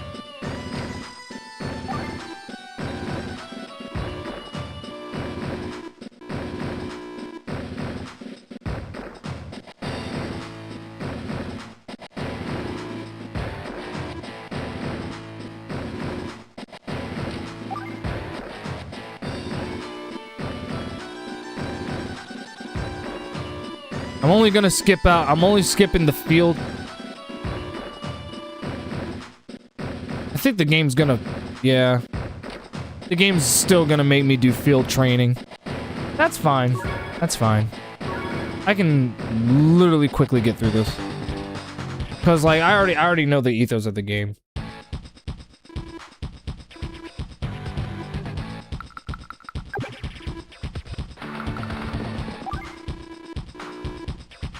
But that's one thing that I will say is that the field training does give you a really good idea as to how the game works. I got a GBA game I'm currently playing on PS5, that game being Shantae.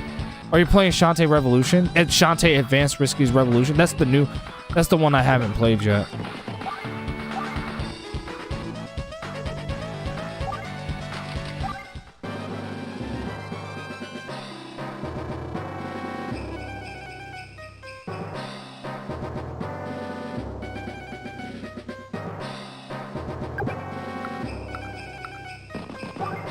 No, the first one?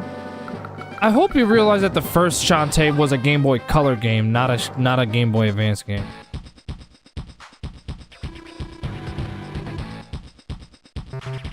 Whoops.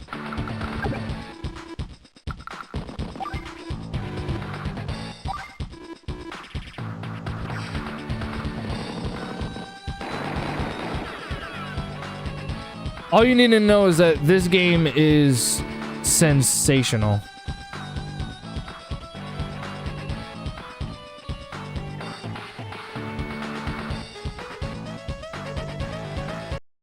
Hang on a second. There we go. No, it's fine.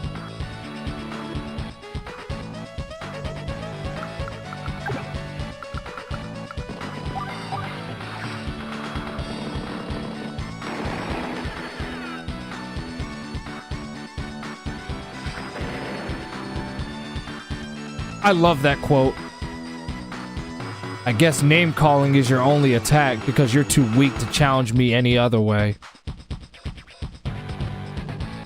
All I'm gonna say, let's just say there are people who will not debate you, but they will call you all kinds of names, and that's their only way, that's the only ammo they have, because they can't challenge you any other way.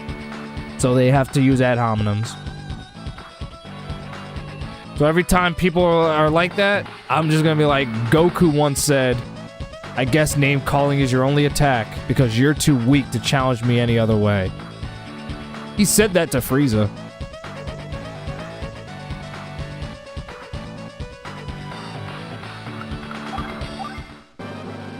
Also, WayForward is a great company. I 100% agree.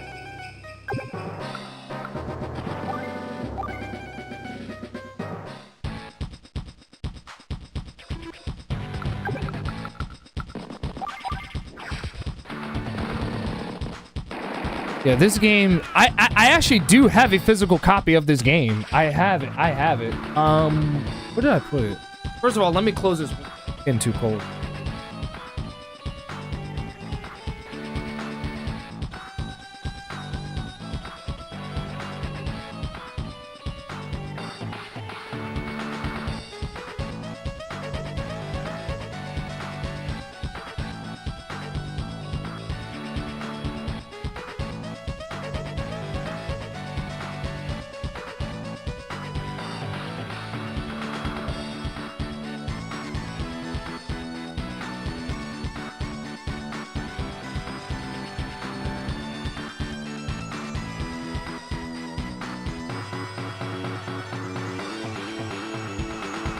Well, there's my GBA right here.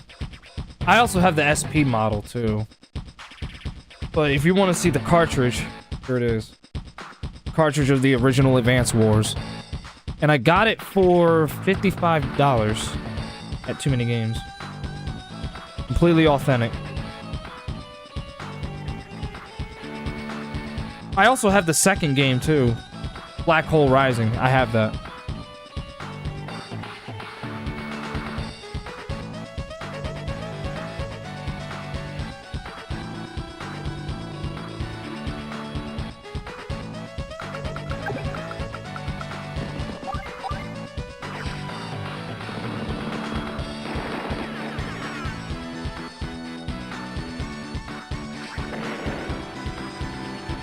They made a game for regular show on the 3DS and also two Adventure Time and also two Adventure Time games, which I've played all of them and beaten, but I've lost those games a while back in the move.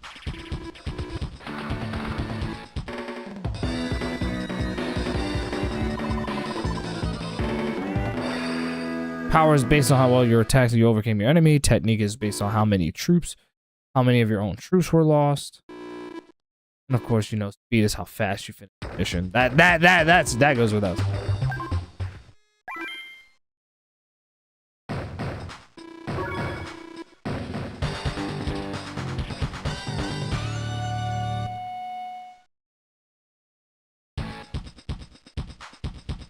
So I guess what we'll do is that we'll focus on completing the training missions, and then the official missions, we can save that for another stream.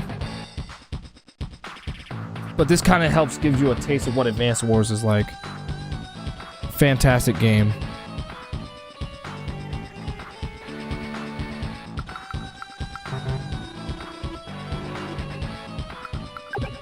Yes, ma'am. That's what I...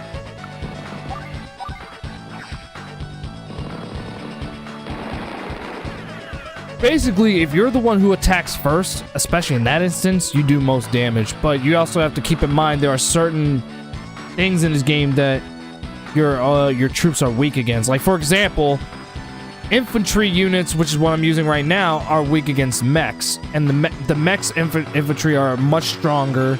They have more firepower, although they travel less a distance than the infantry does.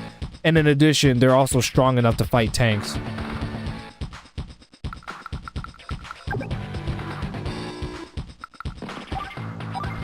And also, yes, terrain, you have to use terrain. So like if you're fighting like in like a forest or on a base or on mountains, like I am right now, you get a tactical advantage.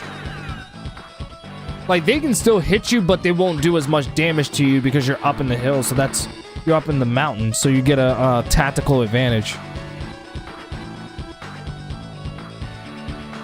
And that's what Nell is explaining right here. The fact that you take less damage because you use the terrain to your advantage.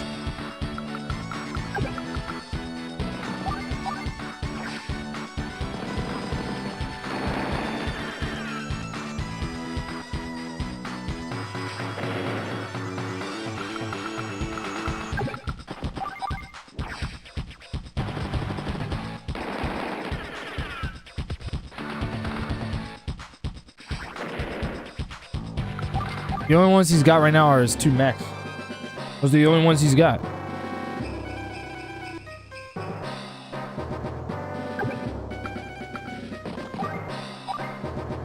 Yeah, this is gonna hurt. This is gonna hurt. Ouch. That hurt. I felt that one. I mean, he's gonna do some damage, but not as much because I'm up at the... But again, the only reason why I lost more troops than he did is for 2 reasons. One, he attacked first, and second, he's using mechs. He's not using infantry. I played a lot of the GBA library through my DS Lite. I feel like most people have. At least these days. I had a friend who once had a GBA that he let me borrow and stuff, but I was a PSP kid. Had I had the GBA, I probably, especially with the right games, I would have loved it.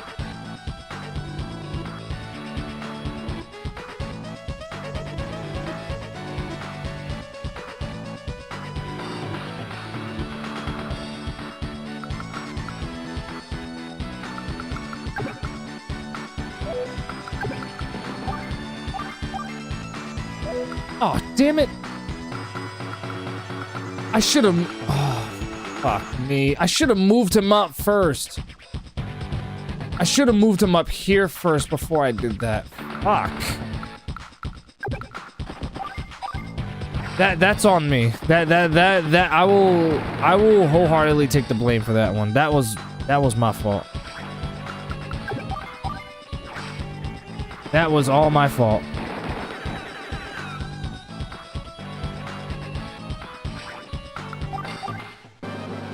Damn it, I forgot to move him up to the hill before he fucking... Surprised he didn't fire. What? Oh yeah, saving.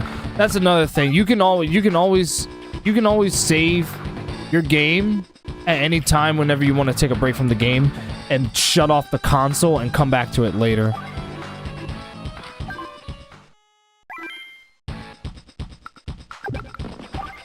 There's no penalty for doing so. No catch. Just if you want to save in the middle of battle, when it's your turn, feel free.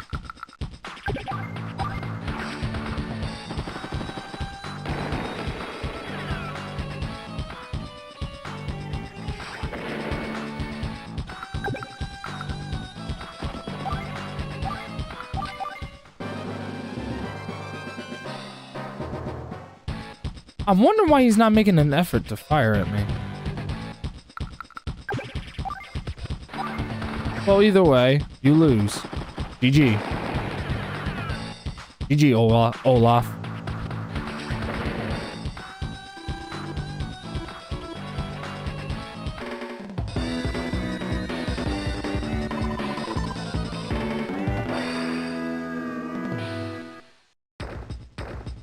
Nell is an unlockable. She is an unlockable commanding officer that you can play as. I don't remember what her skill is. So for this mission right here, we have to capture the base. This one's gonna be a little bit tougher because of the tanks being involved. So.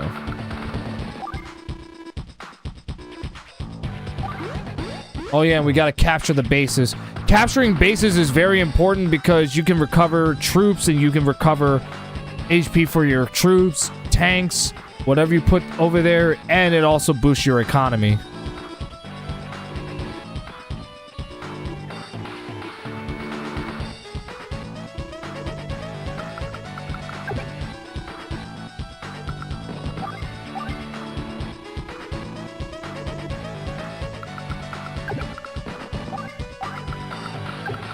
But since the tanks can't go over mountains, they're not a threat. I'm not worried about them.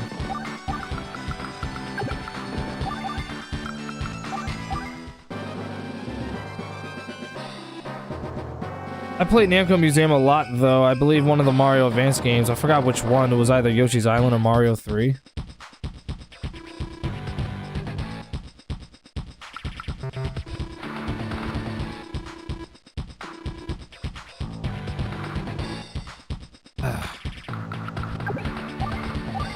Don't be pedantic now.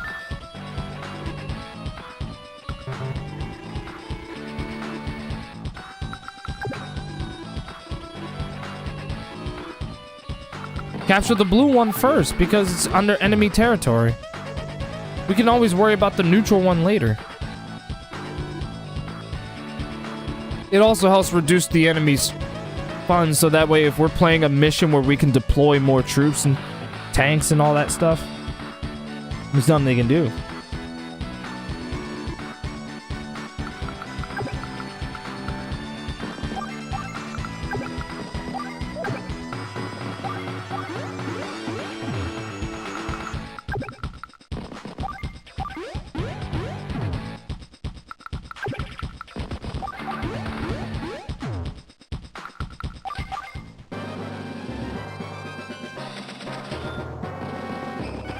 Yeah, but there are missions where you can do that, and cool.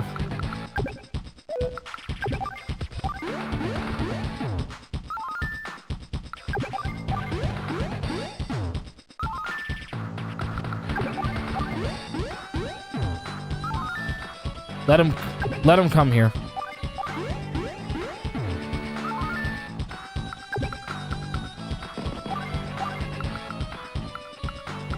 Just wait for them to come.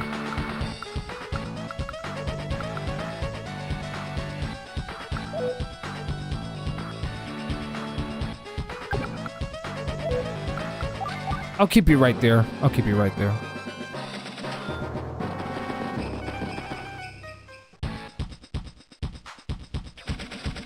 Okay, here's where it gets ugly.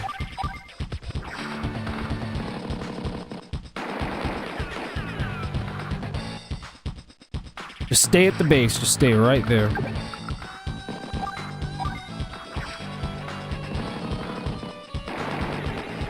Look at that. They didn't even know what hit him. Look at that.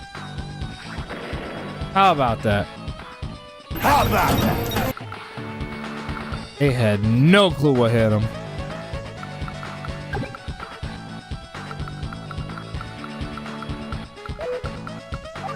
Actually, I can move you over here.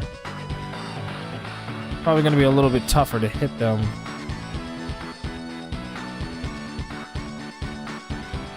But hey, what the hell? Yeah, that's an ugly situation. That's a very ugly situation. Bro, that's a very ugly situation. But I've weakened them. That's why I don't feel so bad for doing that, because I managed to weaken them. As for you, y'all can actually y'all can stay where you're at. Fine.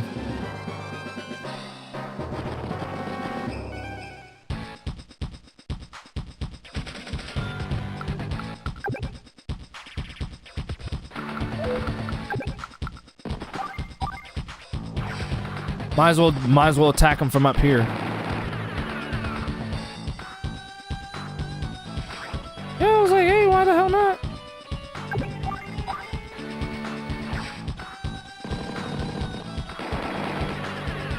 Gotta do it with style.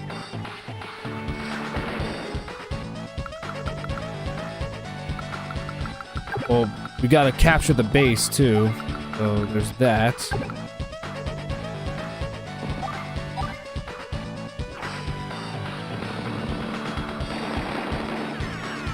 Yeah, that hit us pretty bad.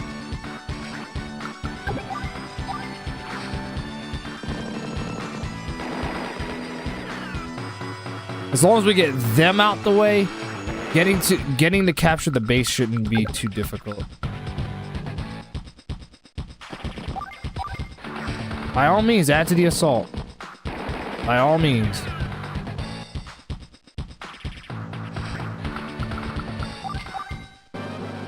The only thing he could do now is just take the tanks. There's not, although to be fair, as far as the tanks are concerned, there's not really much he can do, to tell you the truth. Not much he can do.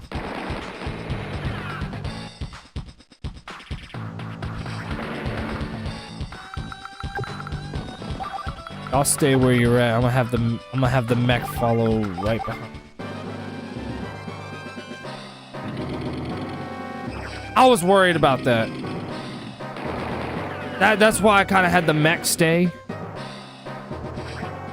That's cool. I can bring you down and I can put you in the base. Right over here.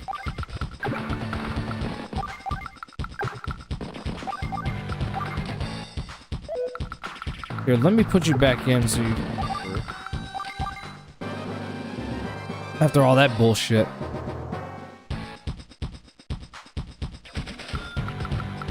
It's funny how I'm still thinking, even though there's no necessary reason for me to do so.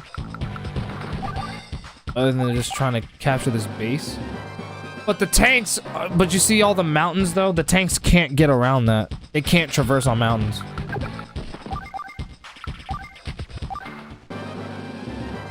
So all I gotta do is just go in and capture the base.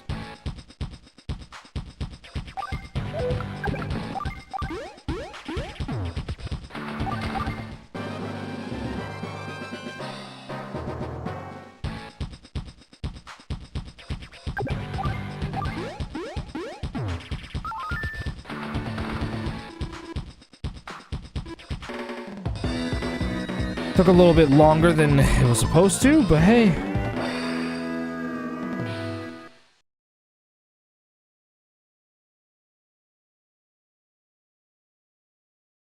Oh yeah, I gotta take care of that.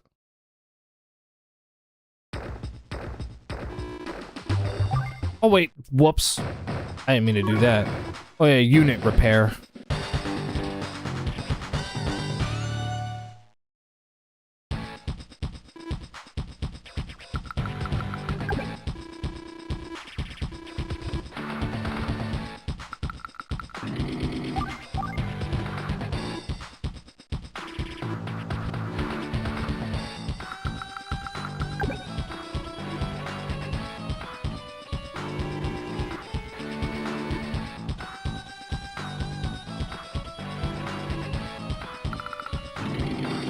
We gotta create a blockade for it too. Let the mech take the spot.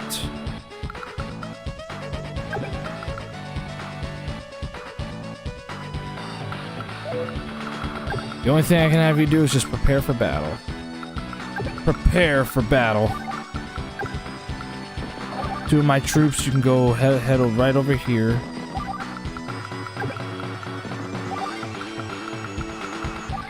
They're definitely gonna be coming over here. I want you to get inside that base.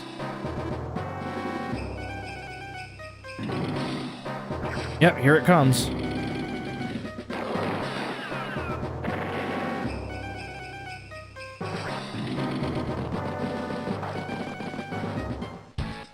Hey, I respect the hell out of the fact.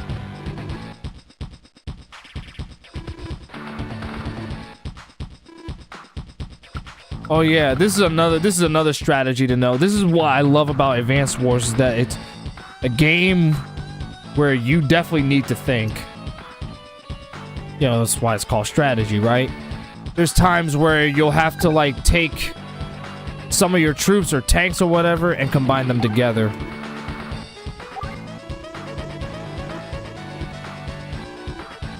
To join HP and everything, so.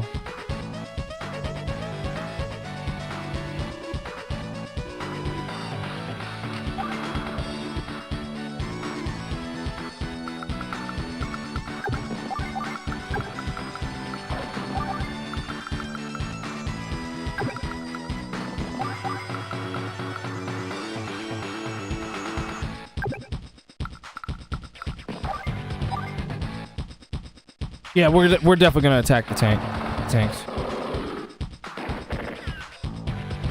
Nice. Depending on how it goes, you might be able to finish it off, even though I know there's only 5 of y'all. Nice.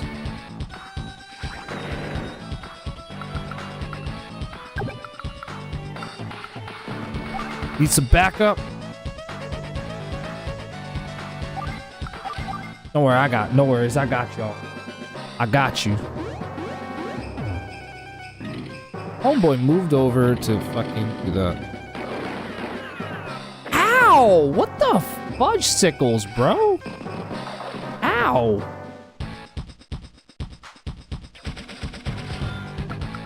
Alright. I'm coming.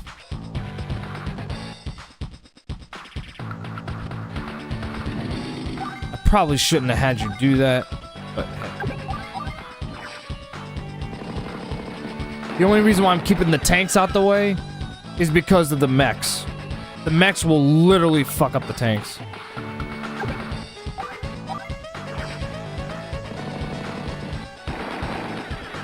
Nice. Like, it is bad fucking news if we have that happen.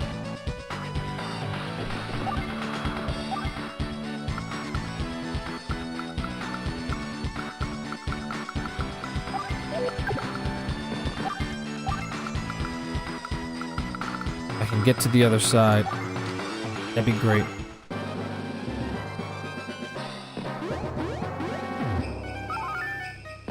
Captured one base. The fact that they're capturing that one base actually might be a fucking problem. That actually might be a problem. Actually might. It will be. Okay. Holy shit.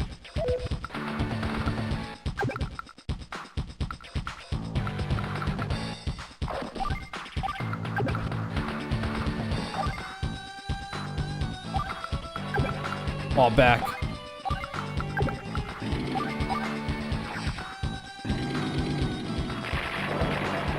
Damn! That was a good hit.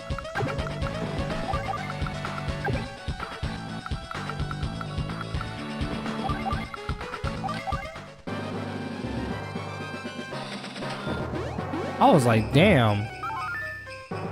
We can capture those bases, by the way. We can definitely. I don't know why he felt the need to do that, but. Hey, man. Hey, man. You want to seal your fate? Be my guest.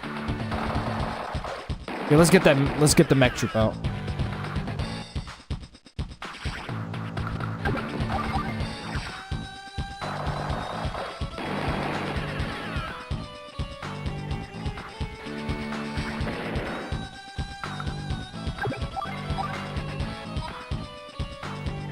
Yeah, I do not want that tank to get repaired because they have the bases now.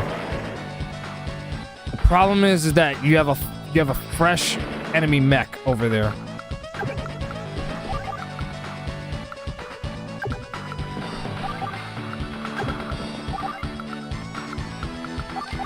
He's likely gonna target the tank. He didn't? What the hell?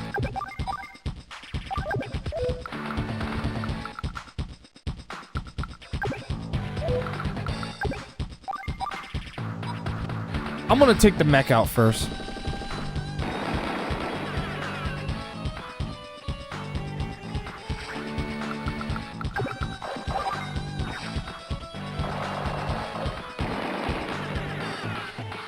We got one left. Even I'm like, how the fuck is that possible?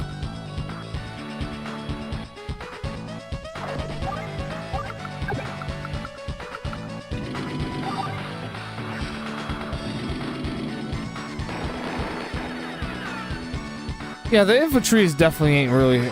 They're not gonna hurt my tanks. They're just not. Let's be real. They're not gonna do shit.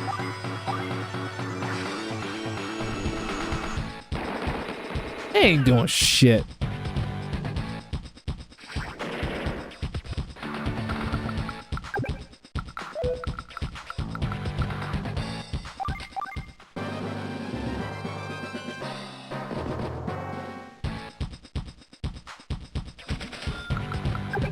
Oh my god, that was rude.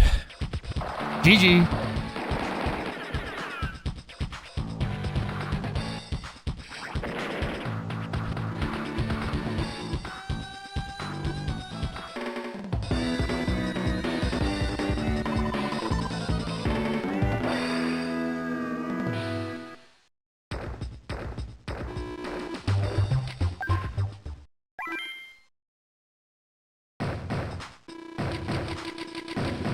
Oh yeah, we got 1, 2, 3, 4, 5, 6. Oh yeah, we can do this. Yeah, once we're done with the field training, then we'll wrap it for tonight. I just want to thank all y'all for being here. Y'all could have been anywhere in the world.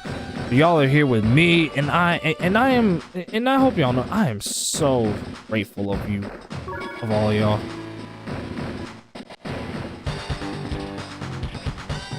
This game is definitely gonna return in future streams. Yeah, once we're done with we got 9 more missions to go. And then afterwards we'll definitely.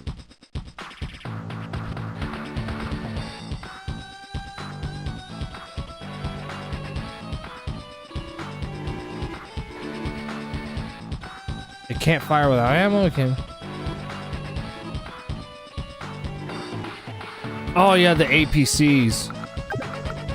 The way the APCs do not attack, but they can transport your troops across terrain, and also refill their ammo.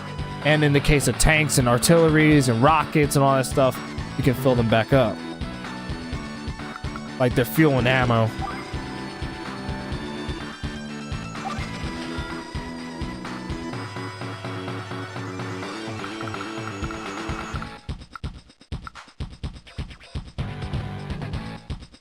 Yeah, I'm not. Oh, that's the artillery.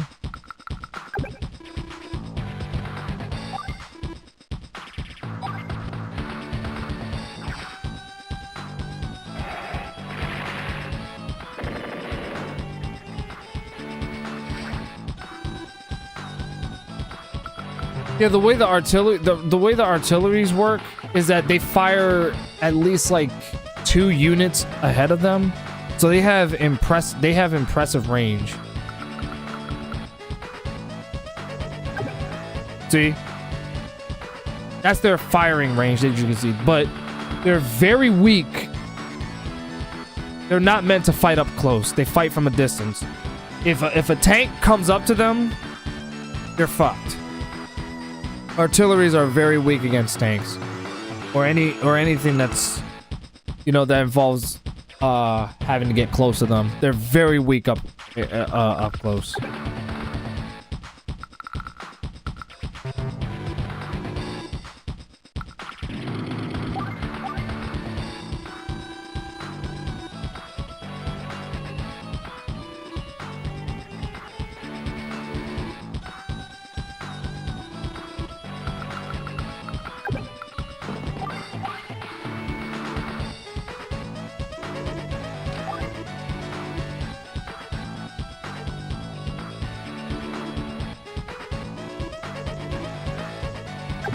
Oh yeah. See?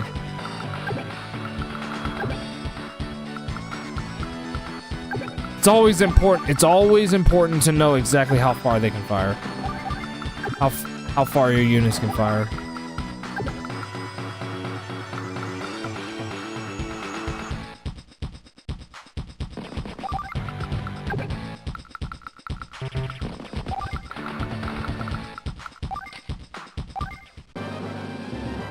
probably gonna put that one mech inside the APC so I can get it up there as close. Get it up there as close as I can. We might have to bring also some infantry over there.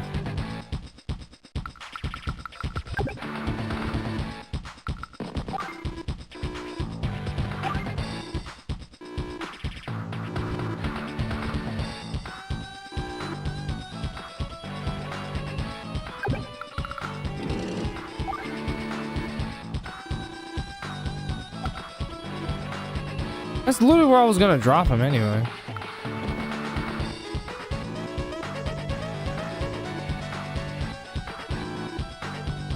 That's literally where I was gonna put him anyway.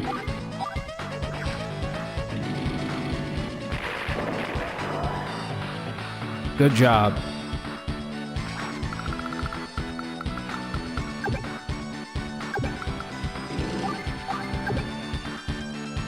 As long as I get that kind of distance. Although, to be fair, I feel like I should put the artillery over here. Alright, whatever you do, don't go to that city. Don't go to that.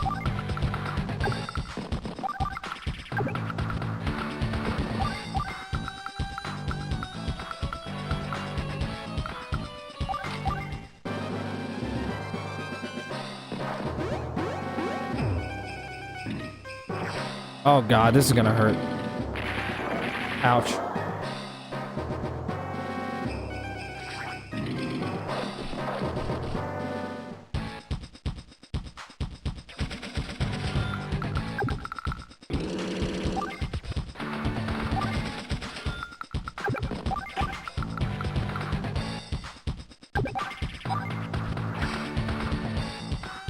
You're dead.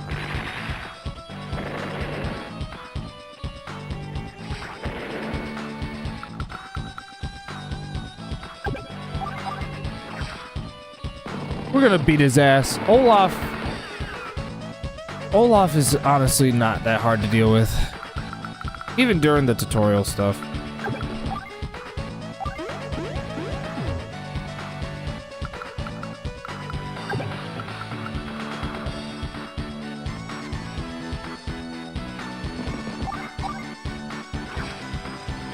We might get hurt, but at the very least I can weaken them so that they can't easily capture the base. But look who's down there.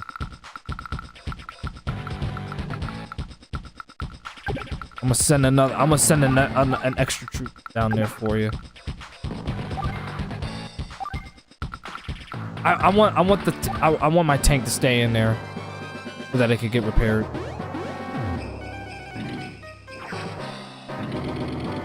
Fresh tanks. Ouch. That hurt. But you know what? I'm actually glad he did that. You know why? That's why. That was my plan. Was to get him in my line of fire of the artillery. That was my plan. So yeah, I'm actually glad he did that.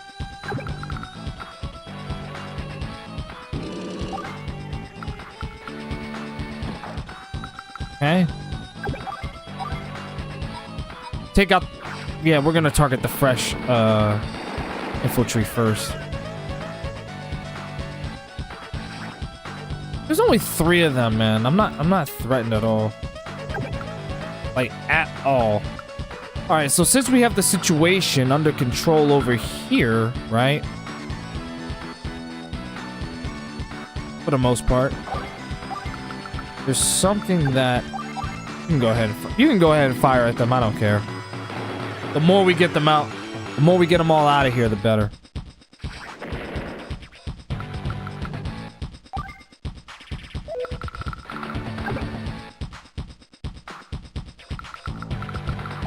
I think I might have a plan.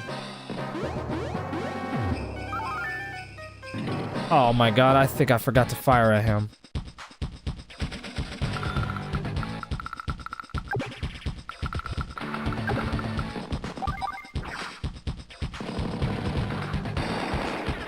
Just don't go in there. Just don't go onto that base because we'll be in the artillery's line of fire. We don't want that.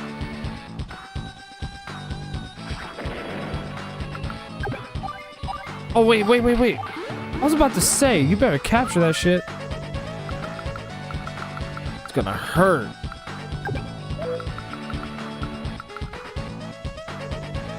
Who wants to do the honors? Well, wait until the tank is fully repaired. We're gonna wait until the tank is fully repaired before I move it again. I want it to be at its top game. I'll have the mech fire at him. There, get out the way.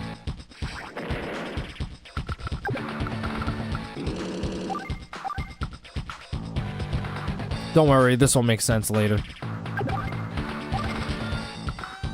Okay.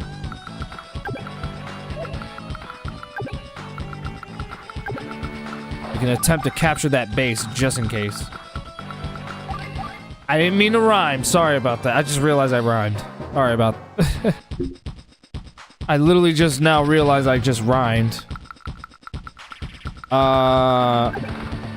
Yeah, move the tank as far as we can get it so that it's not in the artillery's line of fire. Alright, we're good. You know what I'm surprised by? The fact that this here didn't fire at all. That I'm confused on. I don't know why it didn't fire at me at all.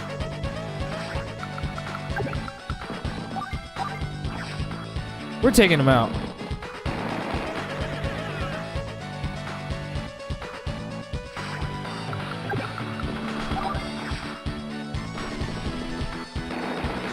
Yeah, I'm showing no mercy to you. Alright, so I already moved the tank as far as I could move it. I was about to say, don't be in that artillery's line of fire. Oh, yeah.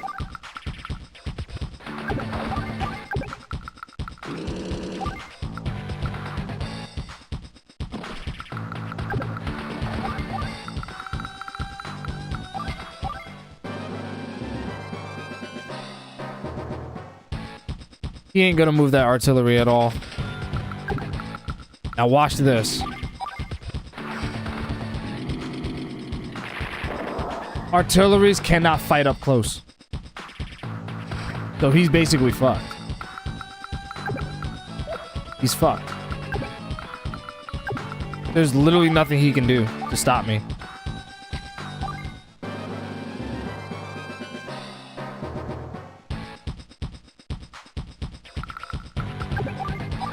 GG.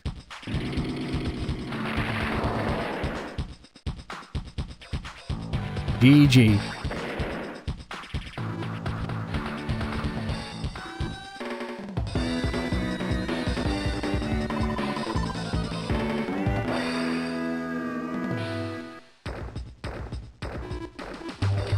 So this is just a quarter of how Advance Wars works.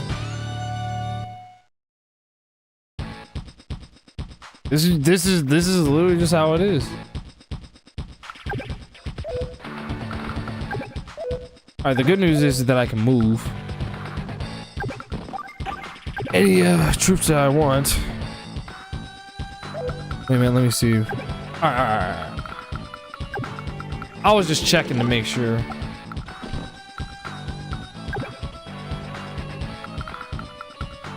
We can definitely move in and attack right now. At that tank. Just be careful though, it's an uncaptured city.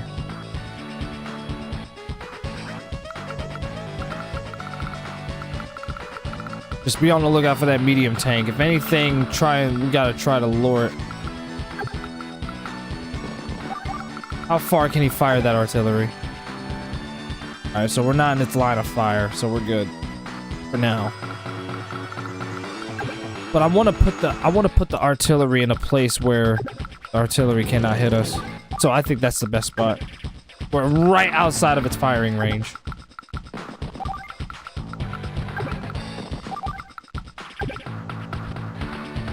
Right outside of its firing range.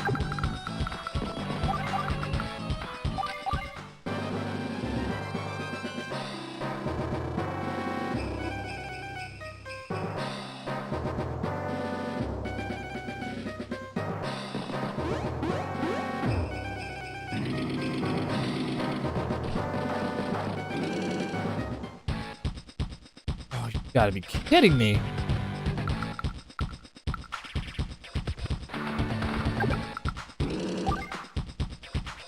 If you want to do that, that's fine.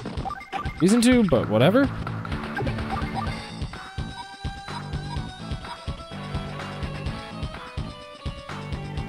Nell cannot be defeated. No, she cannot. That's another thing. That's another thing you may have noticed about the artilleries. They never fire back. I would say, yeah. I would say get rid of the artillery first, because then he's gonna have. We don't want Olaf to have that range. Do that, and then you do the same thing. Yeah, get rid of those tanks. It's the medium tank that he has up there that I'm worried about. But if I can lure it in the vicinity of my artillery over here, that'd be great. That would absolutely be fucking fire. If I can make that happen. The problem is, there's a normal tank. There's a normal tank right over there. So, yeah, there you go. Form a line of defense. Just on the very case one of them tries to come up here. Alright, so he captured that base. Now this tank is trying to attack us. He damaged us pretty good. I'll give him that. But there's a fresh mech troop over there. I think he's still... Is he still capturing the city right now? No, he didn't even start capturing the city yet. Alright, then.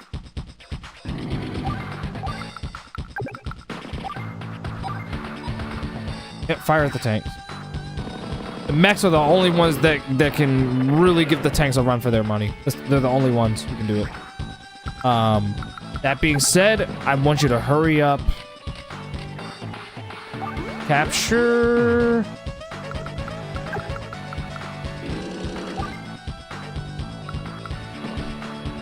Definitely want to make sure that the APC can also refill them. That's the best part about that troop being right there, is that he was literally in my line of fire from the artillery. But I definitely gotta make sure that I bring the APC back over there so I can keep the artillery.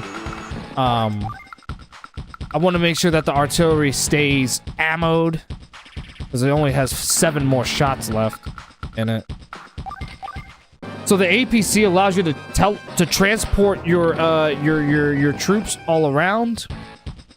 And also refill their ammo too. So yeah, definitely fire at the tank. Like I said, if I can lure that, if he hasn't even moved the medium. He hasn't even moved it yet. I've just noticed that he hasn't moved it yet. That darn Olaf. Hey man, that's just him. That's just fucking Olaf. He's a piece of crap anyway. He's literally not difficult to deal with. He's a piece of crap. He's an absolute piece of crap.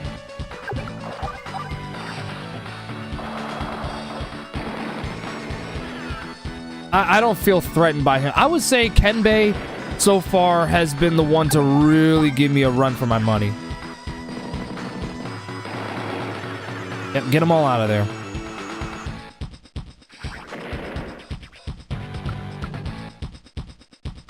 Alright, so what I'll do now... Did I already supply you?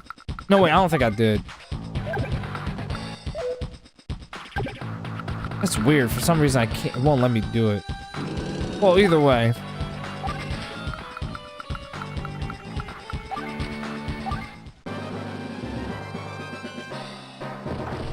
They will move.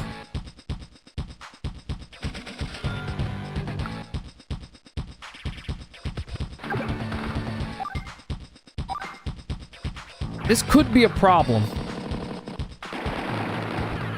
This could very well be a problem. That being said, I'm gonna try my best. Yeah, definitely fight the fresh ones. Plus, you got 2 defense anyway because you're on dirt. They're in the water. They're in the river, so their defense is going to be way lower.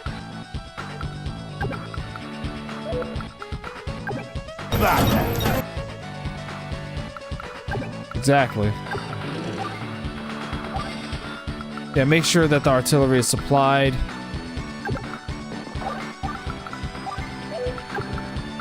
I can get you across.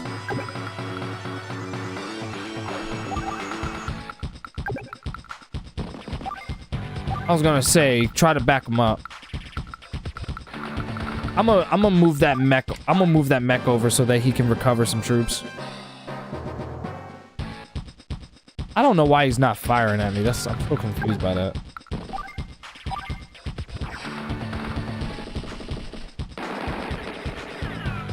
The only time I would ever suggest you use the infantry to fight the mech troops is if they're severely weak. Otherwise, the mechs are gonna fuck you up. Mechs beat infantry. Generally speaking.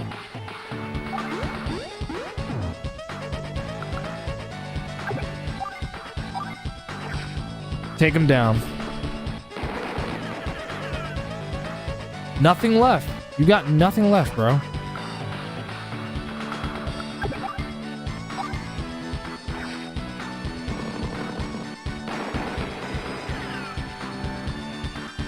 And don't forget, you can join these. You can join troops together if you want to get their health up.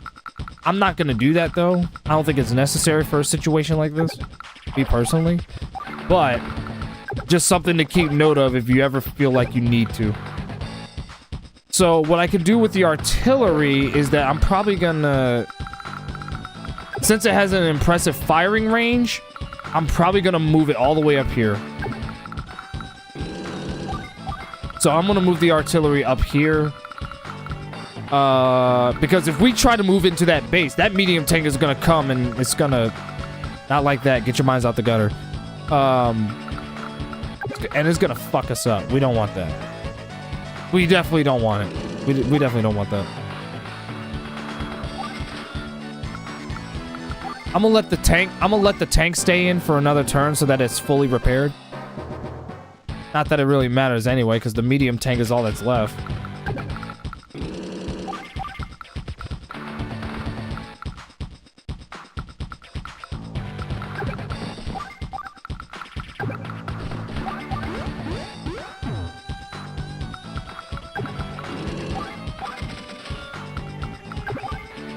Captain it.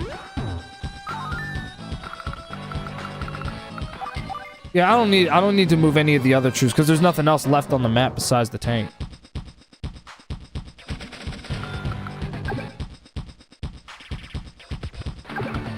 I actually don't know if I'm... No. Still not good enough for me to reach it. Alright, so... God damn it. Alright. So, here's the new plan. We have to create a blockade so that the medium tank cannot ambush... Not ambush, but take down the artillery. You gotta remember, the artillery is very weak up close. If that medium tank comes in, which, by the way, has some immense firepower in the game, more than the normal tank, that thing is gonna practically insta-kill the artillery, and then there's gonna be no way to kill that thing. It's got a fuck ton of power.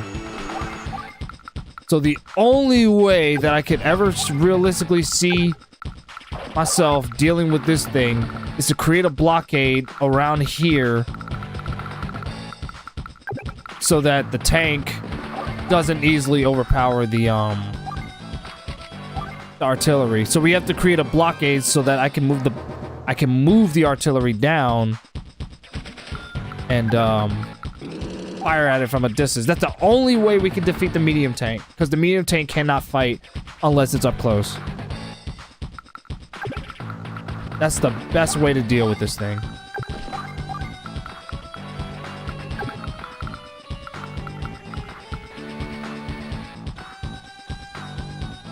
Matter of fact,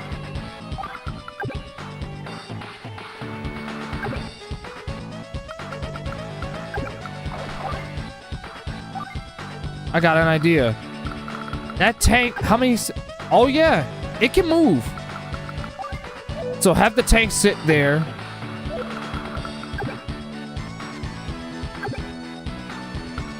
Or have a troop stand here, whatever it wants to fire at. It doesn't matter.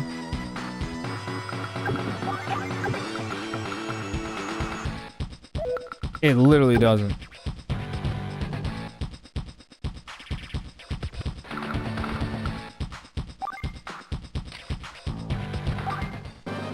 I'm curious. Let's see what he's gonna fire at.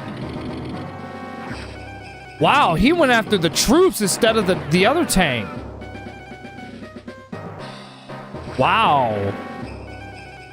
I thought he was gonna go after my tank.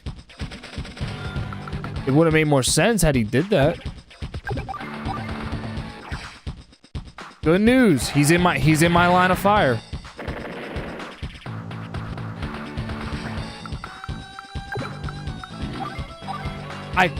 I'm not gonna do that only because this thing is nowhere near as strong as it should be. I'm gonna just get him out of there. Just leave him right there. Make sure you supply him. He's gonna try to kill. Yep. That's exactly what I want him to do. That is exactly what I want him to do.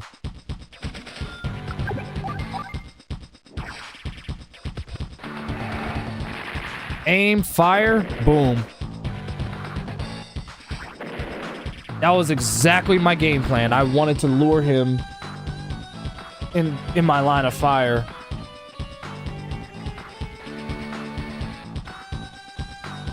This game is really not all that. It's really not that hard of a game. The only hard part is just is literally just the strategy, like knowing how. I would say the only missions in the game that I really hate,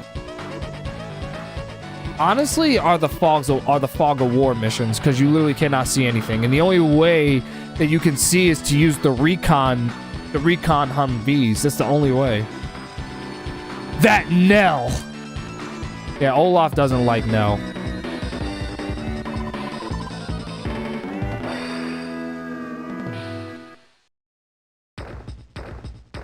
That's the best way to deal with him.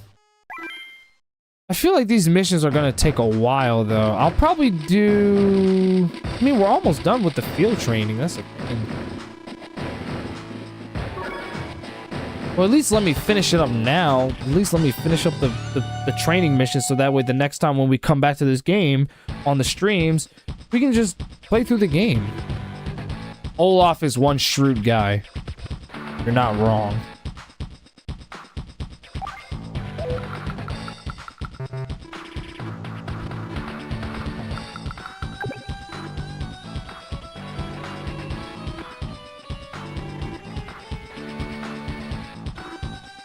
Oh yeah, the transport helicopters. I actually don't know if Dante ever got to this part of the game.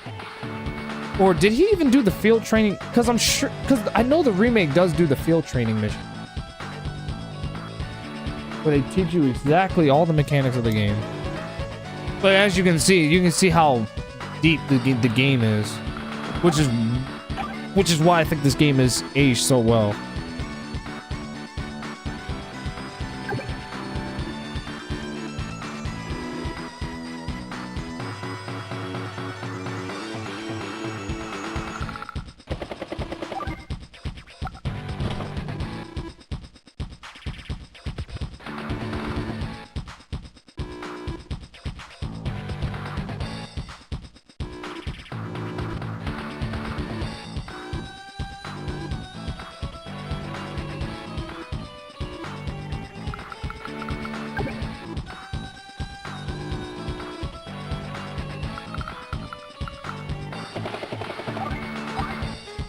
Oh yeah, tanks cannot attack aerially. I mean, oh wait, they can. Never mind. I thought they couldn't.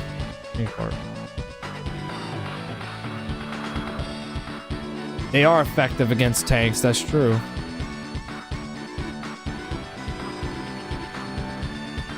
2 fuel units per day.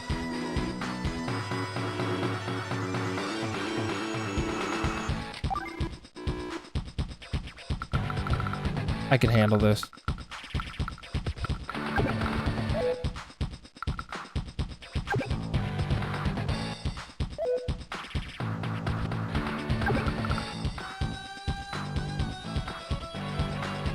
I got an idea. Because I was like, I don't know, because like I don't want to lose the artillery, but at the same time, I do have an idea.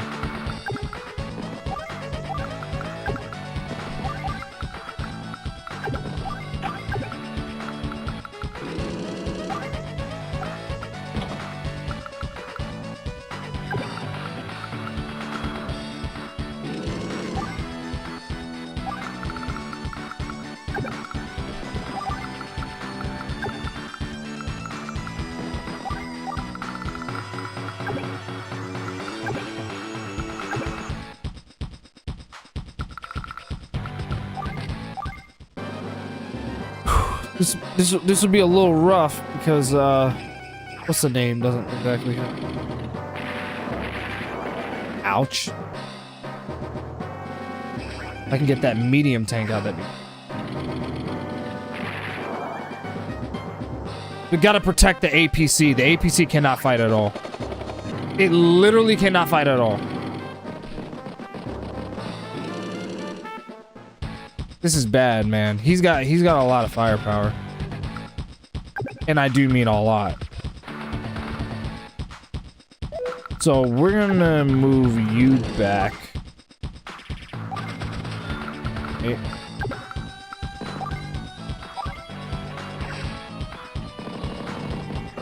That's just one less tank to worry about. It's definitely one of the harder training missions. Right now they're so focused on moving over there that they're forgetting the base.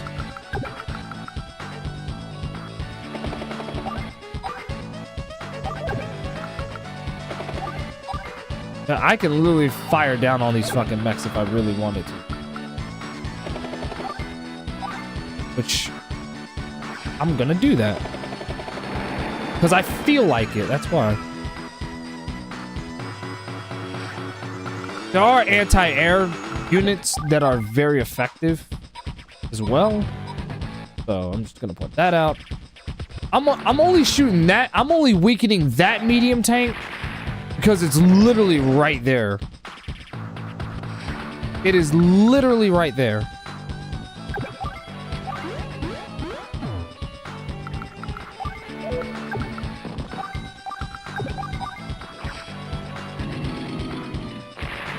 Doesn't matter anyway because he's probably gonna annihilate most of my army because of look at all the weapons look at all the shit he's got, right? He's gonna annihilate most of us. But the good news is we're about to capture his base. He won't even know what hit him. He's so focused. He's so focused on trying to eliminate all my troops on this side that he's ignorant to what's going on at his base.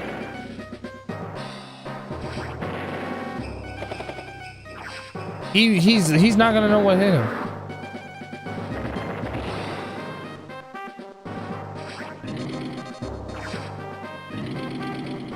So let him annihilate most of my army. Let him do it. All good.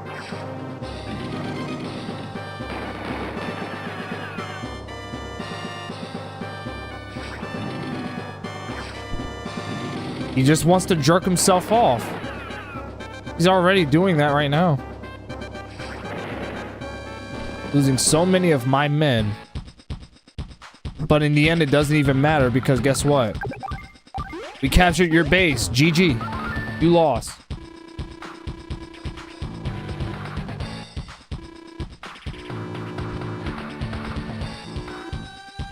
That's true. He didn't know how to use his units.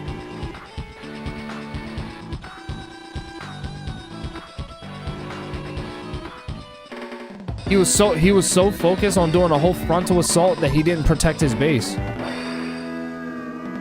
And Nell knows that. Nell knows that about Olaf. she takes advantage of the fact that he is dog shit at knowing how to command his troops. So what does she do? Takes advantage of his ignorance. Smart. Trash, garbage, dog shit. I wouldn't say that was TGD, but I mean, what is TGD is his tactics. There's air assault and then air defense.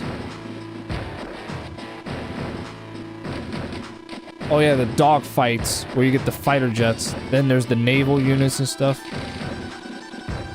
I'll probably do these next session or something, or at the very least, I either might do it off camera or I still do it on stream or something. I don't know. It's already 4 in the morning. I don't want to. I halfway thought about putting on one last game, but I feel like but what do you say? Especially since I have 17 viewers and stuff. I'll tell you what. I do more thing. But I can fight it for now. No, dude, if you need your sleep, I would suggest you go. Get your sleep, dude. Go.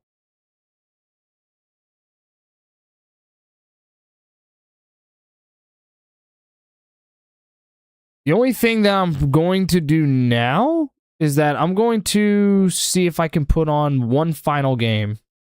I'm going to do one final game for the stream, and then we'll wrap it.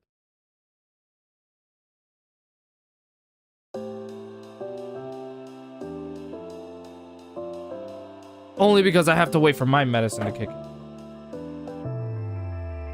Plus I have to work late tomorrow anyways. No matter how late I stay up anyway.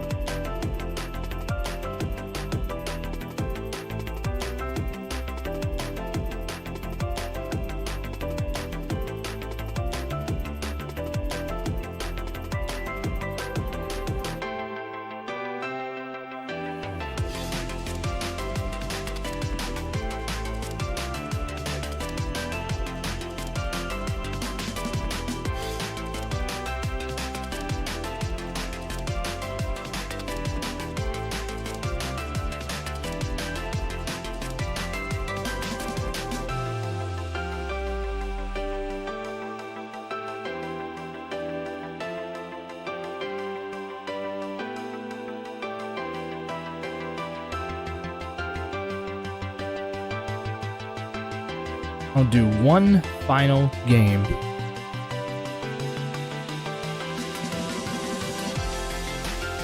Just trying to see which one I should.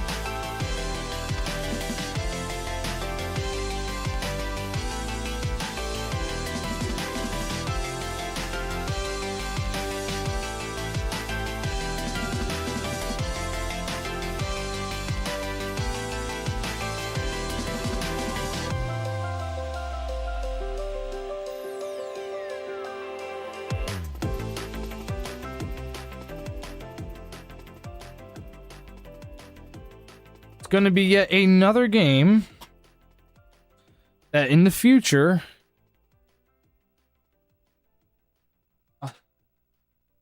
that will continue. And it'll be likely a full-fledged playthrough, more likely than not. You know, I even thought about this. I was like, you know, maybe I should.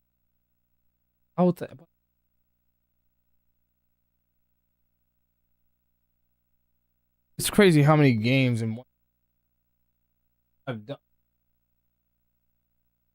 This is like the first variety stream that I've done in years. Like actual years.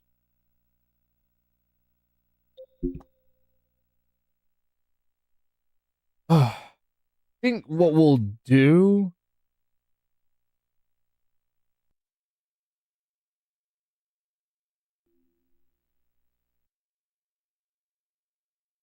still can't believe this game only costed me like $2. Wait, $2. Sorry. Oh my god. That was all. That's literally how much it was. I only paid $2 for it. $1.95 for it. Specific. Like when kinds of games was super shit.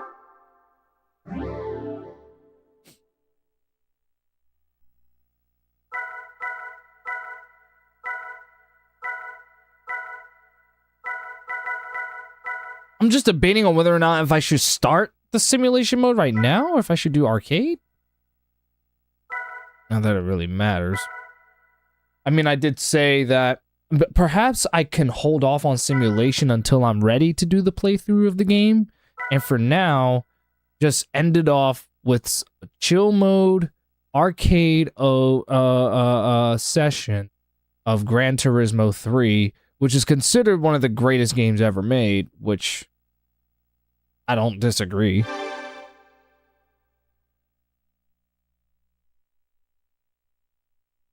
There was like so many games I really wanted to play on the stream today. But you know, there was so many. I was just like, it's crazy. Nevertheless, once 5 o'clock rolls around, show's over. So just figured I'd put that out there right now.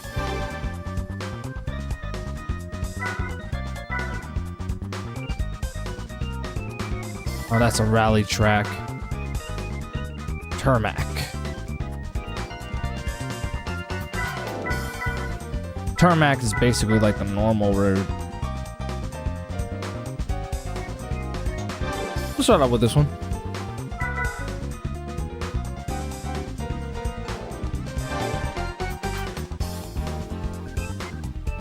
Trail Mountain is still peak. Oh yeah, 100%. I agree. And keep in mind, this is a game from 2001. This game graphically, I think, holds up. At least I think so. We'll start things off.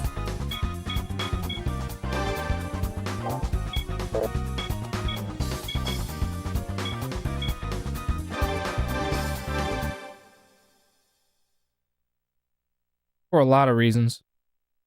Well, yeah, we all know that. We all know that. That's what I'm talking about! That's why he's the MVP! That's why he's the GOAT! The GOAT! This game graphically still holds up. Like, this is easily one of the best looking PS2 games. The graphics look so real, almost, for its time especially. And on top of that, the game runs at a solid 60 frames per second, and it never drops frames. I gotta remember, I'm playing a racing sim right now.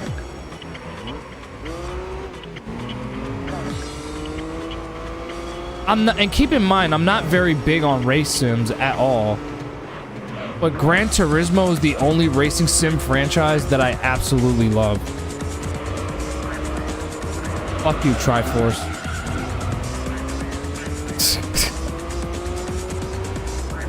4:20 a.m. or 4:20.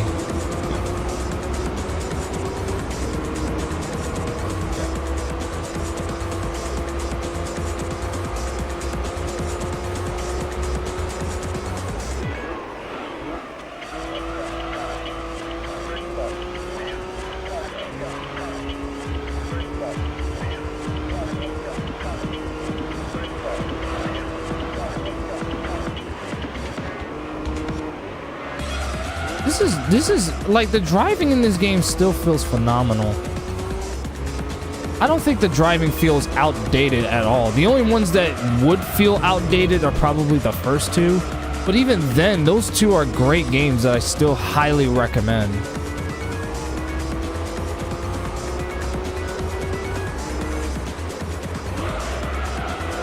Yeah, Trail Mountain is a very iconic. It's a very iconic level in the Gran Turismo games. Because, you know, it came back in in Gran Turismo 7, which that one's also sensational. I think it's the best one since the classics.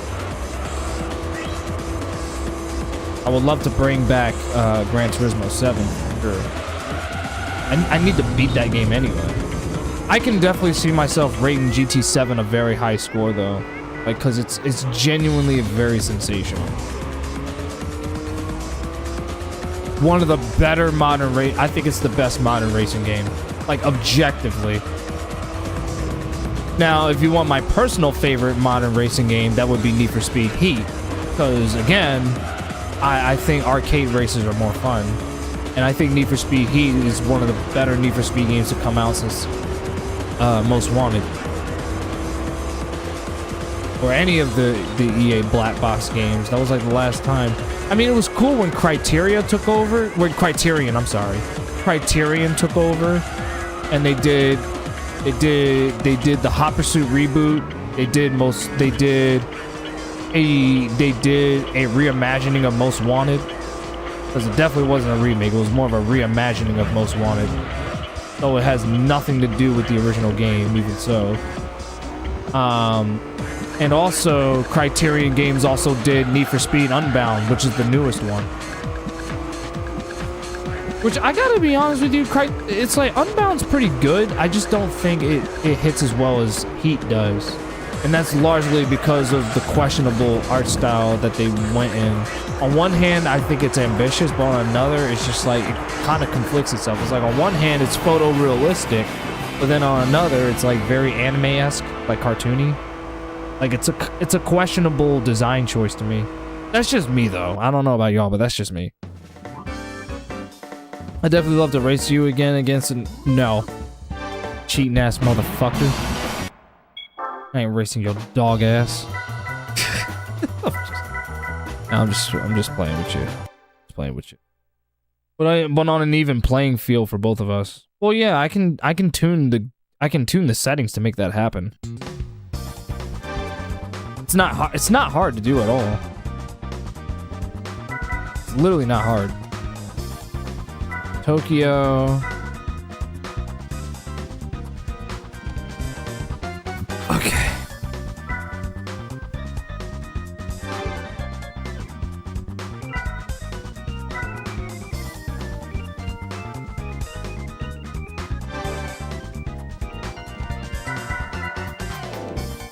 Oh look, there's the Supra. Yeah, I'm surprised at how well this game still looks. This is a game I would love to do a playthrough of. Like, we would do the simulation mode and go from there. That Camaro was OP.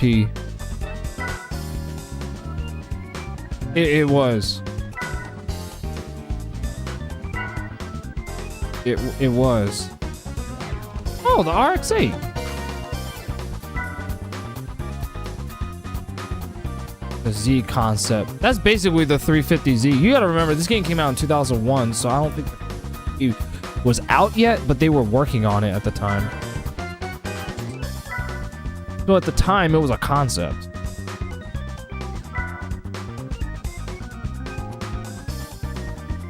Oh yeah, this is the Porsche. This is the Porsche 911 Turbo. I don't know why it's called RGT. I think it probably had something to do with... I think it was a rights thing. I don't know. Yeah, I don't know specifically what it was, but hey, I'm just glad to see that it's there, you know. Oh yeah, the Camaro. The advanced, remember the advanced car that you saw in the in San Francisco Rush? It was basically the Camaro. That's basically what it was. I always loved the Corvette. The Corvette's always looked good.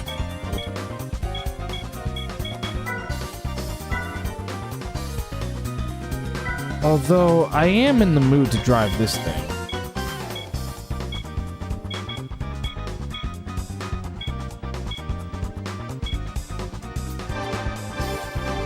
Drive the Porsche. I do take Daytona on GT7.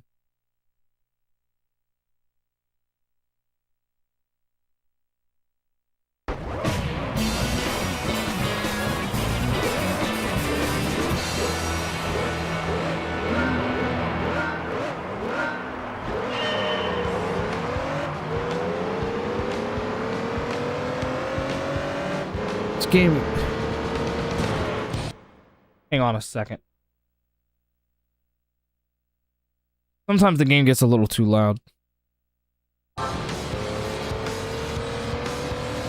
anyway, what I was saying was that it's like, it is amazing how I could come back to this game, and despite the fact that we're playing a game that is 25 years old, this is a 25-year-old game, and look at how gorgeous it still looks.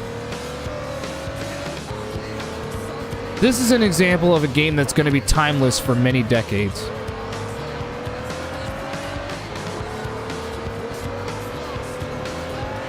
Like, I genuinely think that this is one of those games where, like, time... Like, with time, this game is going to hold up.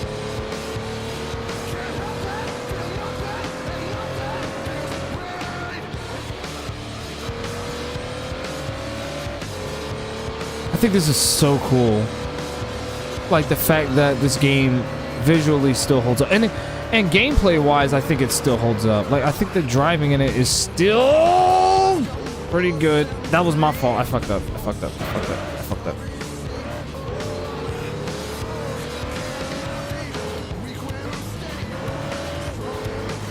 That was my fault. All right. Yeah, I love the driving in this game. The driving feels so fucking good.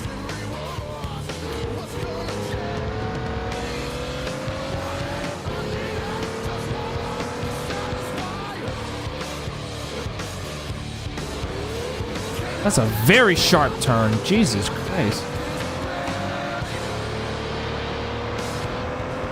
I should have gotten an S. You know what? It's actually kind of a good thing I didn't grab an S-class car for this race, because I would not know when to brake. But I gotta remember, I'm playing Gran Turismo. I'm not playing an arcade racer right now, so I gotta keep that in mind. Because I was busy playing fucking San Francisco Rush, and before I even streamed, I was playing some Need for Speed Hot Pursuit 2.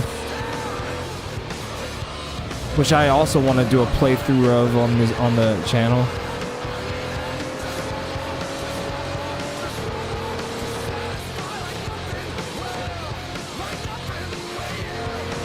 But I definitely want to put more Gran Turismo on here too. 12.9 miles of pure hell, which is why I called it Green Hell.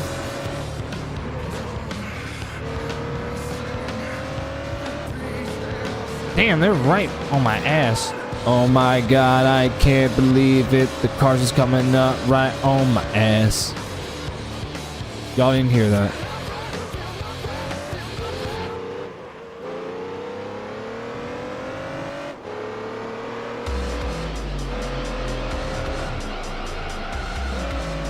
Woo!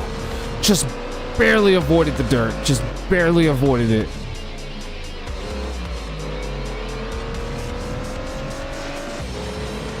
Sharp turn incoming.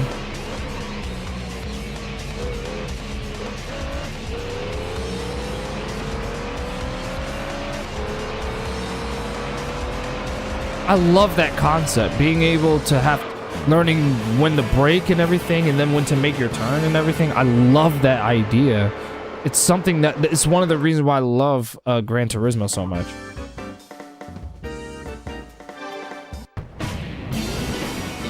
And also, not to mention, I think it also has like the best replay feature of any racing game. Literally the absolute best replay feature ever. Like, the cameras are so dynamic, it looks so real. Like someone's actually filming, you know? Like, it's all so good, you know? All helped by the fact that the graphics in this game still look gorgeous. It is sensational. This is a game I could totally see myself giving a really high score. Especially after playing much of the arcade mode. I spent more time with the arcade mode than I did with simulation, but that's why I want to play the simulation before I even rate the game.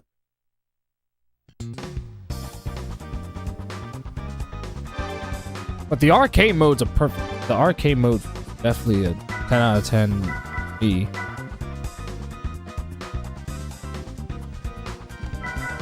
So many tracks to pick from.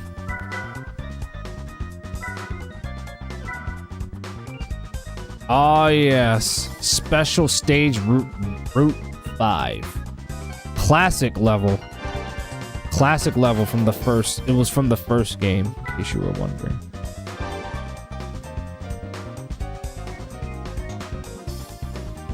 I didn't get to see much of the B class vehicles. Oh, classic 240 SX, classic tuner. What about Sonoma Raceway? I'm sure it's in the game. If it is, I'll make that the next track.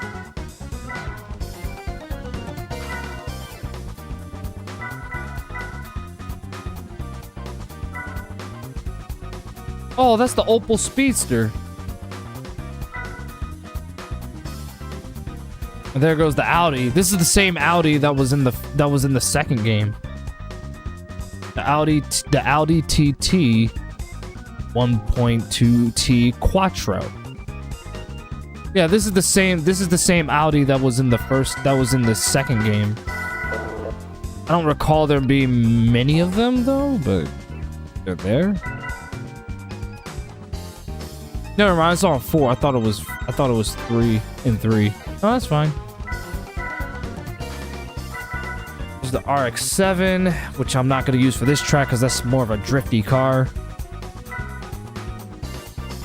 A little too drifty for my taste. We haven't seen the Corvette yet, so I definitely want to get the Corvette out.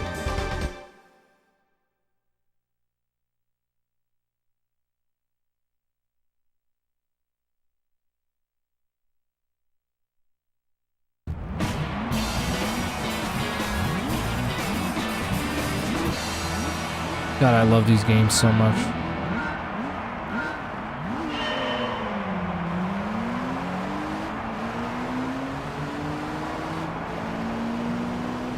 God, this game still looks good. This is easily like... Oh, my bad. Oh, look, I see a Lotus. That's a Lotus right behind me.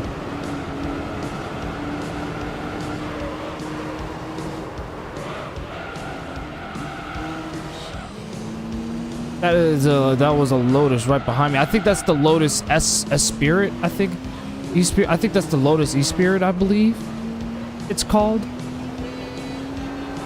Côte d'Azur is my request.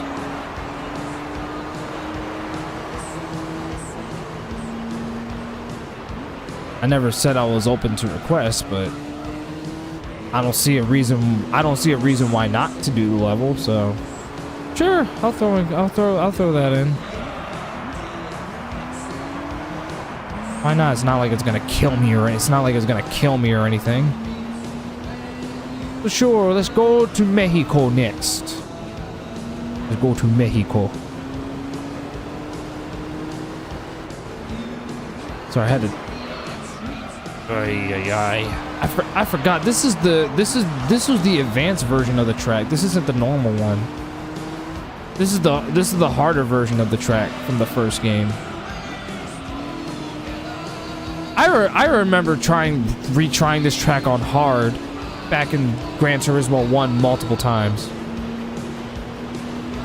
So while I do love this level, I had to replay it several times on the arcade mode in the first game. Because I was playing it on hard. Because what I was doing was that I was basically retrying, or not retrying, I'm sorry, trying to unlock many of the cars in the arcade mode. That's the one thing that I think the first game suffers from, is that the progression system in both the arcade and the simulation mode weren't exactly the best. That's what holds it back. I think the rest of the game, however, is fantastic, but the progression system is pretty damn aged. You know what I'm saying?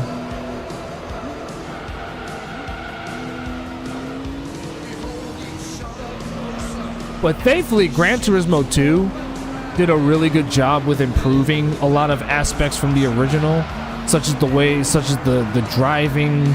Obviously, it improved the graphics to use more of the PS1's graphical potential, which at the time was objectively maybe besides Ridge Racer Type 4, it was the best looking racing game on the PS1, which I know that seems hard to say nowadays given, you know, it's PS1 we're talking about. But keep this in mind that that the first game alone utilized 75% of the PS1's graphical potential, and then the second game came out and used even more of its potential.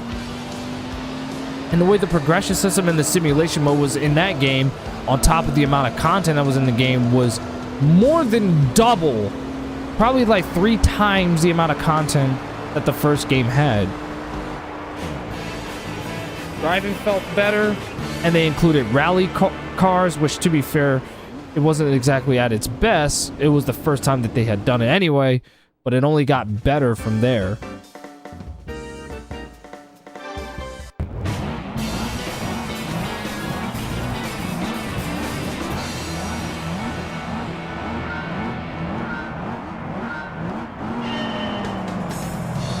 Oh, Monaco. That's what it said. I don't know why I thought it said Mexico. I don't know why. The reason why I wear glasses, I'm illiterate. You illiterate nigga. You can't read between the lines. That's what 50 Cent said in Many Men. Many men. Many, many, many men. Wish death on me. No, I don't. Oh my god, I can't remember the fucking lyrics. 4:30 in the morning. Leave me the fuck alone. Anyway.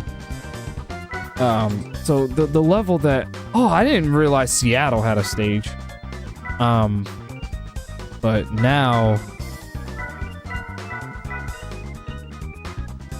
You're saying Côte d'Azur. Yep, this is the one.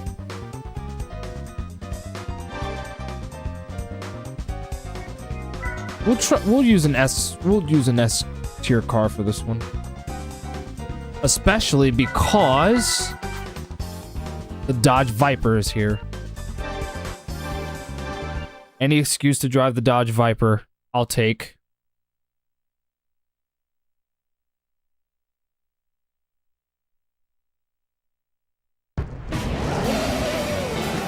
That's what I'm talking about!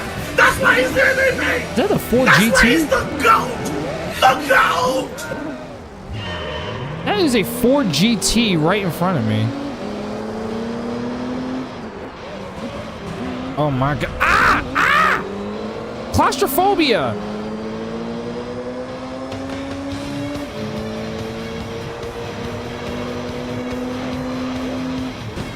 Oh my god, I hit your bumper. Bumper to bumper. Oh my god, bro.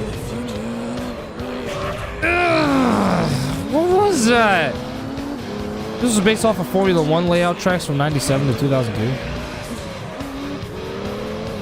So in other words, you basically wanted me to pick this track just so that I can cater to your Formula 1 fetish. You're welcome.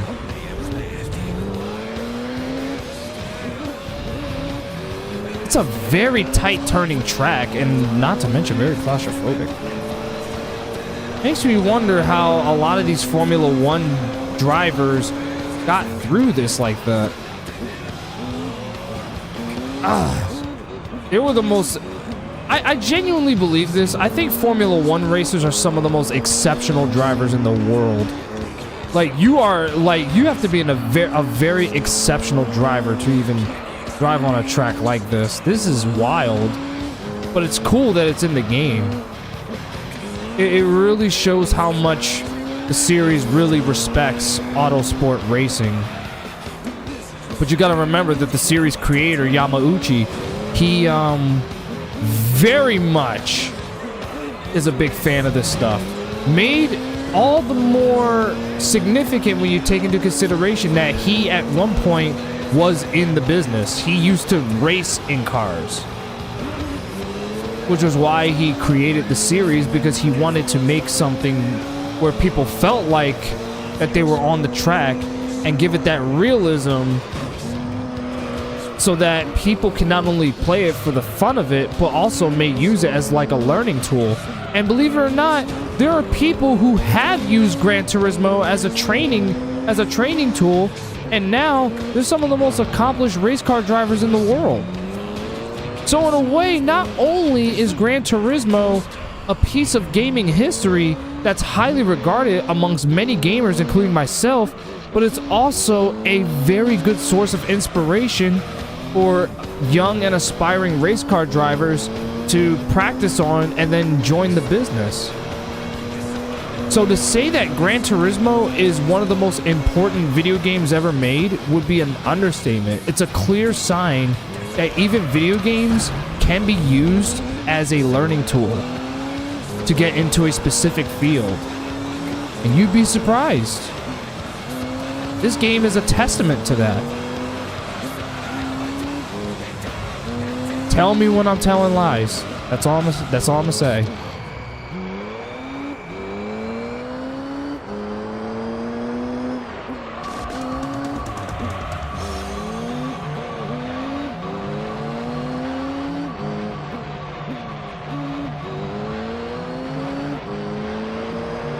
Did I win?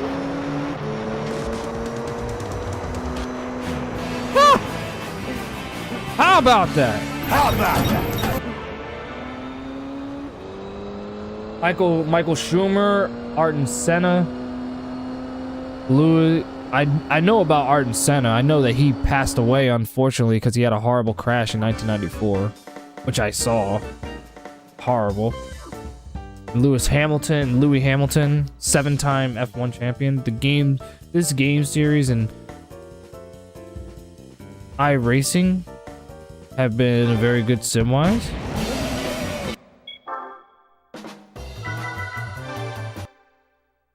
We only got 17 minutes left on the stream.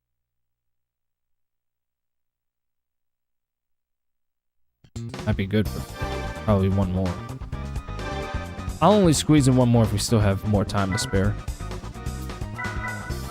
It's the only way that I'll do it.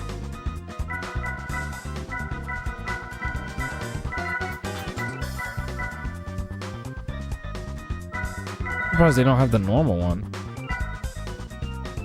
Huh. Interesting.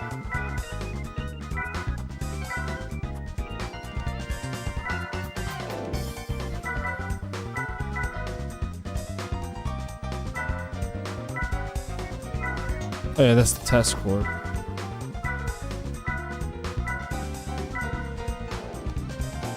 Special stage, Route 11? Was this one in the second game? I don't remember. I don't remember. Well, we already drove the Viper. Oh my god, another Viper! Oh, I'm not gonna say it. I'm not gonna say it. But because it's there, I have to. I have to. That's the concept one. I gotta drive it. I gotta drive it. I'm awake. Somehow.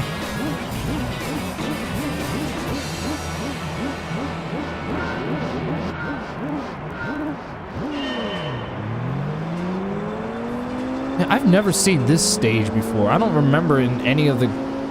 I don't remember if it's in the first two games. Well, it definitely wasn't in Gran Turismo 1. I know that. It definitely wasn't in the first game. Ooh, just barely.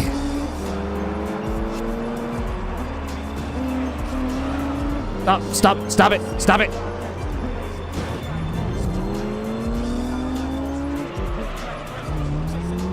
Oh man, the brakes on these things are exceptional. That's crazy.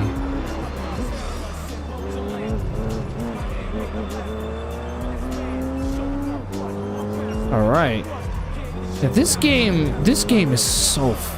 God, I love this game so much. I love this game so much. Best $2 I ever spent. Complete in the case with the manual, disc, and everything. And it still works on my PS2, as you can see.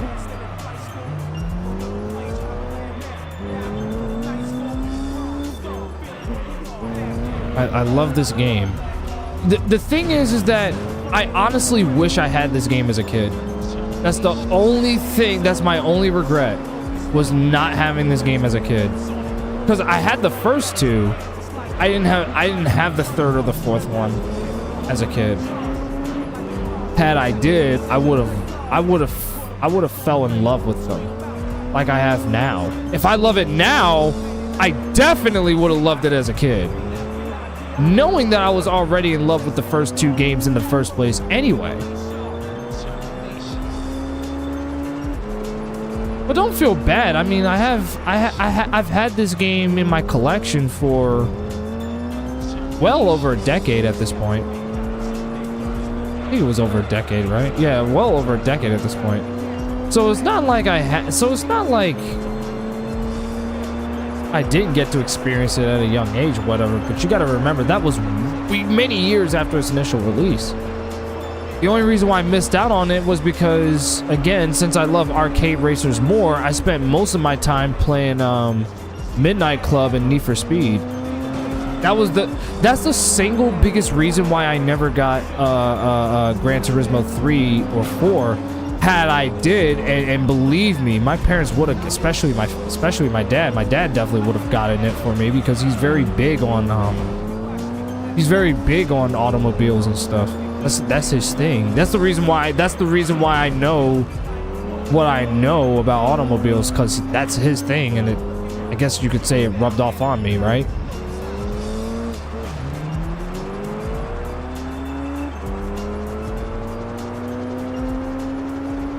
Only got 12 minutes left. But anyway, yeah, that's my point.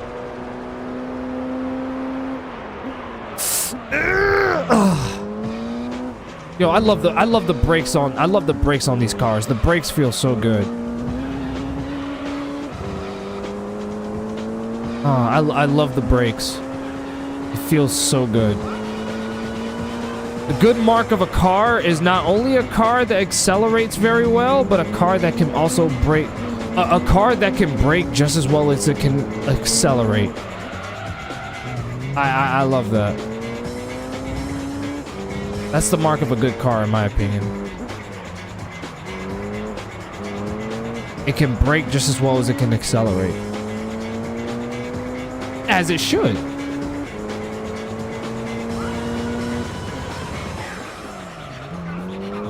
We're almost done with the track. It looks like I got time for one more track. So we'll definitely do one more level. This level was interesting. I'm not gonna lie. This level was very interesting. It might have been from the second game, or this might be a unique one for this game, but I don't... All I know is that it definitely wasn't in the first one. I can say that without looking back. It definitely was not in the first one.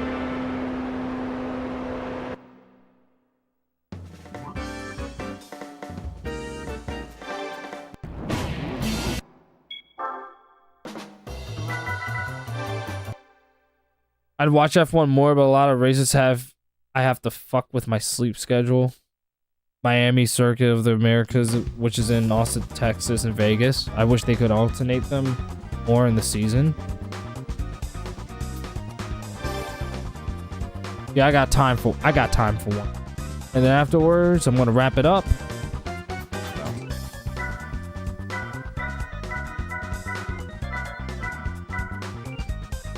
Special stage Route 5. It's the same level as before. This is Area F. It's the weather conditions. I think it's the weather conditions. That's. I'm pretty sure this is in reverse.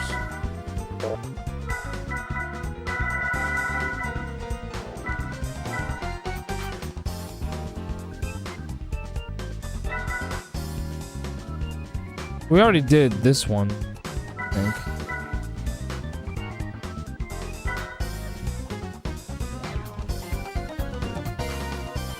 Rome Circuit. We'll do it again with an S tier car. Let me see what they got here.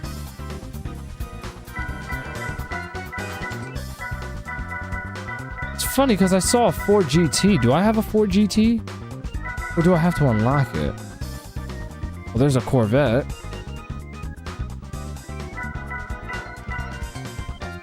Subaru. NSX. For the Subaru.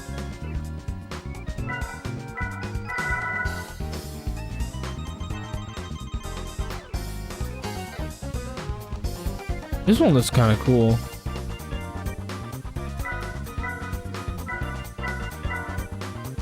Yeah, I don't see the GT at all. I don't know if it's on the arcade mode. It's probably a simulation mode only car. The modern layout is basically damn near impossible. To make any overtake, I'm gonna say that the version of Monaco U-Race was better than the modern layout. Oh, this one looks like the TVR Sabera. Oh, it is the TVR Sabera. Oh shit! All right then. I'll drive it. I'll see how it feels. I'm still big on the Vipers. The Vipers were so. Oh. Sorry, I think I made a mess. I'll clean it up later. Ah.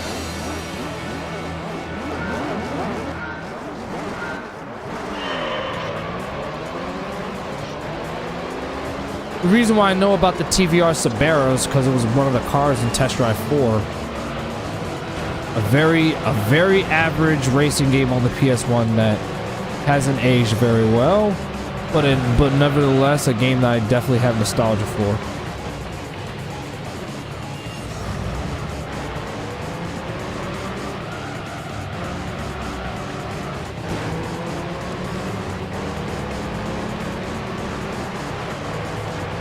Here we go.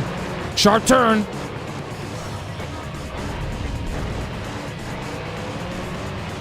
BP. I see BP. Bryanston Pictures. Is that what this is?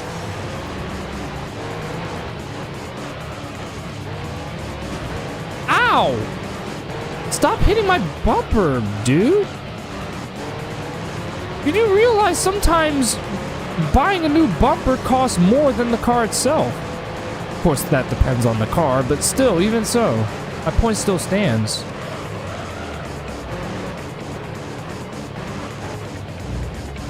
Here we go. Stay on the tarmac. There we go. Oh my god. Oh my god. Now with Gran Turismo, rubber banding isn't a problem. At least I haven't felt it. Every racing game has rubber banding. It's necessary for the sake of, you know, having the AI be a challenge to you. But as far as it feeling like Need for Speed bad, I don't feel it at all. I would have been noticed it, but given that this is a racing sim, I don't think that's a problem.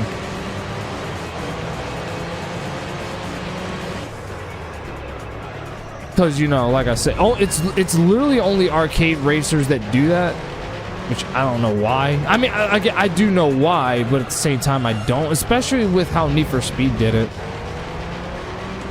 Like, the EA Black Box games specifically were infamous for that. I would say out of all of them that had the worst rubber banding, it was definitely Most Wanted. Most Wanted is sensational. It's a sensation of a game, right? But one thing that I'm gonna have to say the rubber banding was ridiculous. Like 1 minute, it's like you have this insane gap, and then next minute, like literally, the AI is just like right there. All right, I finished in second, but that's all right because I've been in first in every single race up to now. But I'll take that. You win some, you lose some, and wreck some. The Intimidator. Oh yeah, Dale Earnhardt. I'm just big on a car that get me into the checker flag and get the win.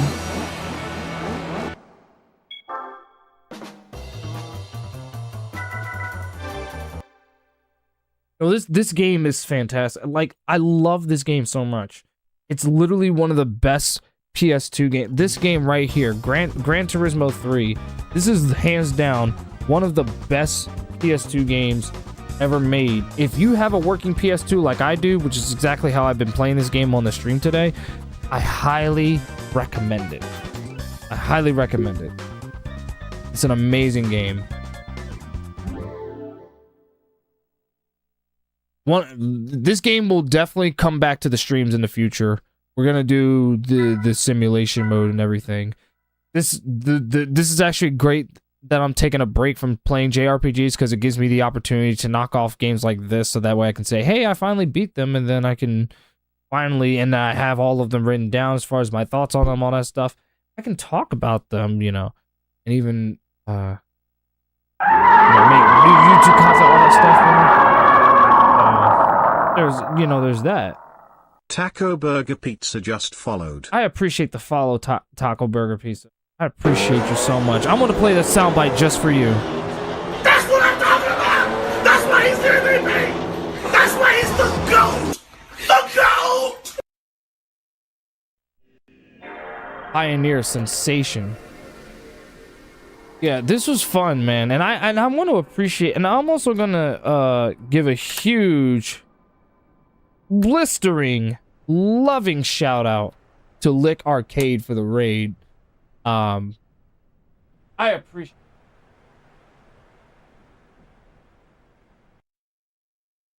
So this will definitely come back.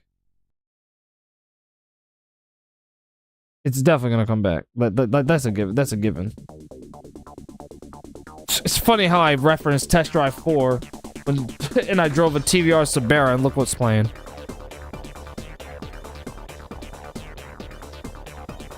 But anyway, like I said, thank you guys for being on the stream today.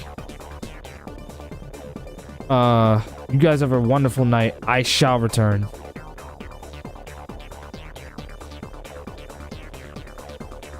Peace in the Middle East.